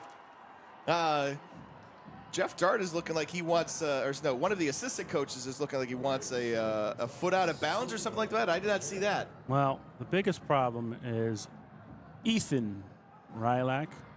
On my contacts, I can't read up close. Loss contain. 45 for Mount Union. Loss contain on the outside. And you could just kind of tell he overran his... Definitely didn't step out of bounds. Yeah, he overran his lane a little bit, and it gave Skokie the opportunity to turn the corner and then miss a tackle. Now North Central's set up to respond to this Mount Union score with the ball at midfield. Just short at the 49-yard line. Here's a take on first down and a keeper for Lehnen. Lehnen is hit at the line of scrimmage by Brandon Janssens and then stumbles forward for a pickup of 3. North Central going left to right across your screen here in quarter number 3. They've got the red uniforms with the white numerals, the black pants, and those black helmets with the red super foil shiny cardinal. Super slick. Janssens filled right there, delivered the hit on Lehnen, and he bounced off, and Lehnen landed about 3 yards upfield. So he might be a stick figure, thin guy, but he's tough. Here's Sacco on the carry on second down. Gets across the 45 down to the 43. Third down and 2 upcoming. He's listed as 6'1", 202. That's not tiny. No. He's so fast and shifty. We think he's a stick figure, but Lehnen, Lehnen was listed at 5'11", 190 a couple years ago in this game. I guess you can still grow in college. Sure. I went and stood next to him during the post-game or pre-game interview a couple days ago. He's definitely taller than I am. I'm 5'11" ¾ on a good day. Sacco on the give. Sacco forces his way across the line to gain for the first down up to the 40, moves the chains. Yeah, tough running has always been Sacco's calling card, and he scrums, I don't know, for another first down, a big short run, takes a big hit and falls forward. Big hit from Zach Liebler, the freshman corner. Back to Lehnen, maybe he's listed at 6'1", 202 because he's somebody who's getting a little bit of pro football buzz, but also possibly pro baseball. They're going to measure him. Both of those scouting groups will measure him. Here is Lehnen rolling right. Now being chased back to the left, trying to get rid of the football. Does. Pass complete. First down across the 30 and run out of bounds is Joe Sacco leaking out of the backfield as a safety valve and picks up 13. And, when you got a guy who's shifty, it can buy a little bit of time. It puts a lot of pressure on the defensive backfield. Mount Union's defense has done a great job tonight, but that time it was Jazz Jackson, the Mike linebacker, who could only hold up in coverage so long, and he comes up with the tackle. But Lehnen, he has not been hit in the backfield all night, and that time Mount Union almost got to him, but he bought himself enough time to complete the pass. So first down at the 27.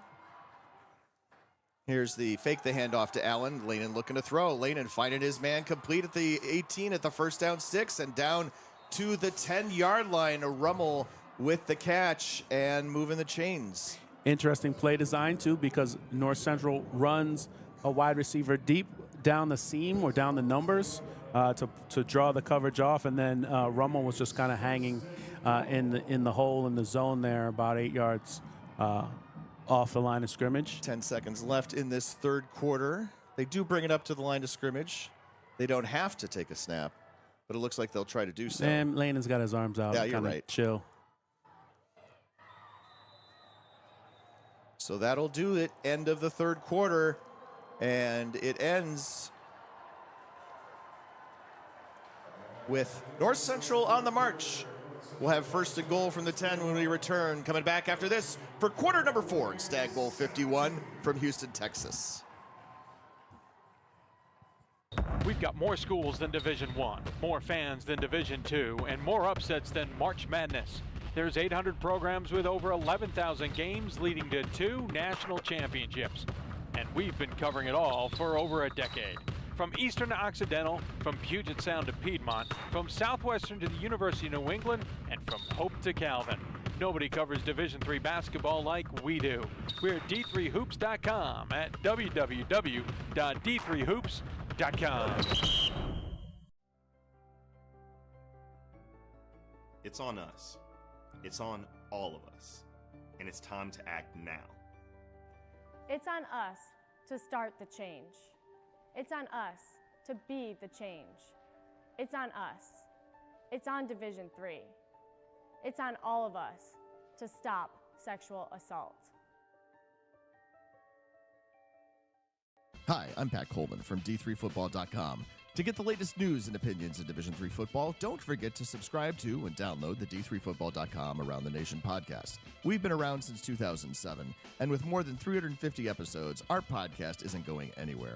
New episodes drop on Monday morning during the season and every month during the offseason as Greg Thomas and I run down the key stories from across Division III, chat with newsmakers, and bring you the latest news, not the hype or the latest so-called controversy. Find the D3Football.com Around the Nation podcast on your podcatcher of choice.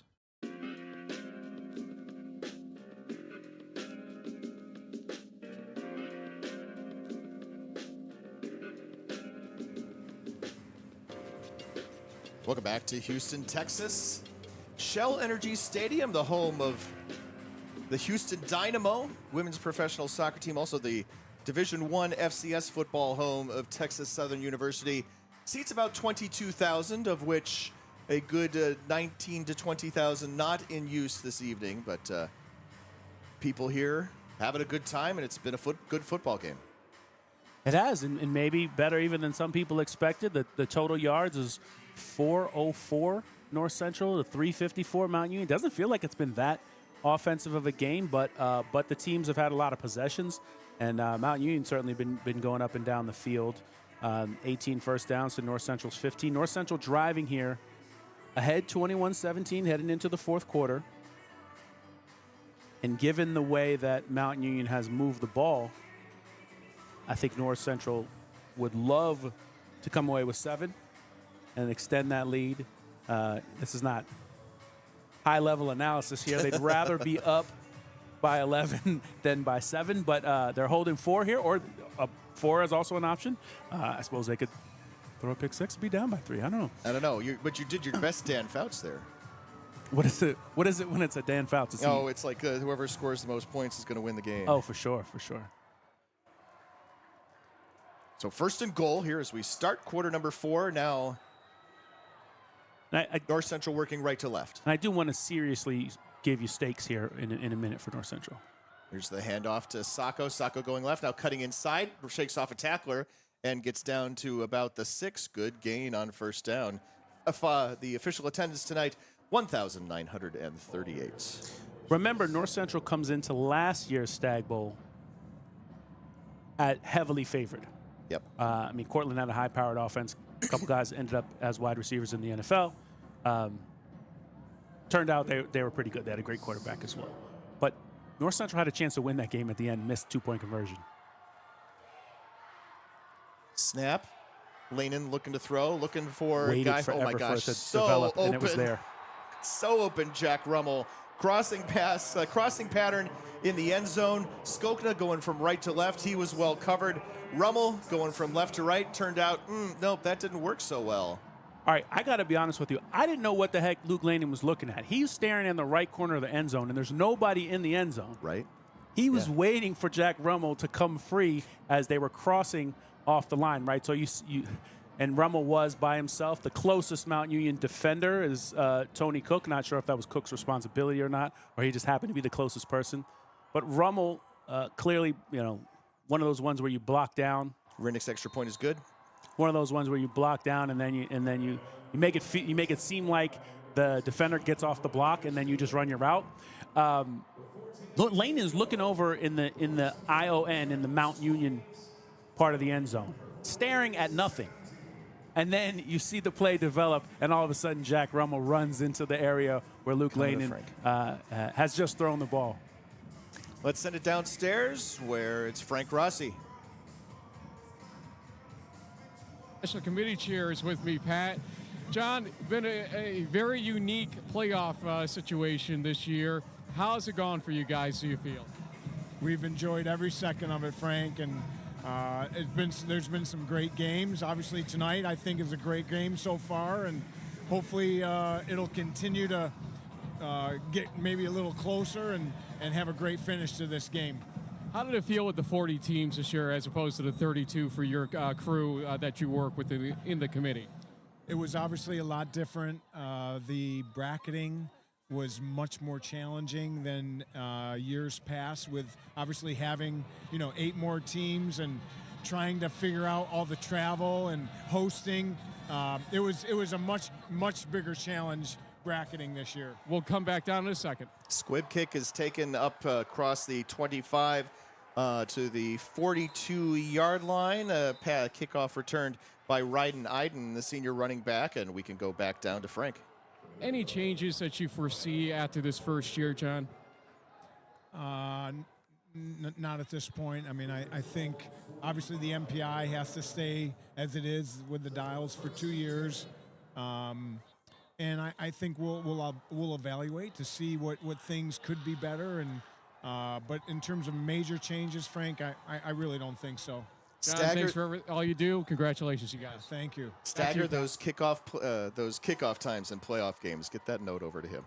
Ohio Athletic Conference guy wants the game to get closer, and so does Mount Union. Here is a pass complete in the flat. Maybe that's even an option, a lateral technically to Darnell Williams for a short gain on first down. Yeah, I'm sure there are a lot of neutral observers who wouldn't mind a Mount Union touchdown here as well. It's 28-17. Just under 14 minutes in the fourth quarter. Got a Mount Union player down. I think that's Matt Anderson, tight end. Well, nope, that's not true. I see Matt Anderson. He also looks a little small to be a tight end, even in D3. They're going to reset the clock. Hopefully that's something we can manage. At the end of the third quarter. Looked like it was just a stretch cramps. Total offense pretty even. Mount Union 319, North Central 316. Tyler Echeverry 81 yards rushing. TJ DeShields 16 of 27 passing for 218 yards. Luke Lehnen 14 of 19 for 233 and 2 scores. He's also the leading rusher with a 38 yards and a touchdown for North Central. As we wait for things to develop on the field, we're going to take a break. We'll be back in just a little bit. 13:55 to go here in the fourth. 28-17 North Central in front. It's on us. It's on all of us. And it's time to act now. It's on us to start the change. It's on us to be the change. It's on us. It's on Division III. It's on all of us to stop sexual assault. Hi, I'm Pat Coleman from D3Football.com. To get the latest news and opinions in Division III football, don't forget to subscribe to and download the D3Football.com Around the Nation podcast. We've been around since 2007, and with more than 350 episodes, our podcast isn't going anywhere.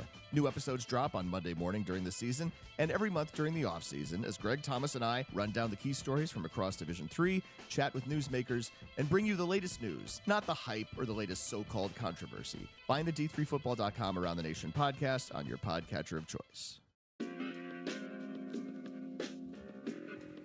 Back out here, and Darnell Williams is walking off slowly under his own power. And let's check in downstairs with Frank Rossi.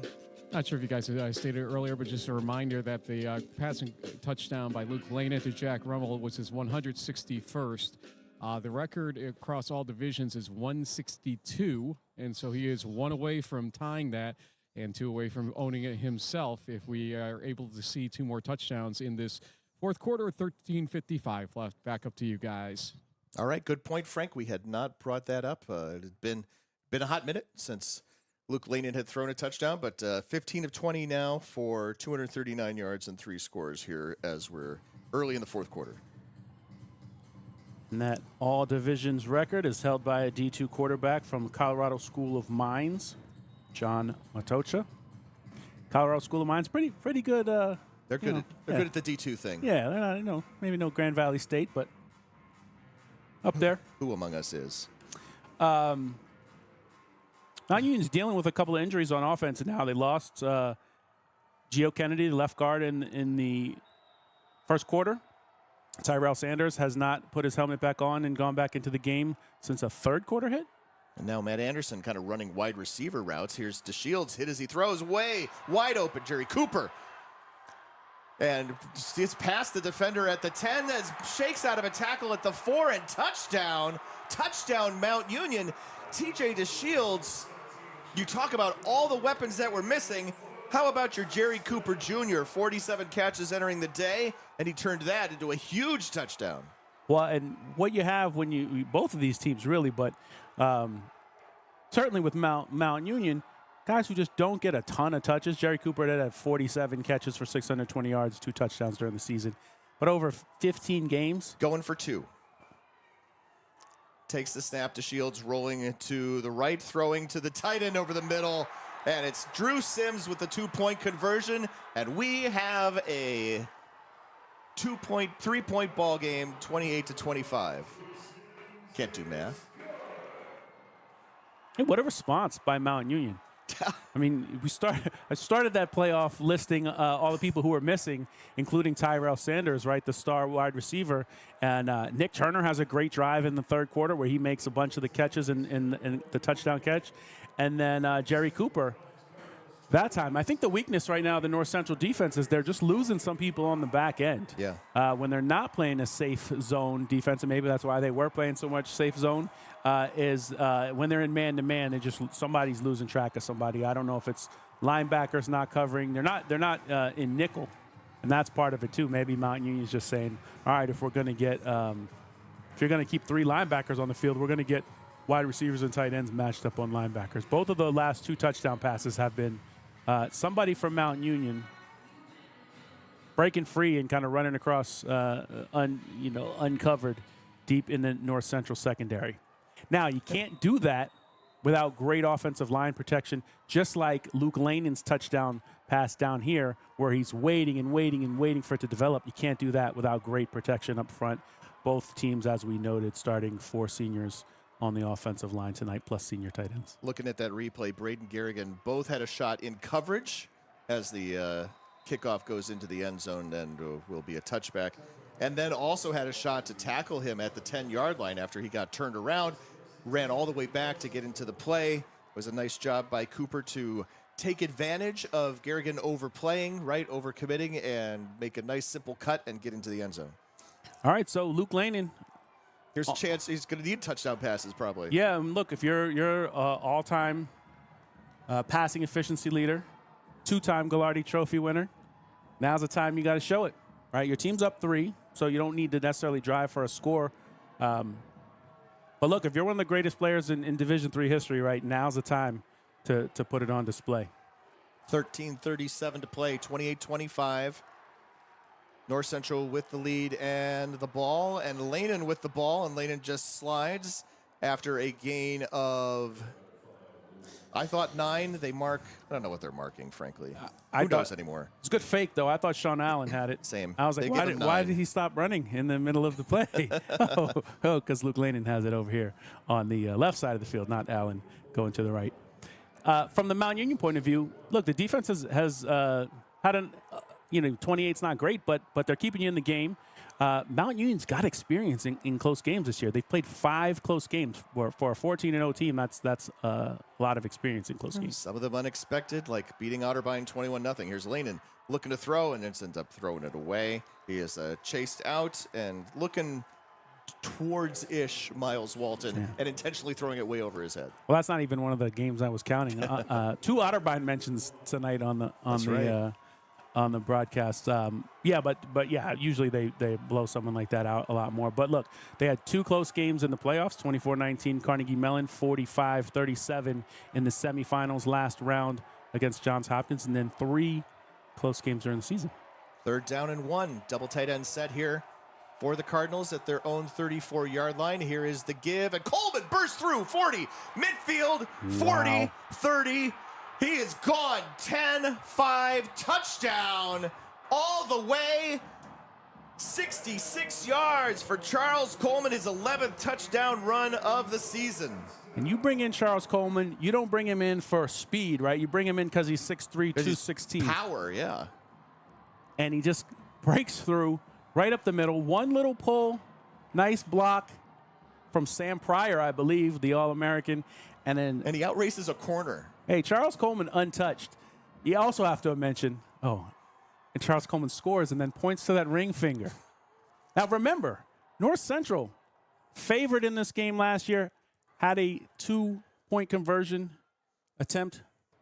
Oh, Rinnick's kick is blocked after a high snap. It's picked up and fallen on, so it will not be converted in either direction.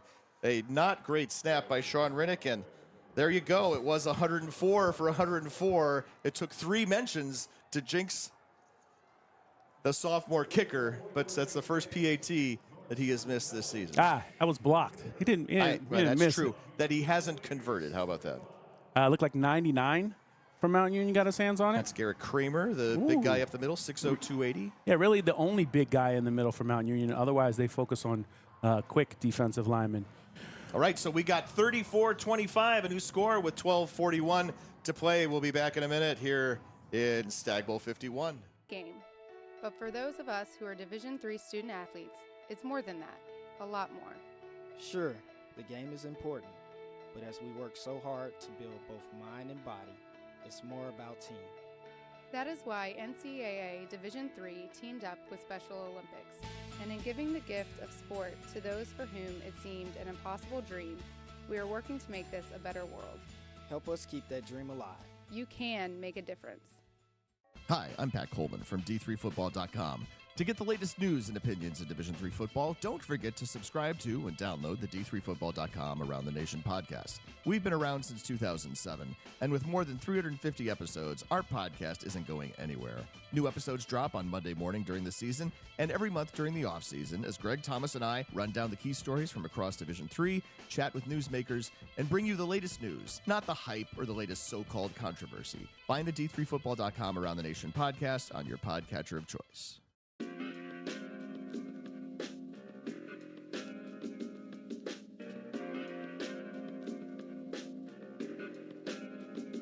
Back out here in Houston, Texas, where if you're listening to us, you know we know how to pronounce the Ghilardi Trophy. We should have put out the yeah, that would have been a spot on the bingo board for it sure. Always is. Or the drinking game. Well, don't do a drinking game. Play bingo when you're listening to the other broadcast. Yeah, you guys should be. You'd be probably you'd be asleep, slumped on the couch if you played the drinking game with us. Although I got to give you a lot of props. I haven't heard you say firing on all cylinders tonight. I'm really impressed with that. Who is firing on all cylinders? Though. Oh, that's fair. Don't think have we said it'll be interesting to see? Probably. Yeah, hit the transcription button on YouTube. Probably get bad news on that one. Hey, look, North Central. We were just talking about how last season lost the Stagg Bowl by 1 point, had a shot to win it at the end. They came in heavily favored. They ended up in a close game. We talked about all of Mount Union's close games this season. The reason that's relevant is because North Central's beaten everyone by 20 or more. The closest game they played all season in the second round against Hope, 41-21. So this is their first close game, the first time they've had to respond in the fourth quarter with a game within 3. Here's the kickoff. It's taken at the 8-yard line. Of course, not by Darnell Williams, who was shaken up and removed from the game. Instead, bringing it up the left-hand side of the field is Sean Thomas, and it will be a first down at the 33. All right, so North Central's got 12:34. Remember, they're not the defending champions. Cortland for another 12 minutes and 34 seconds of game action is the Division III champion. Longest reign ever, I guess. Oh, no, that's not true because people repeated. But because this game is on January 5th instead of December 21st or thereabouts. Who reigned across the COVID break, right? Oh, I didn't think about that. North Central's got to do something different with its pass defense. And, of course, the answer is North Central. Yes, we know. Here's the give. And the first down run by Echeverry. Not for much. He does lean the ball forward with his hand as he runs out of bounds. Hey, somebody is rolling around holding his knee from North Central. That's Egbo on the Mount Union sideline. Mount Union guys think he has cooties or something. Like they're like running away from him. And it gets super quiet. Awkwardly so. And Egbo looked like he's trying to get up, and then he realized that's ill-advised. I mean, Egbo ended last season hurt as well. And the North Central athletic trainer come running across the field, and they're going to take a timeout. So we're going to take one as well. So it's 12:29 to go in the fourth quarter. 34-25 the score. North Central in front.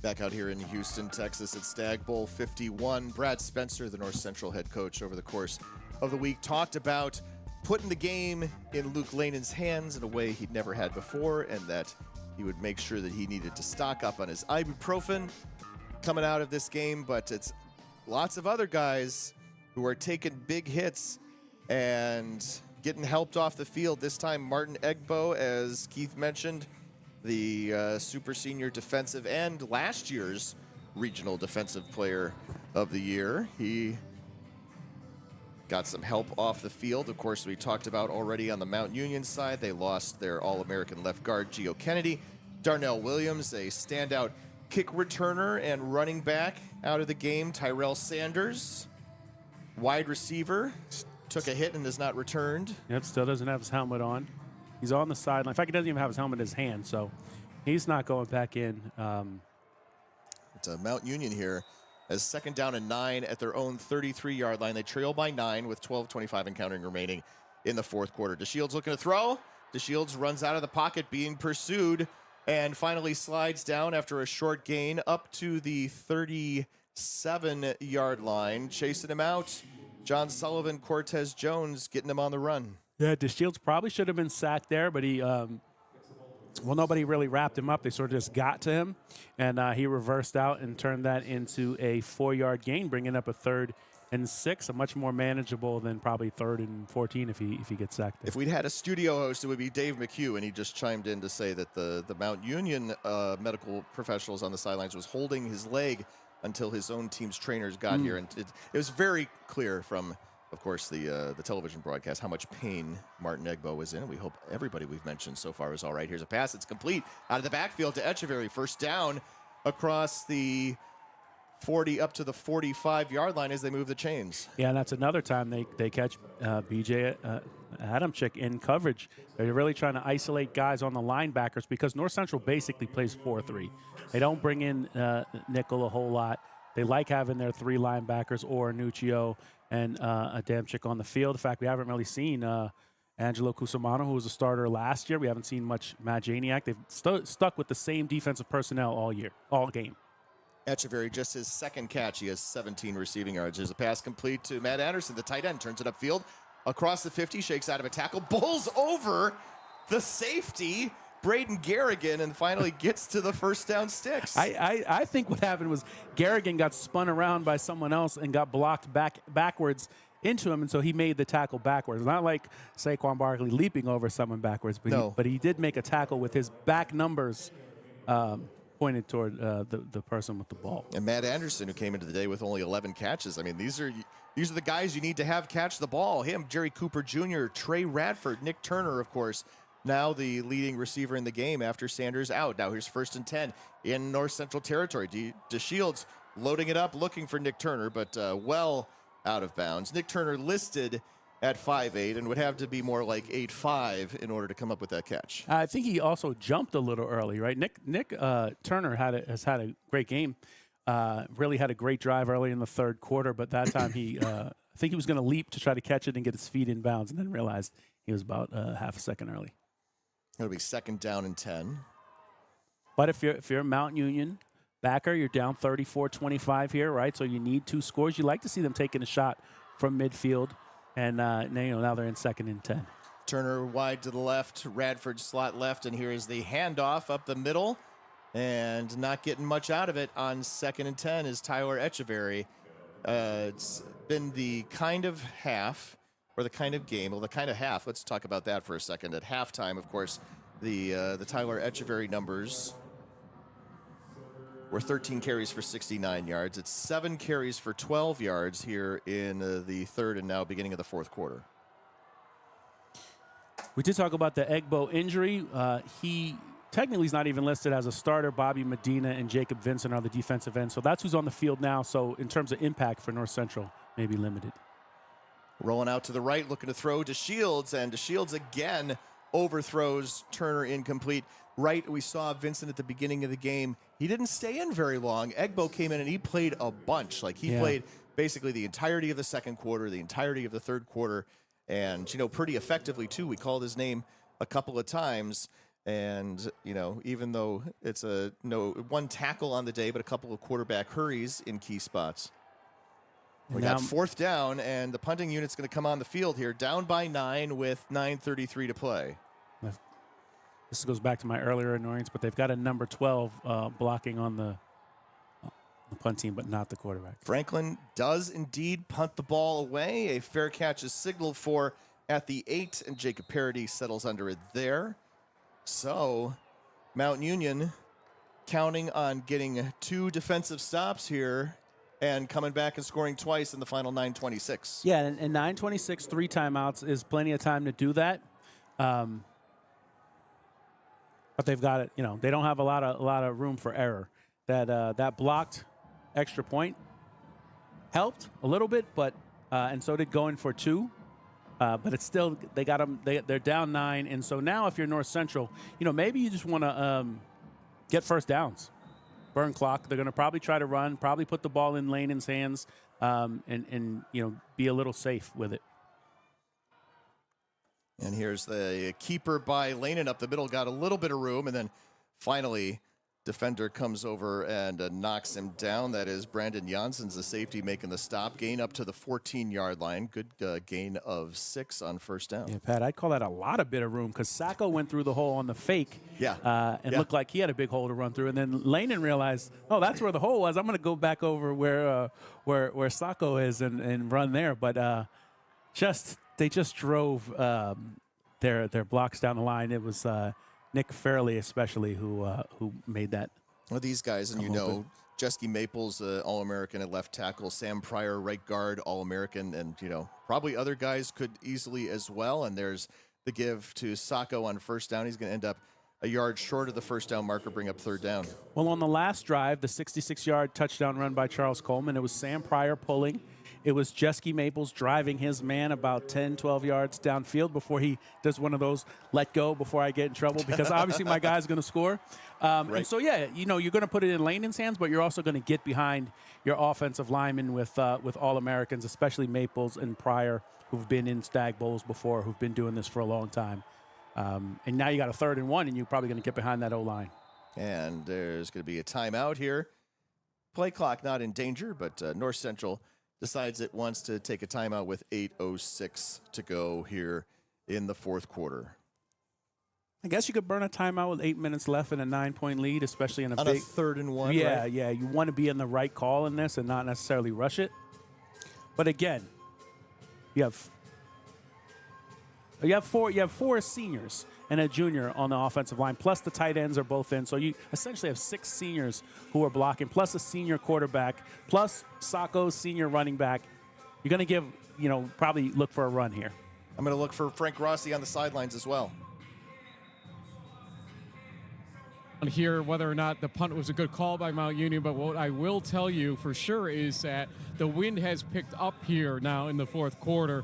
It's going to make throwing and kicking much more of an adventure because it has been a persistent wind over the last few minutes here. If this keeps up, that might not have been the best call for Mount Union on their own side of the field. Back up to you guys. All right, thanks a lot. Good point. I mean, they will, of course, have the wind at their back, but a big wind at your back is not really much better than a big wind at your face. 3rd and short.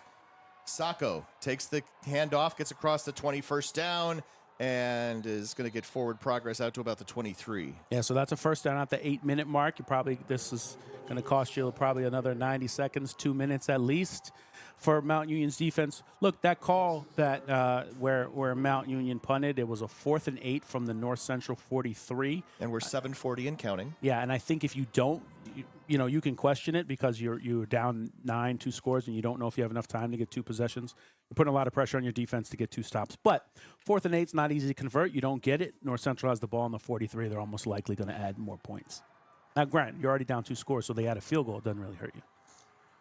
1st and 10 from their own 23-yard line. Fakes the handoff. Lehnen looking to throw, loading it up, looking downfield, and overthrows Jacob Parody.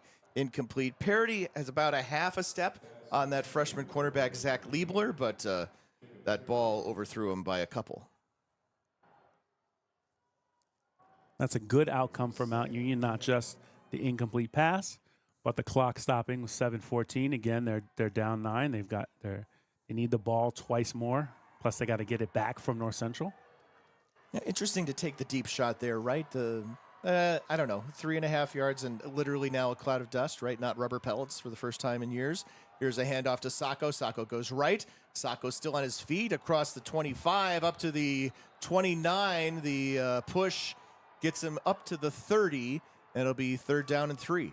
Well, again, a huge run for Sacco, a tough run. He had one in the Springfield game where he stayed up so long that Springfield actually ripped it out and Sacco turned it never into a came. fumble. And Sacco never came back in the game after. Yeah, but this was a nice 7-yard run that brings up 3rd and 3. Again, the stakes for North Central, not the defending champion. All right, so there's guys on the roster that won a ring in 2022. I mean, I think there's whether you get to call yourself a dynasty or not depends on whether you win 3 out of 5 instead of 2 out of 5. Maybe. I mean, they participated in the past 5 Stagg Bowls. Here on a 3rd down and 3 up at their 30-yard line. Sacco gets the give. Sacco hits enough of a hole. Not quite enough of a hole. They're going to stop him about a yard short. It'll be 4th down. Ryan Kennelly over on that side. Bobby Bamer, the multiple-time Elite 90 winner. That's the person who has the highest GPA at the site of an NCAA championship. A 4.0 economics major. All right.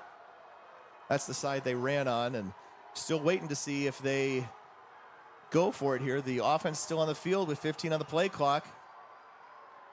And they're going to huddle it up, and they're going to go. 4th and 1 from their own side of the field. This is Brad Spencer being a little bit of a gambler, but he's also up 9.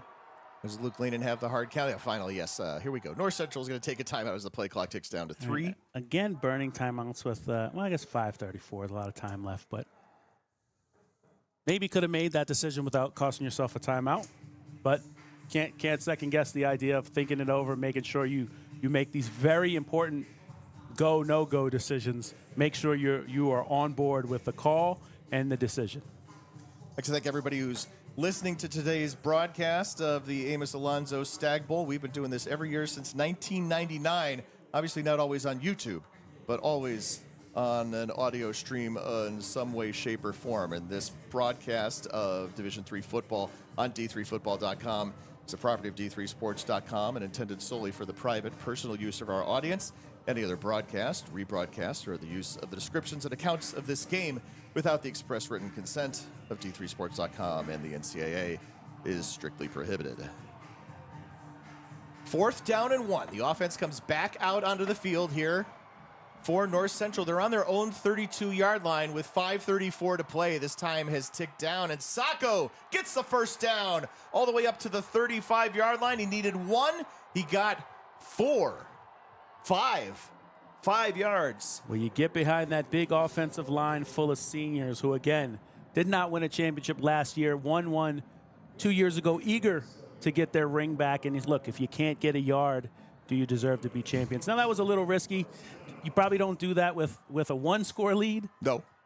But with 2-score lead, you can do it. And Brad Spencer likes to be a little risky. Like, he hasn't been in a close game since the last Stagg Bowl. Right. Let the man make his decisions. Big 1st down for North Central, and really clock starting to run out for Mount Union. Rumble wide to the left. Skopna slots to the left. Fakes the handoff. Lehnen looking to throw. Dumps it over the top for the tight end.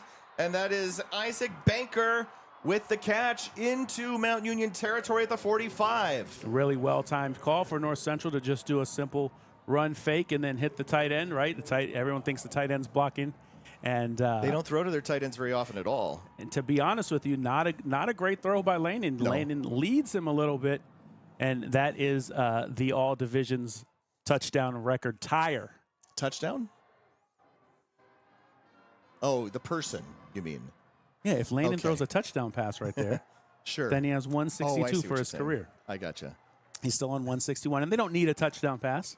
No, they could run out the final 5 minutes. Here's a keeper for Lehnen as he runs to the right-hand side and pushes it down to the 41-yard line, pickup of 4. And now we're going to see Mount Union start to take its timeouts as the clock ticks down to 3:59 remaining in the ballgame. And, certainly there will be people who question the coaching today for Mount Union. First time out of the half, as they say. because they left those points on the field right before the half. And obviously you could play that much safer and just kick the field goal. And you know, in hindsight, those points are very valuable right now because it turns it into a one-score game. I think the first fourth down call not only was the right decision, I think they had the right play call, and DeShields just sailed the throw a little bit. Yep. That ball, that's thrown on a rope, that's a touchdown. So there's going to be a lot of second guessing for Mount Union, and then you maybe you second guess the punt right here. But again, 4th and 8, you're on your own 43. You're kicking to North Central with a 2-score lead, and obviously big dominant offensive line. They're going to try to kill the clock here. In fact, talking about Lehnen's touchdown pass record, he may not throw another pass. They don't really need to. They're just going to milk as much clock as possible, and if they have to give the ball back to Mount Union, they will. But they'd probably prefer to kill it all and score. 2nd down and 6. Lehnen with Sean Allen in the backfield. Fakes the give to Allen. Rolling back, looking to throw. Chased by Caleb Brown. Oh, my God, so wide open. Jacob Parody. Finally, Janssens comes over and brings him down because Lehnen had to throw on the run, and there is a penalty flag that comes out at the very end of that play that may tack onto this. And it's hard to be that wrong that quickly. So apparently North Central is still going to throw the ball. Oh, and see, I thought we were talking about blowing a coverage and then committing a penalty on top of it. Oh, no, I was making fun of myself. Unsportsmanlike conduct, that's going to be against North Central. So that will push them back after and eliminate a good amount of that nice game. And I don't know how good that actually is. Because that runs some time. Yeah, that's more yardage for North Central to cover. You want Mount Union, if they're going to give up a score here, you want to do it fast, and you want to keep it to a field goal. Field goal makes it 37-25, 12-point game, still a 2-score game. It's a 2-score game right now. Field goal doesn't help you, hurt you. And maybe North Central wouldn't even attempt a field goal because they know that it doesn't change the calculus at all. But now that North Central gets inside the 15 and then moves it back here to the 27, still a lot of time for them to run the ball and run clock. Sean Allen is the back in the game, by the way, not Stucco. And he gets the give this time from Lehnen, and he gets across the 35, still on his feet down to the across the 25 down to the 21-yard line. I think it's about time for most outstanding player, is it not? Didn't mean to take all the ballots from you, Greg. Oof. They gave Damara a ballot. Well, you know what happens in games like this where it's a real team effort? They just vote for the quarterback. Or could just vote for the quarterback. I don't know that Luke Lehnen had 17-24 passing, 286 yards, 3 touchdowns, 13 carries for 57 yards, and a score. Yeah, that's pretty efficient. Did you say 3 touchdowns? Passing? So he's tied the record already. Yes, I believe that had been established. That's what Frank reported from the sidelines as well. I thought he said a timeout on the field here with 3:43 to play. Well, maybe Frank was saying the next one is the record setter. Yeah. All right. I was understanding him as one short. Little BBD. Never trust a big button to smile. If they can say it on the radio, I can say it on the air, right? Yeah. Oh, also, I own the station, right, I guess? This is not we're not FCC. So if I vote for like Sam Pryor and Jesky Maples, you guys going to be like, oh, contrarian, voting for the You can do what you like. All right, give me those Luke Lehnen numbers again. 17 to 24. Yeah, so here's the Luke Lehnen today. 17 to 24 passing for 286 yards and 3 touchdowns. It's 71% completions. He's got 13 carries for 57 yards and a touchdown on the ground as well. And my vote, for offensive line, he hadn't been sacked. Hasn't been sacked. Fakes the handoff. Lehnen looking to throw here on 2nd and 4. They got on the record. Looking over the middle and out of the diving reach of Jack Rummel, incomplete. And a penalty marker is down in the backfield. There's certainly some extensive discussions, and there is a roughing the passer penalty going to be called against Mount Union. Look, this game still is contested. It's a 2-score game, 34-25, but North Central still throwing the ball. Again, just completely wrong. Me thinking that they were going to try to run the ball. I will say this in your defense. No, I'll say this in Brad Spencer's defense. He's 43-1 as a head coach. I'm going to take what he has to say about it here. Yeah, his only loss is the Stagg Bowl last year. And again, they had a 2-point conversion play to win that game. Right. So he's basically a coin toss from being undefeated as a head coach over 4 seasons. 3 seasons? 3 seasons. Yeah. just played 45 games in 3 seasons. Yeah, exactly. Sacco back into the game here. 3:34 to go. 34-25. Your score. North Central in front. And here's Sacco cutting right. Here's Lehnen sliding down. So you got me this time with the fake handoff. I'm like, how is that my fault? No, I mean, not. I did point in your direction in order to agree with what you had said several minutes ago about a very similar play that you had missed. Okay, I got you. Which it's not you. It's me. I'm the problem. It's me. Timeout, Mount Union. Look, with 3:26 to go. North Central still foot on the gas, and I'm sure if they can get Luke Lehnen the all divisions touchdown passing record, they will. But that time was a run option for Lehnen. He kept it himself, and then basically ran in a straight line and slid before he got to the sideline once he realized there were no yards to be picked up there.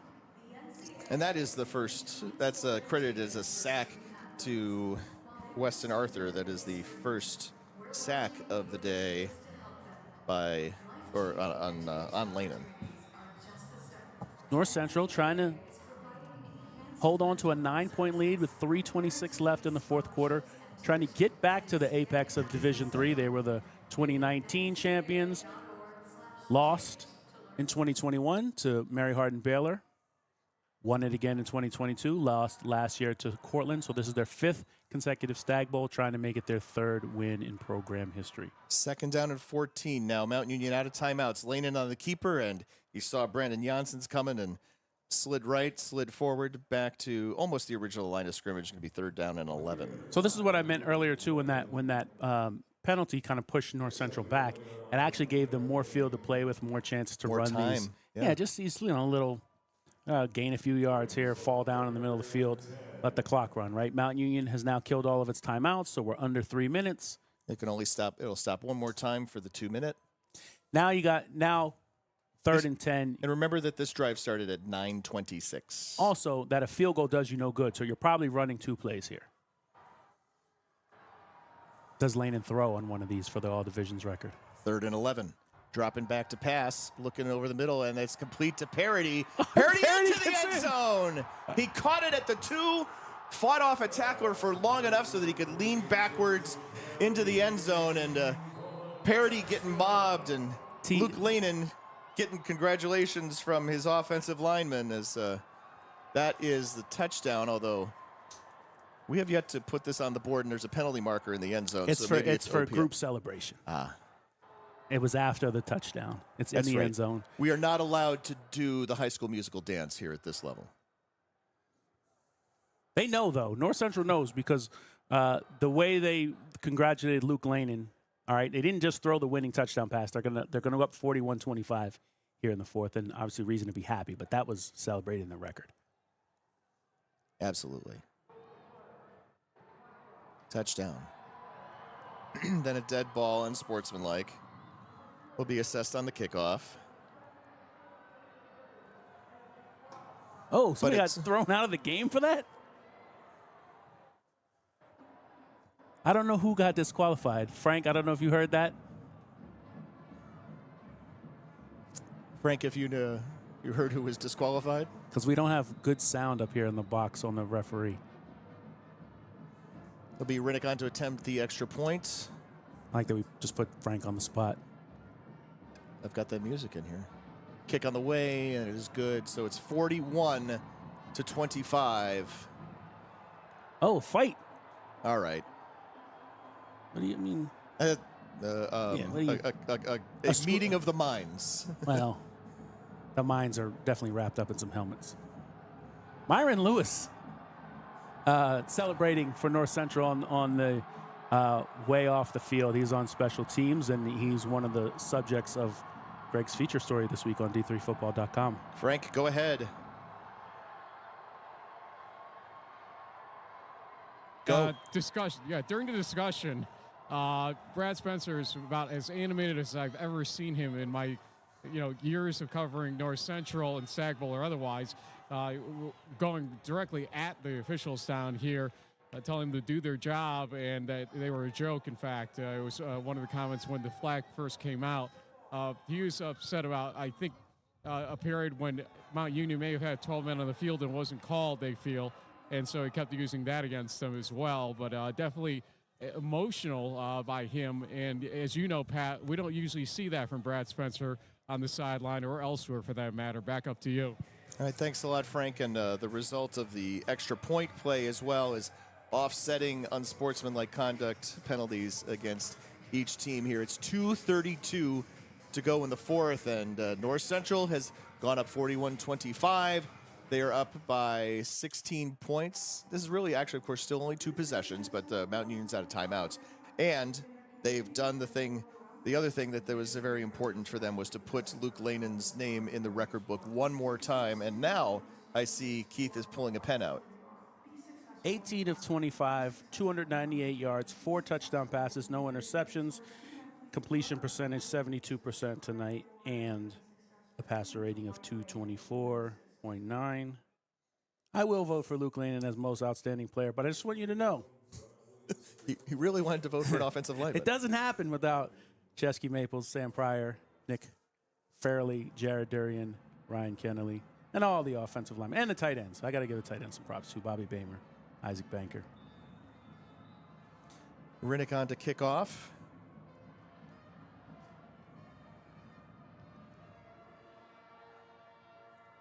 And it'll be taken at the 10-yard line. Purple Raiders cutting up the left-hand side across the 25.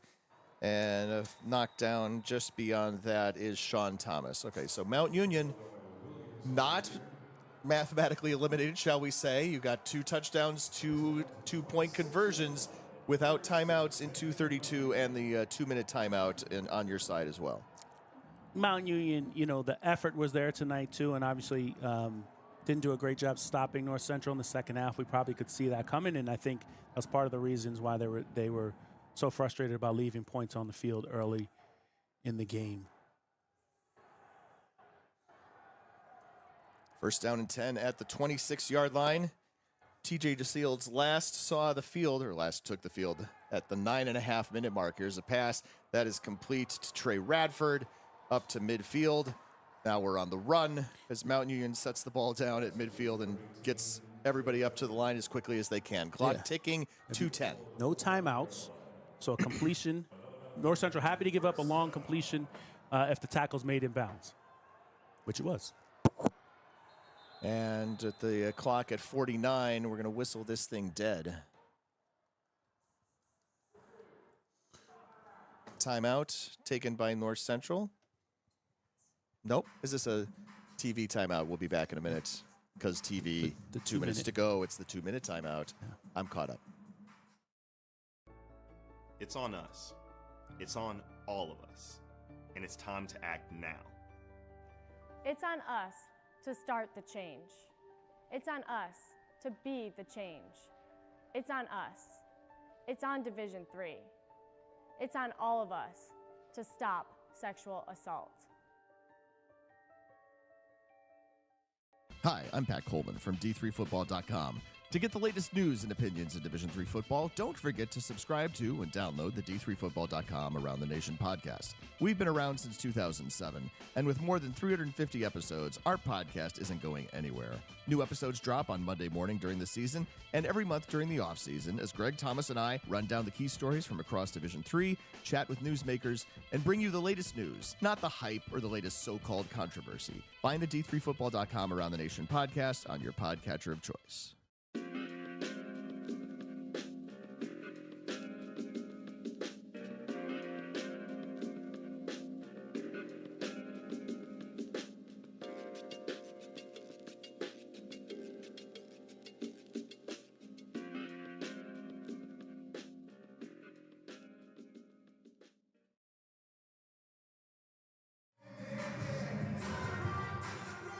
Back out here in Houston, Texas, as we get you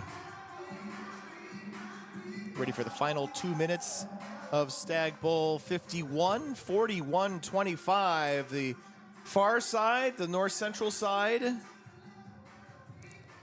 the west side of the stadium, ostensibly, all in red, all up and happy that their Cardinals are going to most likely, although not yet for sure, come home and come away with their third Division III football national title.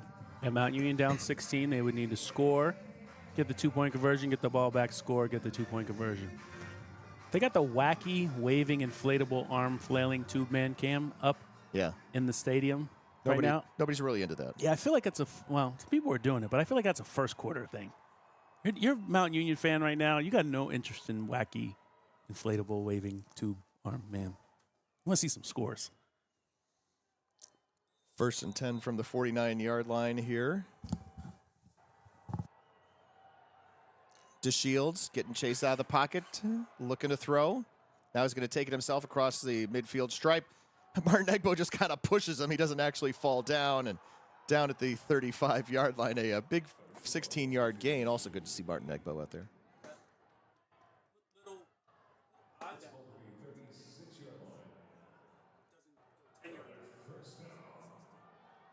Good point. There's a throw, and that is going to be a illegal forward pass for the second time today against TJ DeShields.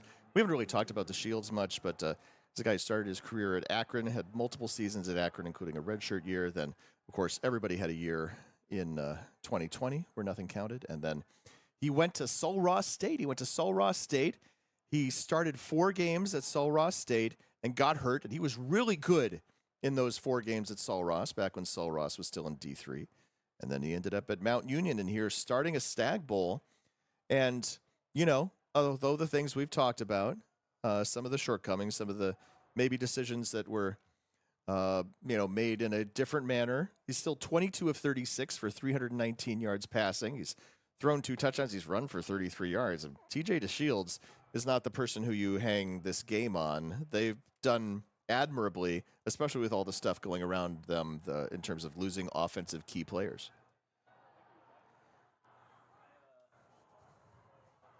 I think him is it's not decision making. It's the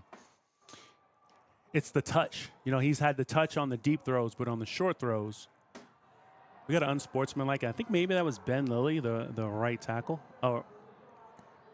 And then also calling the loss of down. Here's the loss of down penalty. Okay. Well, Ben Lilly was definitely active after the play, but not a penalty on him. Anyway, DeShields, I thought he's made good decisions tonight. Sometimes a little slow, and sometimes put a little too much air into the ball. Low snap at the 40-yard line. DeShields, and he throws while in the grasp, and that's going to be incomplete. It'll be 3rd down and long.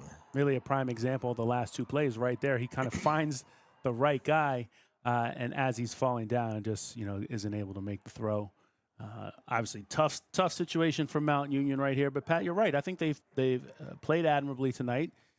I think most likely your Purple Raider fans will go back to the early performance in the game where they were 1 of 4 in the red zone and coming away with 0 points 3 times. Another low snap for DeShields. He's been having to deal with that all day, and here's a pass that just underthrows his intended receiver, Trey Radford. So that'll be 4th and long. And in among multiple defenders, too, right? Danny Nuccio there, B.J. Adamczyk, Romarion Roby, all right there in around Trey Radford, putting the tray around Trey Radford. Wow. This is amazing that North Central never subs in the 5th defensive back. True. They still are rolling with 3 linebackers, and I guess the last guy's Zach Orr, and Zach Orr was a safety earlier in his career. So maybe that's part of the reason why is they feel like Orr has coverage skills. It's a face mask against the offense. So we're going to replay 3rd down, and we're going to replay it from Purple Raider territory. Well, at this point, 1:27 left. You need 2 scores and 2 2-point conversions. Mount Union would rather have 2 shots, probably. Well, they need a lot of yards. Goodness. 8 penalties, 66 yards, I believe now. Well, it's weird. I looked earlier in the 4th quarter, and it was 4 penalties for each team. They hadn't been, penalties really hadn't been a factor in this game. Yeah, then people got all up in each other's faces. Yeah, until the last North Central touchdown. So now 3rd and long back at the 40. A ball on the turf on a bad snap. And there, finally, someone gets to him, and it is the defensive end, Bobby Medina. The ball comes out. A strip sack, and North Central was only rushing 3. True. Right there. It'll be fourth Dropped, down. they had dropped 8 into coverage. Bobby Medina bends the edge and is able to get the strip sack. Jared Burris recovers for Mount Union, but now you're in 4th down. Burris picked it up and ran for about 5 yards. A rare opportunity for offensive linemen to get the ball and advance it. Get it up to the 45, where it's 4th and 29. And North Central rush 3 again, 8 deep. Picks up the snap and is chased out of the pocket, and he is not going to go anywhere. Sacked on 4th down, and that will do it. It'll be a turnover on downs, and it will be victory formation for North Central. And you see Danny Nuccio giving the ring finger, pointing at the ring finger, not giving anyone the ring finger, just so we're clear. It's hard to make my hand do that. Hugs from BJ Adamczyk, Zach Orr, a couple of linebackers. I think we give that sack to Bobby Medina, who is also getting hugged out at the numbers by one of the coaches. Yeah, they call that a pass, by the way, at least in the stats. Regardless. Look, this is huge for North Central. Remember, they did not win the Stagg Bowl last year. They got to the apex, fell a point short. And so this has been 30 games coming for some of these players on the team. And now you see someone with a sign that says, "We broke the machine." Again, Mount Union, of course, known as the machine. That's gold. That's Kneel gold. down. Kneel down on 1st down. Clock ticking. 57 seconds to go. After the game, stick with us. There will be a made-for-TV trophy presentation, and then there will be a made-for-the-stadium trophy presentation. And after that, Frank Rossi, in all his sparkly glory, will be in and among the various people who have made the news today, and we'll get a couple of post-game interviews here from the stadium. Kneeling it down one more time, and that's the last time it needs. North Central. Luke Lehnen runs down to the 15-yard line with the entire North Central roster. That's where the trophy is. Okay, I was like, is there a camera? There's got to be something down there. Yeah, I guess it had made its way out on that side. And as North Central celebrates, you see hugs on the Mount Union sideline. Drew Sims, the tight end, distraught, and he's getting hugged by Coach Greg Rockwell, the left guard that came into the game. You see Ali Marpet out there at the 15, apparently. Is that the real Ali Marpet? No, that's James Baker. I know. You know, you see Gio Kennedy on crutches. Look, there are a lot of guys from Mount Union that gave their all. But this is North Central's moment, and they're back at the top of Division III. 3rd championship in 5 years, 3rd championship in program history. For a long time, North Central was a program that couldn't break through the 2nd round, got to the quarters a couple times, played a semifinal at Mount Union in 2013, lost that game 41-40, one of the great Division III games of all time, and has now beaten Mount Union twice, North Central has, at the Stagg Bowl. And has beaten Mount Union 4 times out of 5. Yeah. Also, all of them in the playoffs. And they beat UW Whitewater in the other Stagg Bowl. So, you know, they did lose to Mary Hardin Baylor and to Cortland. And now you see a couple of North Central players over on the sideline hugging Mount Union guys, coming over to dap them up. In Zach Orr's case, there was a post-game handshake. Yeah. But, I mean, they're also coming over to give extra hugs. Zach Orr gave somebody the club, where he's got his hand wrapped up, and he did dap with the club on. He may have forgotten his hand was wrapped up. This is a big moment for North Central, and also, you know, for people out there whose programs are close. You know, there are a lot of programs that get deep into the playoffs 1 or 2 times and you know, maybe on the strength of a great quarterback or a generational player, and then they never get back. North Central was the program that kept getting close, kept knocking on the door. Finally, they broke through, and now they are the class of Division III. Indeed, they are. 3 times in 5 years, national champions. 5 times in 5 years. Their season has gone all the way to the Amos Alonzo Stagg Bowl. Pick your site. They've played it at everywhere but Bradenton, Florida at this point. The first win was here in Texas, up the road a little bit in the Woodlands, right? Shenandoah, Texas, technically. They haven't gotten to play one too close to home. They won in Annapolis, one in Salem. One in Canton is as close as you get. I don't know if anybody filed to host one or bid to host one. So. And Mount Union sidelines pretty much cleared out. Those guys are on the way into the locker room. North Central dancing on the field between the 40 and 20-yard line. And the stage is getting set up here. And then you also see the championship T-shirts and hats.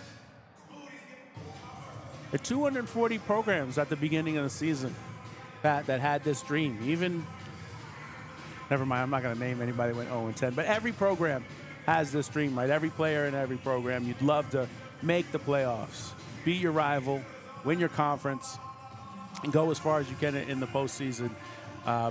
North Central, the one team that gets to live the dream, and the one disappointing thing about 40 teams getting into the playoffs is 39 of the best teams in the country lost their last game. North Central, the only team that gets to stand out here on the field at the end of their season and celebrate it. And celebrate it they are.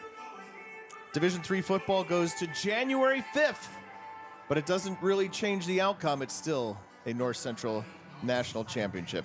Frank Rossi's downstairs. We will be hearing from him.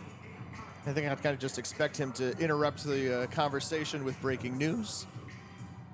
And I think we are safe to now start talking to people because ESPN is off the air. They went to Scott Van Pelt. I think Scott Van Pelt with a copious amount of Stagg Bowl highlights, right? Yeah, well, it should be. It was an NFL Sunday. It was Week 18, kind of not super exciting NFL Sunday, but certainly this is true for Minnesota fans. Sorry to hear that. This was a big difference this year, right? Stagg Bowl on Sunday night here in Houston. Yeah. 15-day lead up to the Stagg Bowl. For the past 10, 12 years, the Stagg Bowl had been 6 days after the semifinals. And so instead of having so much time to scheme up and counter scheme and game plan, which I'm sure both Jeff Dart and Brad Spencer enjoyed, having that extra time.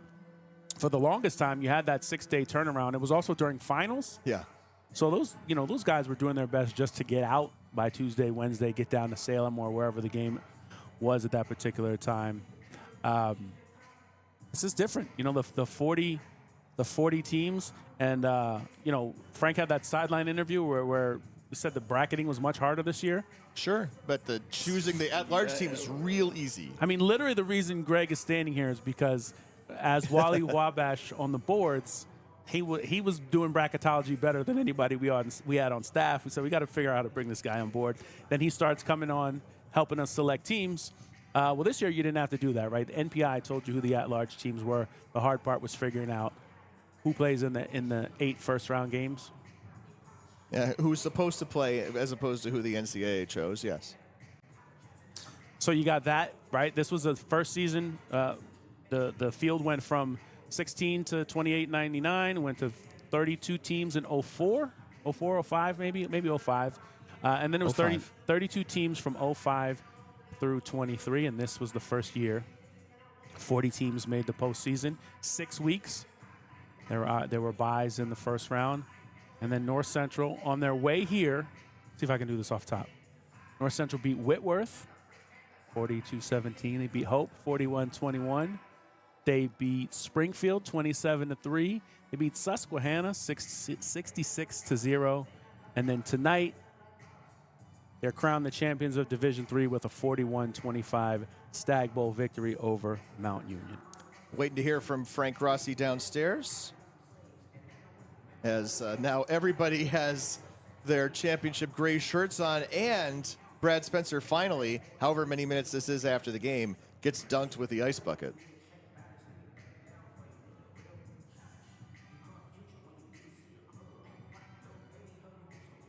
Stagg Bowl on grass. Stagg Bowl in January. Oh, yeah. Also different. So, you see a couple of the familiar teams. I mean, they're 4 national powers, I guess, in the 2000s, right? Whitewater, Mount Union, Mary Hardin, Baylor, and North Central. 2 of them were on the field here tonight, but it was North Central's night. It was Luke Lehnen's night. He broke the all divisions touchdown passes record, won another championship.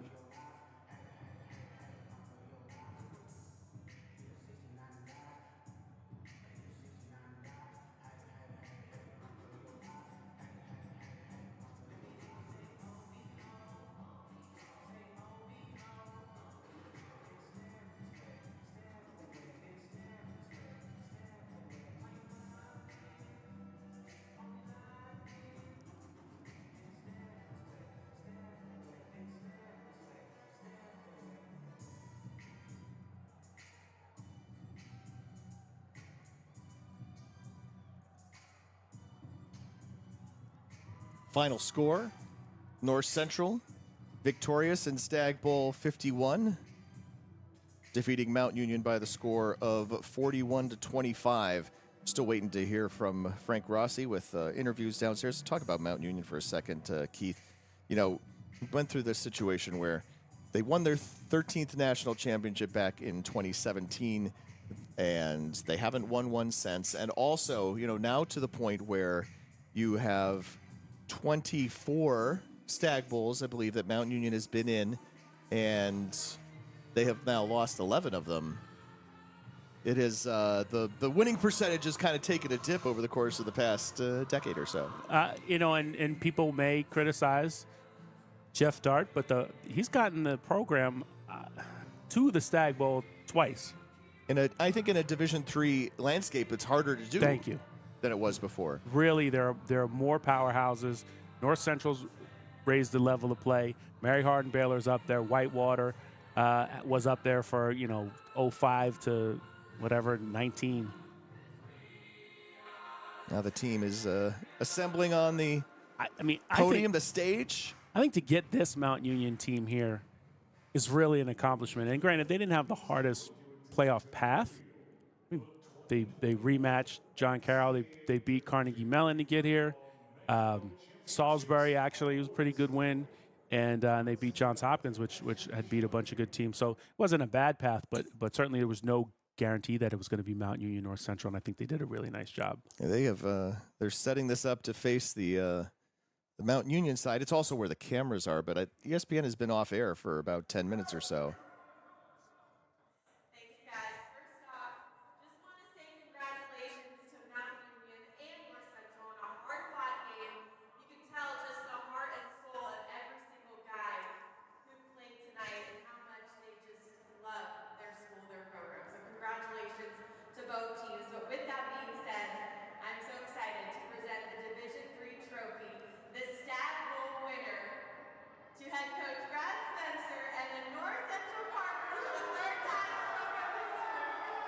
And that was Ashley Shah Ahmadi, by the way, the ESPN sideline reporter, presenting the trophy. Coach, we talked to you a little bit before, but just tell me, what does this feel like? Can you describe this feeling?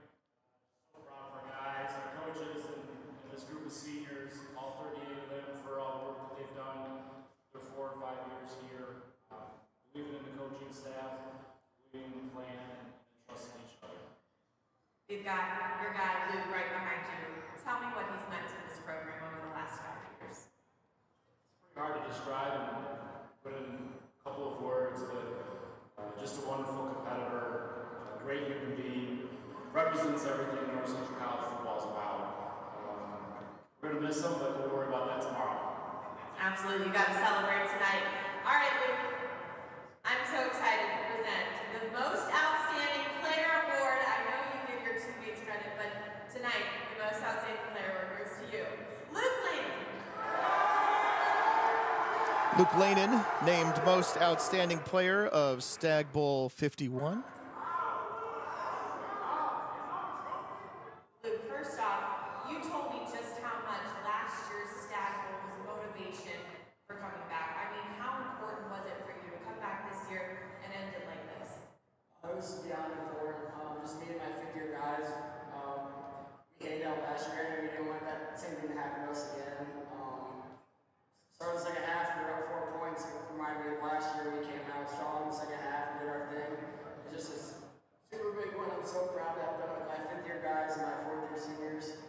come out on top at the end. Talking about this game specifically, I mean, a back and forth affair. You guys were not in a lot of close games this year, so how were you guys able to really shut things down in the second half? Yeah, we just told ourselves to keep swinging, keep rolling with the punches, and just do our thing, and it was going to work out in the end for us. We were down for like the first time all season, but just seeing our offense and our defense be able to respond. Defense get huge stops in the first half. That was insane. In the red zone, getting stops, allowing 0 points. Now that defense and play today, I don't think we're staying up here. Luke, you told me earlier this week you haven't really thought about it being your last college football game, but now can you describe this feeling? It's a crazy feeling. I mean, I was getting emotional before the game, walking off the bus, seeing my family. My family was crying before the game. And in the locker room, like going out here, I was getting emotional. And then now when there was 2 minutes left in the game, up by 2 scores, just hit me in the feels right now. I'm so glad to get to be with all my fifth-year guys behind me too. What has this program meant to you overall? What has North Central meant to you? This program's meant so much to me. Definitely changed me as a person, made me a better man. Taught me about character, discipline, stuff that I'll carry through my life from here on out. And it's given me the best family, best second family, best brothers I could ask for. Luke, congratulations. Congratulations to all of you. Third national championship. Your North Central Cardinals. Well, that was the best microphone we had from the field, at least aside from Frank's. Have you heard most of that? Watching back at home on ESPN, we appreciate it. Congratulations once again, you guys. Go celebrate. Luke Lehnen talking about the emotion, talking about his family knowing, of course, just like everybody else, that this was his last game and getting it in the feels, right? It's a, obviously you'd rather have that last game be a W, but, you're Mount Union, those guys all played, a bunch of those guys played their last game too and did not have quite the same feels on the way out the door. Well, and of course, there are, the Mount Union guys who hold the record for most consecutive wins who lost their last game, 155 and lost the last one.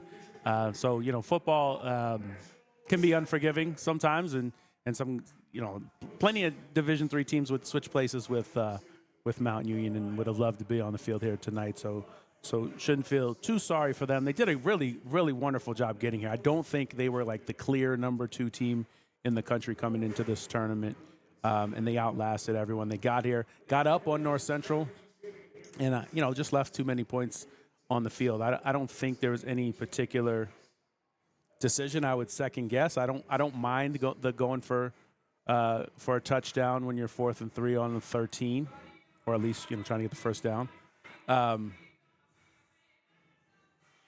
I think you could have played it safer there before the half and run a kind of short pass, and if it's not there, just throw it away and kick the field goal and go in down 14-13. But they end up losing by 16. I don't know if those 3 points are the difference. And, right, if they get those 3, maybe they don't go for the 2 later, so maybe it's only a 2-point difference, right? Yeah, right. Everything changes if the situation is different. But I do think Mount Union supporters will focus on the number of opportunities they had and did not convert in the first 2-3 quarters of this game. And because there was a point where you knew North Central was going to start rolling downhill. And even when they got it to 28-25, and then you get the Charles Coleman 66-yard touchdown up the middle. Yeah. That's a backbreaker. And, Mount Union, I don't think this was their best team. So for them to get here to the Stagg Bowl, especially after a second-round loss last year, not having a dominant quarterback as they've had for so many years, really great for them to get here and push North Central a little bit, just so we see North Central have to struggle a little bit on the way to this championship. We're here with Luke Lehnen, and Luke, you just won Most Outstanding Player. Let's look at it. 2 Gagliardi trophies, 2 Stagg Bowls. What's the most impressive, important thing for you ultimately in this whole wild career you've had for North Central? I really just think it's the relationships I've been able to build over the past 4 or 5 years, and then getting to come out here with my 5th-year guys, the guys I started with, the 12, 15, whatever number it is, and end on a big win against a really good team. and just really looking forward to enjoying this moment with my fifth-year guys one last time. Luke, when you were going into the halftime, you didn't have as big of a lead that you normally have in games. What were you telling the team? What was Coach Spencer telling you guys to get ready to come out in the second half and really dominate the way you did? Yeah, we just kept telling ourselves, especially as an offense, that our defense is getting big stops for us. It's time for us to stop hurting ourselves. I think a lot of times when we were getting stopped, it was because we were making mistakes on our end. But yeah, and special teams, we weren't getting good field position. That was a big thing. We harped on at halftime, and I think we did a much better job getting good field position for the defense or for the offense in the second half. I remember before the season, Giovanni Weeks came on our show and talked about the way to stop North Central is to make you pass the ball, essentially. I know you heard about this. I know you have a little bit of a chip on your shoulder about this. Were you out to prove otherwise this year?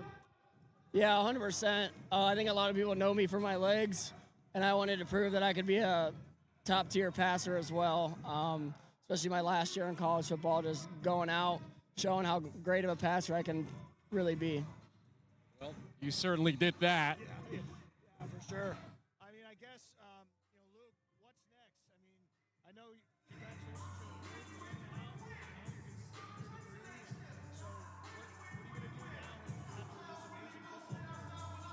Yeah, hopefully when it gets warm, I'll play a good amount of golf because I won't have spring football to worry about. I'm probably looking forward to train and try to make it big in the end, not make it big, but go to the pros or keep playing football. I just love the sport so much. I just want to play it as long as I can. I've heard you're a pretty good baseball player too. You got baseball season coming up? Yeah, baseball season coming up. I mean, I think school starts tomorrow, so captain's practices probably start tomorrow. So we'll see if I can get a week off or so. Yeah, right. While we're doing this with D3Football.com as well right now, in the Huddle's tradition, as you know, is to give you shout-out ability. So with Pat's permission, we will ask you to give any shout-outs. This is going to be maybe a long one for you. I don't know. Let's see. All right, let's see what I can come up with. So I got my wife, Jillian, my mom, Christine, dad, Trevor, my brother, Blake, my sisters, Sydney and Caitlin. Got my fifth-year seniors, all of them. I wouldn't name all of them because they'd be here for a while. My O-line, the defense, the coaches, and then last but not least, Jesus Christ, my Lord and Savior. Got to thank him for sure. I just want to say one thing, Luke. It has been an absolute honor and pleasure to watch you. Obviously, we've kind of been through this together in certain ways, all of us, 4 years. You are one of the greatest Division III college football players in history. Let that set in someday. Right now, go enjoy this, and congratulations. Yeah, it definitely has turned into an episode of In the Huddle down there, as that is Luke Lehnen along with Frank Rossi and James Baker. The final score, 41-25. Keith, final thoughts? I think for all the change that we went through this year, with the expansion to 40 teams, with the at-large selection being different, with the first-round buys in the playoffs, with such a variety of what seemed like power teams coming in. And you really didn't have, outside of North Central, a super dominant team, but you had a lot of teams we thought we could make a run, whether it was, St. John's or Hardin-Simmons or somebody we hadn't seen before. Ended up being really familiar faces here in an unfamiliar setting here in Houston at Shell Energy Stadium. And, you do have to feel really good, except for, unless you're like a Mount Union fan. I think you got to feel really good about Luke Lehnen getting to end his career on a high note. Yeah. As the all divisions passing touchdowns leader, he got to 163 with 4 touchdown passes tonight.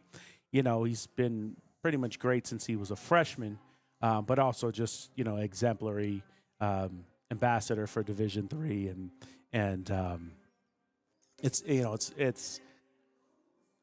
fun to, I enjoy watching North Central. I enjoy watching Mount Union. Obviously, you and I enjoy watching all the teams. We get excited when we get to go see new stadiums and new teams and all that. But even as North Central is a familiar face here at the Apex, it doesn't get old, because I think these guys really appreciate the opportunity to be here, and especially since they got so close last year and didn't win it.